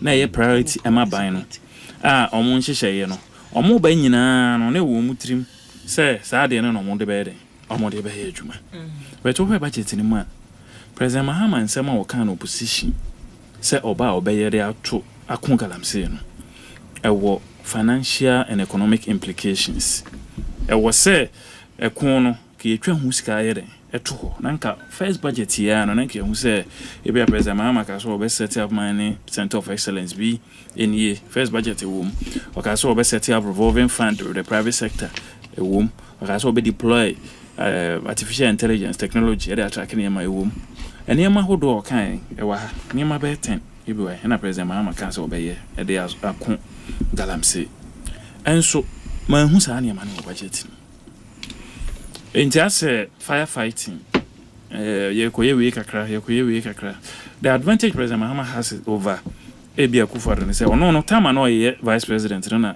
sa ensuo mu ne champagne excavator ne sa form of Galamsey na baye de bia me ka say President Akufo ne President Rawlings time no na China for no inform ho nye de emerge Galamsey mu nti ye de ana aso ni Sofia na abandoned pigs na mines for no ja tum ho a Ghana for no wura mu ekoyi gold na e wo so then how can maintain 2010 you see before the Mills Mahama administration na equipment akese te se champagne any excavators edisi nsuom any akwaye mo ye galamse ne bi ni ho 2010 na say first documentary and say anas ebe establishing who say bibia ekoso Ghana bi edi o man nya bia no no bekokofa ho asema ede abeto edwa ama obi ati oye ho galamse oye ho documentary Al Jazeera for premiere you see akọ YouTube da ho 2011 emso mo publish here. If anybody has evidence of use of champagnes, excavators, heavy equipment, no, in our water bodies pre-Mills Mahama era, then you should share it with me. A honor can't say President Mahama in first one because that time no na any beer bar na technology microphone was sa bear for can you to go to the mines for 1 year underground I agent one you and I the bar surface mobile yeah started say in so and answers. It's President Mahama had that experience already. I'm fancy go for there. E bi ohun kro ohun opposition. Oba power no and oye den. Obenya first experience. Yeah, that make an effect. Oh, that cause of look, effect. So yeah.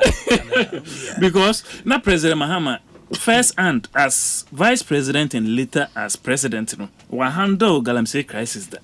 But who for the president no handle that because no need vice president that. No need president that. That is all what I'm saying. And yes, no ntia.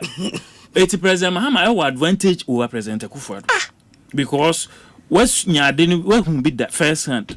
And yes, I feel now we ban obey stakeholders engagement and say we the womb. Men can say stakeholders engagement in here.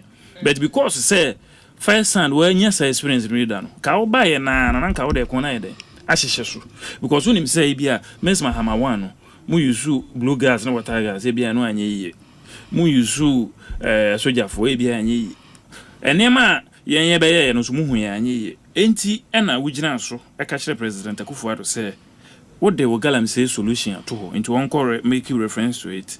Ghana Mining Excellence Center or Castle be used na wajisu ehunu University of Energy and Natural Resources any University of Mines Takwa na aboya akyerɛkyerɛ kwan yɛmfa so a yenye mining server yense ensase no offices a ɔse ɔdebɛkɔ district level na EPA and Minerals Commission for anya desk ho no mo streamline mining processes na the local government level. Artificial intelligence or so be used ban in forest reserves and also kind matese no ma start here NJB be do parliament. Em say no na e be what ho na mo. After ka so be involve traditional authorities. Yeah hemfo no because e be wa akọ communities no ma ahemfo no mu tumi pa. Ba bia ahemfo e be ka say amanfo enko no omunko. It will President Mahama and Dr. Baumia solutions on galamsey ani nyina no sa ahemfo no rule no ewom a megiri se ye implement a ebeboa yen afi okaso obema amnesties any prosecutions say no so say afi de omo be prosecutions no na kese na President Akufo Addo wasn't wrong prosecuting and form of flout to your mining laws no so what I say okaso san be ye tree for life eno ye afforestation project a ye be san dey reclaim yensase no so master tree for life. Some launch in Ashanti. Okay, I say launching the man launch by 20. And so launching kuna ni. Because everywhere NDC for by am launch flagship programs akese. It is a codes program. Any other. Omo release one city kura nko minister no start training atete akwara bi. One city kura number of people omo share 1 million codes program. Omo training omo. Oh Jesus. No, because more figures no ha. Oh God. Media review minister no. By bia no this guy ko nyina odebetu wi ankokon ketenkete 0. 1 million. 24-hour economy 0. 1 million codes program 0. Almost flagship programs I am say adwumaru ane apprenticeship program no na omo release 24 million and 34 million respectively. No cry no. Yeah release better akoka mo sa mo master I don't know. Into hwe omo budget na ebua eno na kire say aban no o ye serious say ade no be ya na so nyere onye man hu ne ma 10 year President Mahama kan so be ye no de mu dupa wo financial implications say his cancer na de aye no man hu ehun nsem wo budget no kire say na afi aban ne nyana dwen say galamsey no be ye den obekun ye twen November de no enche no so beba So second budget no so ba. 2026 there. And we 2026 budget. E boy say no so ba na technology deployment yi. Excellence center yi. Ene niam brofa kese president ma kan opposition nyina makeka nyina. Ehun sikasem na ama. Na che say a lip service ana ba no ye den. All pay to the fight against Galamsey. Many Reverend Adrian when he says I don't know sutia be President Akua Dubai ya oban small scale mining for almost 2 years. And so anything nyina ehu ye. Ghana for man pressure sa come dey yo Galamsey for come dey yo na oje ma na yan sentimi and sustain as na ejigu ye.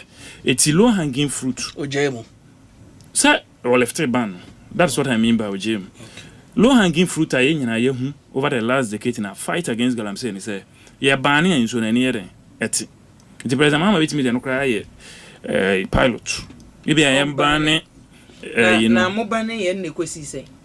Says see Anna, Omonia Mom can say Omo for how long? Oh, for 2 years and also for up to 2018 and 2017. Oh, in fact, see the truth of the matter is until 2022. Yeah. November, withdrawal of the military, security services from the all the forest areas. Because of election. A fee mobile, and then my escalation heading a course. But time I ban the buy, not and yet that bad. From the solution, no, and yes, sustainable. No, you see, Akua. Say who said no, I can't be. Yeah, who said no ye? Ban no can be. So, but because Kofi, but what was again? Because you need model of mine in Ukraine. A buying for be my. Some more radio, more radios and more. So won't mean and broadcasting for you to be in someone.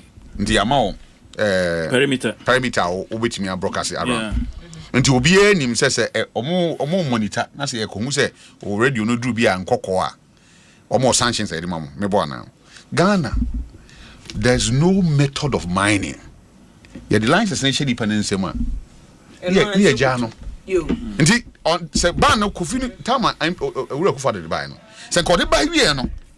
Inquiry is okay. All lines are means you won't. Then, the method of mining may subscribe or my aid. See, maybe it cost about $5 million to be able to put up that you can say a structure to mine. Nipa hin ebeti makomine na akofa oye ne de ade abrahin ti e adwese betimi de betimi yeah everywhere enti ye nyina no sika ne de me nkase me yentu because me I don't like the model na ye jai ma abroforo nko na betu kono percentage ne nya ni swa is only in corporate taxes MYN and Ghana so dwuma ho den it is a mining quantity me provide sources of livelihood and manipa 4 million ensa ko mano a adenti na esi jai yenye ni yeme free mining areas until chimsika ko pa itimin their mines itimi yema nkrofo mines ni gina so a yeto ma aduane the economic activities a wo kuro no nyina are stimulated but yen fa kwa papa so a ye be and American say eba MPP ni NDC solutions a ni nyina there are convergence for instance geological mapping I say yempe area bia be ka say bia o da yemfa ne say ye wo forest reserve 20 a example ebua yakonde mu mienu ye de hono e2 de sika kokko se de de mines asase bia mines for anglo gold na ye ni want mo mutu no ye nya ne sa na ye nye ho ma mabunu no na ye regulate wo mo na ye nka se aha ne de sika na wa hanti mun kona mko ye de mun kutu na sa ne mani nyina enkoso afi Dr. Bamia de me di wie no e wi ase asen samanfo kra ye de epedodo ana so fo nya sa ne ka no yes enti ye da wo ma se pa se 63 MPs boy papa Yiadom that is over 70%. Na no kire so obewin no kire so obewin if you say or support was kire so obewin pa na me ba so no MPs were influence more MPs yes and this MPs ne be kan no mo I mean na me testika na me testika enkomo na mesre so wo colleagues omotese wa ni se bi uni nyansa ncha wo mu nyina mu ye members of parliament e de omonsa secretary ase so support bo am ya na wa ba abeka se ye propaganda na omon support no like it is an insult to the MPs who declared for Dr. Bamia. You don't do that. We declare support on a book in the Japan obi ama can say won so de no cosmetic na nya papa enti ebe reflect e wo form ebi wa ye different structures of the party ye wo soro ye wo mfinfin ye wo form Dr. Bamia wokɔ esoro ordin pa te sɛ MPC o medically oba mfinfin te sɛ constituency executives no ya de ahonso on the majority o san ba form a ordin pa ne Ghana has say based on results poster ye nyina na ye de ne niama eka edi nkomo ene eye musa danko ene ya do de ba yi sene 2023 de ne ye na satam na Dr. Bamia nam 45% ena on abo ken ene nam 18 ena e reflect here 61% 37%. And almost the same pool no the urban, which is 44, 19 or so. Like I said, BBA sign between 2023 and 2026 January, I have a trouble. Now, because we have a panel record, and in a home farmer, if you in home, Yakasa corruption been in home, Yakasa, because I inquire been in home. Need the Annie say, obey a casualty of the past government issues a post COVID and what by if we are say our party 16 incumbent parties a call. Election 80% of the lose power economic policies be amwayen they said that exchange you live in money ade and my Ghana force here nko fie ne nko corrections ne emra eti anu nkyere se be de ne kodwa so ayento is the most formidable candidate, the most marketed nti anya me nwanwa se MP say declare mano na constituency executive declare mano na delegate say declare mano na post aba nyina so kyere se ono no di nkunu nyampa 31st January ebiwa ya beba ha na ya bebo pada nkunu de beba mujidi swing de na ye ndo so ebiwa DC ne suggestion no ye yate or ye penyipa in the district assembly nti de obeka no ye fan is serious me sure say aban mu mpanyimfo a omoda galamsey fight na no ate na what I know is that as we speak we are from the lands ministry or more spokespersons any minister nankasa briefings after omo declare pakwesi me amenu amausi enkabore mo omo bo adwuma yie pa na they want to say because after a declare security zones no we were made to understand say 44 galamsey hotspots have been mapped you permanent military presence and yes military no if we amoko drive it out galamsey for no maba kra be the answer no mako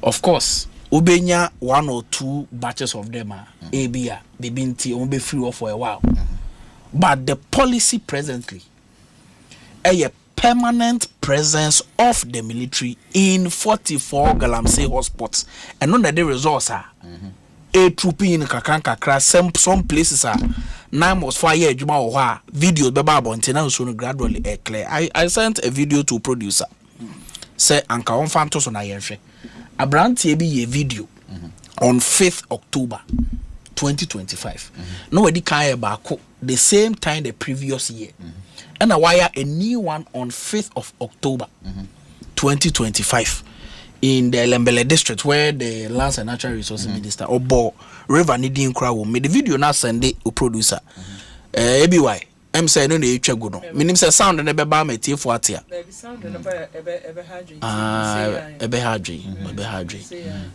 in terms and we 2024 dey no Eso be no obo o say o constituency ben Welembele constituency na bi enso we won no mo ye mining hey ABY once good opa omo ye mine pa enti o si we yes in 2020 we ene de isi ano so na nini the same river also okasa Ochano yes current state on 5th October 2025 ya na brante kasa no boy aka beti because of the operations 9 months for ayemenka say be ayedu no yedu completely in fact omo asa the video bi ba nanse em say achim wanchi that was for your operations so after few days gradually now so na need to share oh yes you are aware and many just say me am bra pen chance opoku chance osuwa all corroborated the story but I know say gradually until we have been able to consistently fight it off no ebesaba but me gidi say president mama ne minister they are very well committed to the fight now obeku as the president can say it is a process. It is not an event. All you need his commitment to do it. Matisa na me nua panyi former CEO of NIPA can say and he publish a budget na budget banner national security budget. He say if 9 months your operations na military 4 year juma, police 4 year juma, yeah for budget and beto about national security budget and na bontin. Obi no nim sika national security for the operating.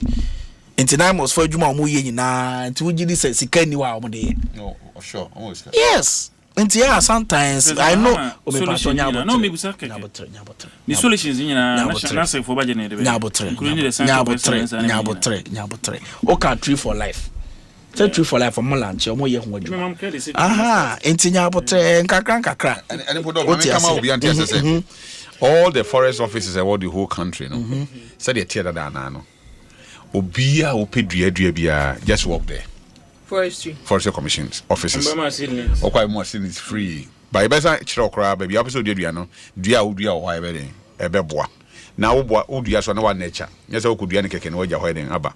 Most of the new I want for some dua in our Mimia say, and I'm a brapenny say, and your president, Mamma, and the Professor most time, and car, you who says cavitas here, Juba. Hey, no, Nyabotre. President Mahama bet na konya so 20 President Mills bet na konya so 2009-2010.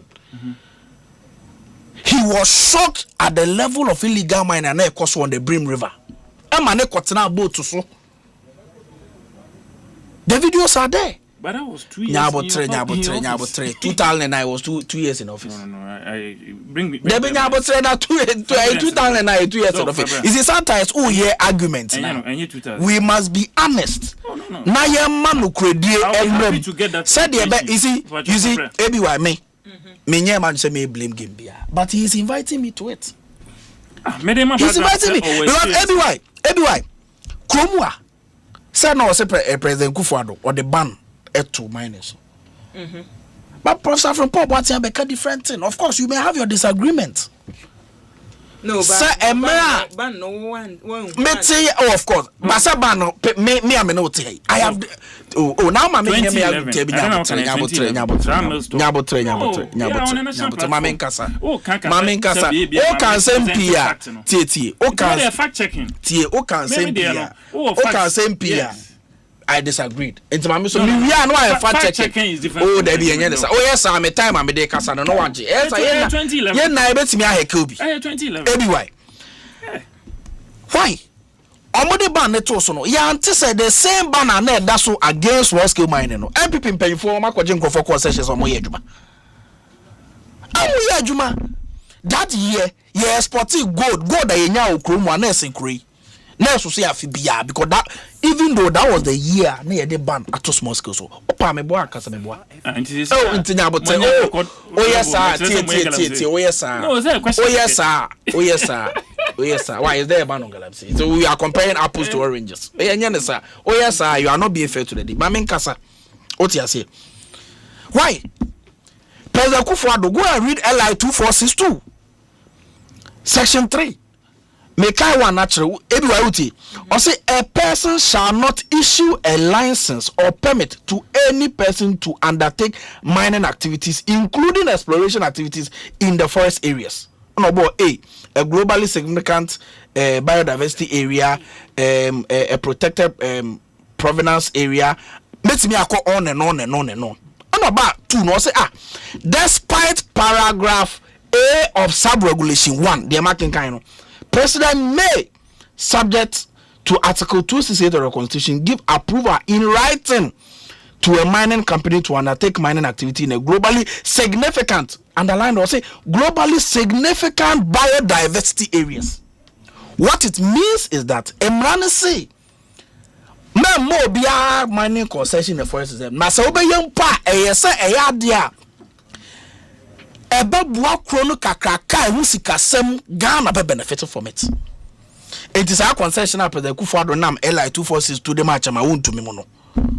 Na was it of global significance? Was it of huge financial benefit to the country? For that reason, we must give our forest reserve to him. Omo enter forest now. Omo shall say yeah, I'm saying na President Kufuor do this amra we buy to protect them. to protect the Galamsey activities and the mining activities in forest reserves. But nobody is blaming him. Because we are being nationalistic with the debate. Now, Mamen Kasa, Mamen Kasa, blame game. Blame game now by the also, records in Mamen Kasa in the current form. One will be a Mamen Kasa. Enti Ope Obia. Almost saying to Kwano Kra. It was under President Kufuor and Professor from Paul Boatin corroborated it. Anyway, a year dying na Obia Oko Galamsey. Reverend can want some. Ultimately withdraw military. Any police are Omoko Galamsey everywhere forest reserves. So from 2023, Reverend Kwado was November 2022. There was no fight against Galamsey. And no na mumpanyin for Dr. Iwe free money moya mo campaign ko jina platform say yenko Galamsey na yenko Galamsey china na mo pese elusu elections they said elusu so many since in 2022 then panyin for corporate so me banya abotre me come na ko si say tie o kan kofidie me niamti kofidie ya se ne say mampanida the experience awanya from Professor Mills Abreso or Moshe and Tokwana Sidibe Sin no or no one more experience as no say Oka say so be one Oka say before President Mills and President Mahamano na excavators here they Galamsey it is a lie. Masa, it is a lie. And no na me expose you to the fact say Professor Mills cry by no other two change Brim River, yeah, Mamen Kasa, Brim River, oh, Mamen Kasa. Oh, yeah, debate, sir. You are not helping Nabotre. Troto make Kasa, no, everywhere. Yes, I am my debates in your face. Why, Brim River, yeah, the pickers and shovel here, Jumo. Who went to me the pickers and shovel like Jumo, Brim River, to say the Omoya or Boasano. Oh, underground, no. Eh, they are excavated on the edge. And you people started it. What you say? 80. You are passing a blame game, but if you invite us, we will meet you. You will meet you. Everywhere. President Mahama time, the major difficulty at the time between 2013 and 2016 were Chinese. In fact, that time, over 5,000 Chinese personnel were deported. That was the year President Mahama crime and they lost in my strengthening the fight against Galamsey as far as the punishment is concerned. And you had political people who saw the opportunity in mining activities, Galamsey activities, get rich quick mentality. And I'm part in penny for person for poor battle boy bimudi. And I'm what J Galamsey Jumani ye. One more chairman abroad and send a video babon. So no more baby and friend presidency forest. Presidency forest, the Chester Sicano, baby or moya sa mining no, Sicana by the presidency. But nobody wants to talk about it. And the President Mahama and my video natural. The significant improvement in few months Obia corroborative story no. Reverend Krate wa bona mo sabaso because of enuma ye. Ba ko na ande a kire oh, na se videos ni bebre but because of time intimi kanina. In fact, last ministry for na kasa de achim wanchi de ne ba bonten e ma obi ehu is on their social media and you can see it. The American say baby aye kono ye nu won wie but the level of commitment that President Mahama and the minister was so. But say about criticism, the MPP should be the last people to criticize Obi as far as Galamsey is concerned. Well, what me I withdraw military from all military across the country. Someone will call Galamsey be mun penny for Jinasim PSO say yam call Galamsey nenko no chana wenya F1 tree na betena ha criticize a government that is doing extremely well as far as the fight against Galamsey is concerned. It's why President Mahama or Boakyewaa DC in Asem no yetie no asopem mpanyinfo e de be ye adwuma eko aye eko no of course no program or policy is perfect. You may have one or few lapses, but the leadership no how they manage it, how they take it no different. Look at what we are doing. Everywhere unim say between in the last 8 years excavator BNO e ba kromu ana DVLA are register. But today they are doing it. Yeah, once you buy it, you impound over 3,000 of them. Comedy Urakrumwa without any permit. Yaji, the Akosi Shy Hills. The Ababi, the trackers airborne. baby abefo bia no we are monitor wo kire say wo de kokonongo ne yeti we ni na wo de adu apedwa e just say emra de enti arba no wabuso we can set at last ministry and disconnect to excavator no enti oti ase enti gradually emra so a is enumre ma me say reverend wo ha say o ka trackers asemi a enema ni bi wonu ma me hu ne say the old system ya try anya old system now try sa trackers di is it the now the MPP for all the MPP for all trackers ye bi nyi ma ye better you trust MPP at your own peril. All the things they did between 2017 and 2020 masa ebim na charade tina tracker mo ho ana there was no commitment bibia say you see understand the skepticism some for see we na ya eda na ya operations and then 9 months operations I dey faso oba no see ya operations da but 9 months operations dey faso oba. The fact that Obia ye bi na anye ye doesn't mean say aban for oba no okra the new strategies, okra new commitment, okra renewed energy sir. We should criticize it. What they make can say? Of course, everyone is allowed to criticize, but I was say sometimes no cry ebem. Na ye hu di aban ne ye obi e the li 246 aba say ono grant amount for so mko mining in forest. Obi aba o se there be e say ye forest cover. Ye chem president mama as a process so trust am no mo bia permit to mine in the forest or say ordinate to abind that no even when you do that it is not a fair comparison and ya dia eboa what I say the government is doing well. Let us try as much as possible to sieve out information you the right information so that be ya yen compare ebi mo de omo be ya say yeah one kasa I'm saying here to a new government that is doing extremely well. Man, that is the little I can say about it. And 1 million could say 1 million could no it's in free. 1 million could no. Minister for Communication, Digital Technology and Innovation, the Honorable Sam George, about accountability series organized by Government Communication Minister, the Honorable Felix Kwachufo. So no can say first 48 hours you open portal for 1 million codes. Over 90,000 young people now apply. I actually train years over 10,000 of them. In fact, the target is to have about 50,000 of them trained. Oh, Maza.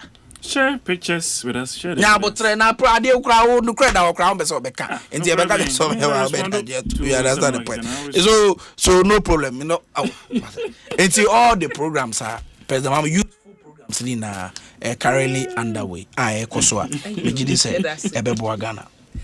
Ebusia Dr. Same Aye ena watene nka no mame mma simanum na other matters yemfa into apo Reverend mame fa won hyase now fi Attorney General yewra onmenyamfo Dominic ayene ene Ghana for di nkomo. In fact in some people are out here it's hard to believe it.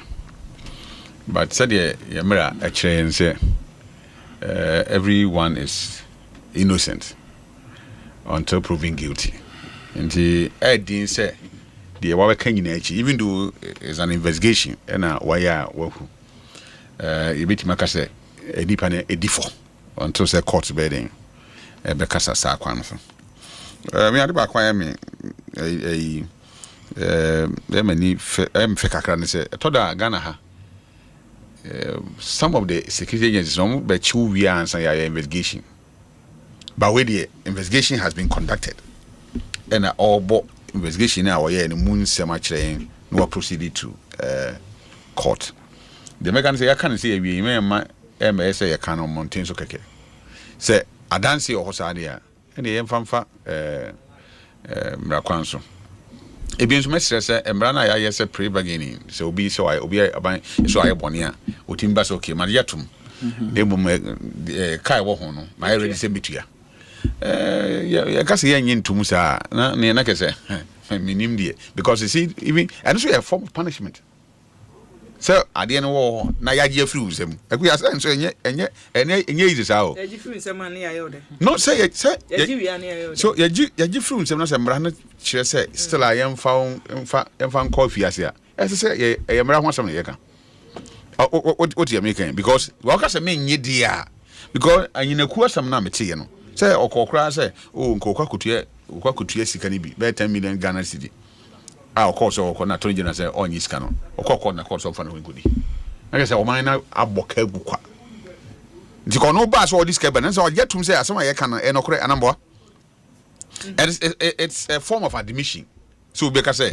asema wo de me kodom minim say e no kore nti bia ma me no nsi nkomia na sikasem bi wo ho a mentua ye wi a yes the punishment bi wudi akire betima san de amom mene wo force yeah adwen oye dwuma wo asasi radio now can say bi wo say court a process any race enti etoda so a binim so oh na the Attorney General atem na de ben say asema case bia odi no mountain so on fan court I think there will be on the style or the edge maybe that is also he's also star but ade ba kwa mesre ne say ben for so time kwadu na we in America former IGP Dampare oba ye o kansem yenu bia and something very important or say yetimi chi obi kwasiada by say ntimi nya ma bill kwasiada ontiase so if the police service is working there I didn't know ye obi kwasiada yetimi man bill and I chi obi memenda yetimi emani bill even though we no no chi obi the court and the ko man bill mum there but that was a very important statement ebiem so o kansem bi say ye chi obi a na ya expose nipa no most especially say kan na ye do obi to front page yeah nipa so ye ni na sam kra wie you know start kata ni nanse no nti o kan say sa dia yen kata of nim nti mesre say a lot of the people na ye ka mo ho nsam ne yi no senke de o mo famra kwan no so say they say o mo famra kwan no na ku o mo kodi fo na ne pom ho ntoma ma o man ni nyina hu nipa o ya bigidi say na nka say ebeye yie sa nka he fa sa kwan no so because ye wi akire ye nua anam wofa kwamnado for said ne kogina court and they say we free man ya the consider court to force o ye free man ye nua to forcing e free man anyinaku e call ye free man Thompson and I mean and others but we can krata sema papers chiro form ho from that time they call court basic time e dija o man and one kasa enu kasa ye torture ye dini paneden FM let us wait for the final determination of the court.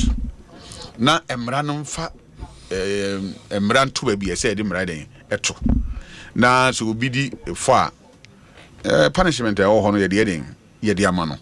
Ene wo hwe a nsem bo ha uti a akuya na it's hard to believe it. Nti ameka say mintimi nkantia wona ye de asam na to mo so. And I made them can support to almost so because when you are not in Kahumbi and we have a bomb, you want one year and investigations now. It is only court the bit affair Mose and Semna Abano and Ocrese 2.2 billion. Said to me, a bear no credit 2.2 billion.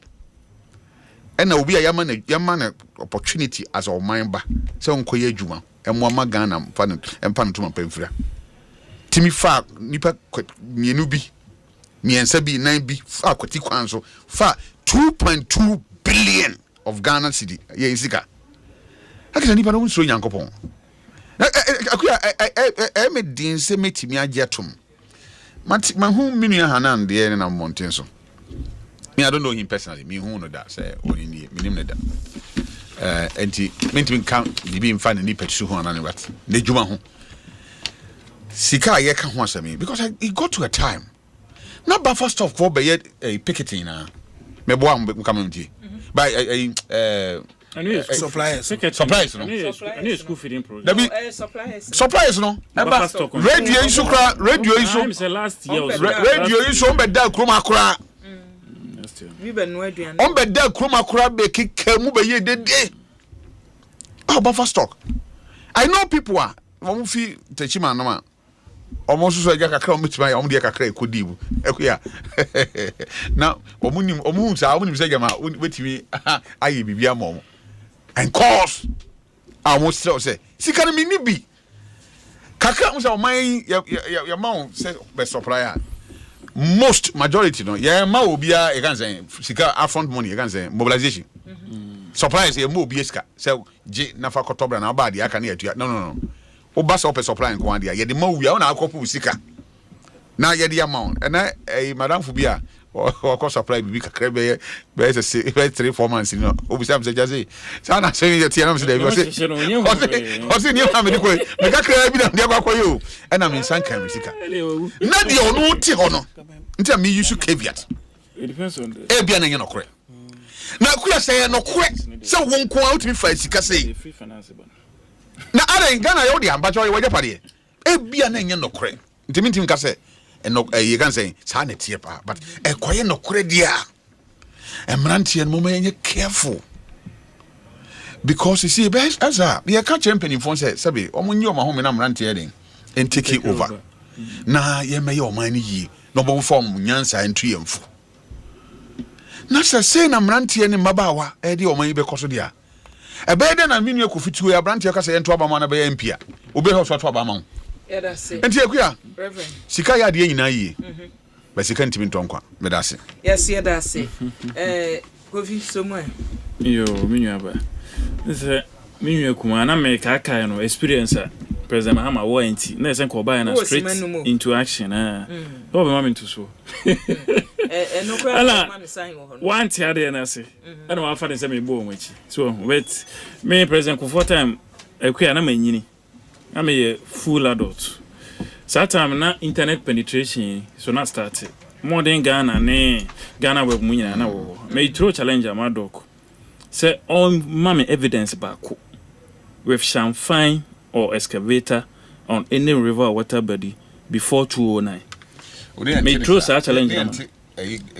Wow, me throw such challenge. Wow, me say more than Ghana. No, me say President Mills. Asemna wo kan 2011 they say maybe and also no timi bie now be kire me say 2009 and President Mills eko sa de na and also no media to say me so when say man kan ye until so this evidence remember no like I say me facts na me kan ye no ejina ho so what I say na mo kan sempi tama mo pe to me na ente say say wa kan ba ko am be say me ye no akua anya no credit say a friend is excavators are the free amanone eba Ghana no yen time ya register figures in ekutamino we free DVL upa beti ma from nipa no mabusa no 2017 306 register 2018 253 ni nyina wa up to 2024 on the contrary 2012 to 2016 kwa data any anti many baby honorable Kofi Amabo kofa sa figures ni free it may my true challenge man on several platforms so honorable Amakofi Bua o me kire yen de nti a NDC time mum e na wo call DVL database document here me almost stamp the boss no e ho ni free o logo ne boss no ye ni bi they were as a one now the boss o de o contrary one na aba even licenses are okuje to mo creating impression say the whole 8 years now on mobile from 2009 to 2016 15 hours has been issue no we are Amaboa report update on the fight against galamsey geological and mineral occurrence map and it was number of mining leases almost say 1482 but to create impression say yeah my licenses be and this for natural licenses whatever we did is irrelevant at this particular point in time. That today the cancer can be cancer. I could himone Dr. Edumone Monipa yo supposed to say why yeah fighting mine you know galamsey no ma ko jina ho ka kire ko say muntu mini kwaguba na kana say ai muntu and this muntu mo ekufu ado we say the vanguard for na ba biem ti muntu ntia no mo boma wadwen ni ho so it's na me ma background it's ebusuafo the mo kan na say esa mo ye MPP for ntimi anya nti na yo mfiri so no mi wie no last point no mi wie no maybe why yes sir attorney general article 19 I think 2C of the constitution I can say presumption of innocence before being proven guilty in court more on the next amra no enkoye ni say ye politics egu MPP for hu fi e de ayamanyosem enti charges ne ba ya na obegina ho na woka na ema bag ho mo dan mu nyina na wokan na ema bag ekuta ho mo ne de corruption dia se ne nka omayan so onwe ndi se abamu sisi ye from a yes be kire nso ba bia nya bag no me anya ne sa president Kufo a time e free so ndisi for ba mo de jima ko court o mo de asabi ko court o mo de recovery ko court e bi wa hin ne kosi ye an kosi we me ko fifusu se e ba se any competent court of jurisdiction I find you be guilty. Me metana ha enka say me defend no yeah that's it etimu fa nipa ne court na munya say mo dey ade ne politics enye fine enye fine unim presidential special initiative and president Kufo or the youth in mind be by I know that they chama want to me ragal am say activities mo kroma nti me nua Kofi Fosu mama nkasa youth in mind and this one dey buy mama nkasa so there will be bia o say this for I must say presidential special initiative youth in mind of that program jida nya abotre abajama o dey launch na o dey me debate on this matter ebiwa okay yes sir emre bia ni wa isi attorney general kwan say so your investigation bia into a matter until me brief the public enya Ghana hankwa na attorney generals e brief the public all across the world attorney generals bia omo investigations omo brief the public in fact the attorney general told us say ne and or file case no but he wants to take the public along attorney general bia on deal with public perception will fail because over the years no Ghana for do na this dream ne kataseshe pro ye course under MPP aban no na nya de yes so and to your attorney general now one meet his expectation now carry the people along you fall and attorney general no on pronounce you be guilty or so be court why adwuma ben na obeye okromu a yetua oka 28,000 in 8 years and now 4 years to me to that 1.6 million dollar only 1.6 million dollar $1 million sisi 120 billion omo mutie me 1 billion kwa 120 yesande sister aka ho ewo chado obi a oye yetua aka 28,000 oto dan $600,000 $750,000 and nobody mame kasa nobody has a problem with it why one of the allegations mame kasa one of the allegations is that a company I register no with buffer stock or near buffer stock supplier. It me transfer sika 5 million from buffer stock for accounts to accounts no belonging to the CEO. Yeah, better so. Ebusia for yemfansia na menna mase. Ebusia empanimfo me ensa mi na wonte ye. Kotoko match no ho. Kotoko match no ho. CAF Confederation na ye ne work of Morocco versus Asante Kotoko. Bona baso. Why you mefi mana? Na also obi. Yeni abre nti bomoden ehwe ne ebesi wo Kotoko nti de ebusia empanimfo me ensa Reverend Charles Usu, Dr. Sami Aye, ena Kofi Ofosum Cancer, ena wonumu ebama enejumedi yede ebremo. Medi asedama enyuma eta yechi, eni yetontina 74 yeda wase Royal Kingdom Estate, Provident Insurance, Africa Cream Macre, Ecobank Ghana, Blue Star Lotto, ena Sintex Tank, Power Jet Batteries, Franco Trading Enterprise, Million Insurance, Tabia Heba Mr. ena Felisco Ghana Limited eso eta yechi Felisco Sun Ghana Limited yada omu nyina se wota yechi mamina producer so ase Dominic Isieboa Kwakutrum Jackson Osentiamoa Bengazi ena Joel ede etumu ene enwumre omahene ne Kwabna Sante ene Philip Osebonsu ebo Michidom nyame ya domo a ochiamia mo akonda kwa ene Yiadom no bekoso ewo Boase abusua medamase ebraso Kumasi Asante Kotoko ene work of Morocco ena ede esi eni enwumre ya nonso ya na ede eba nti live commentary ena agudie ma konfo ede eba medin ede akua Boakyewaa Yiadom abusua munyi me phone na ne mfansie ya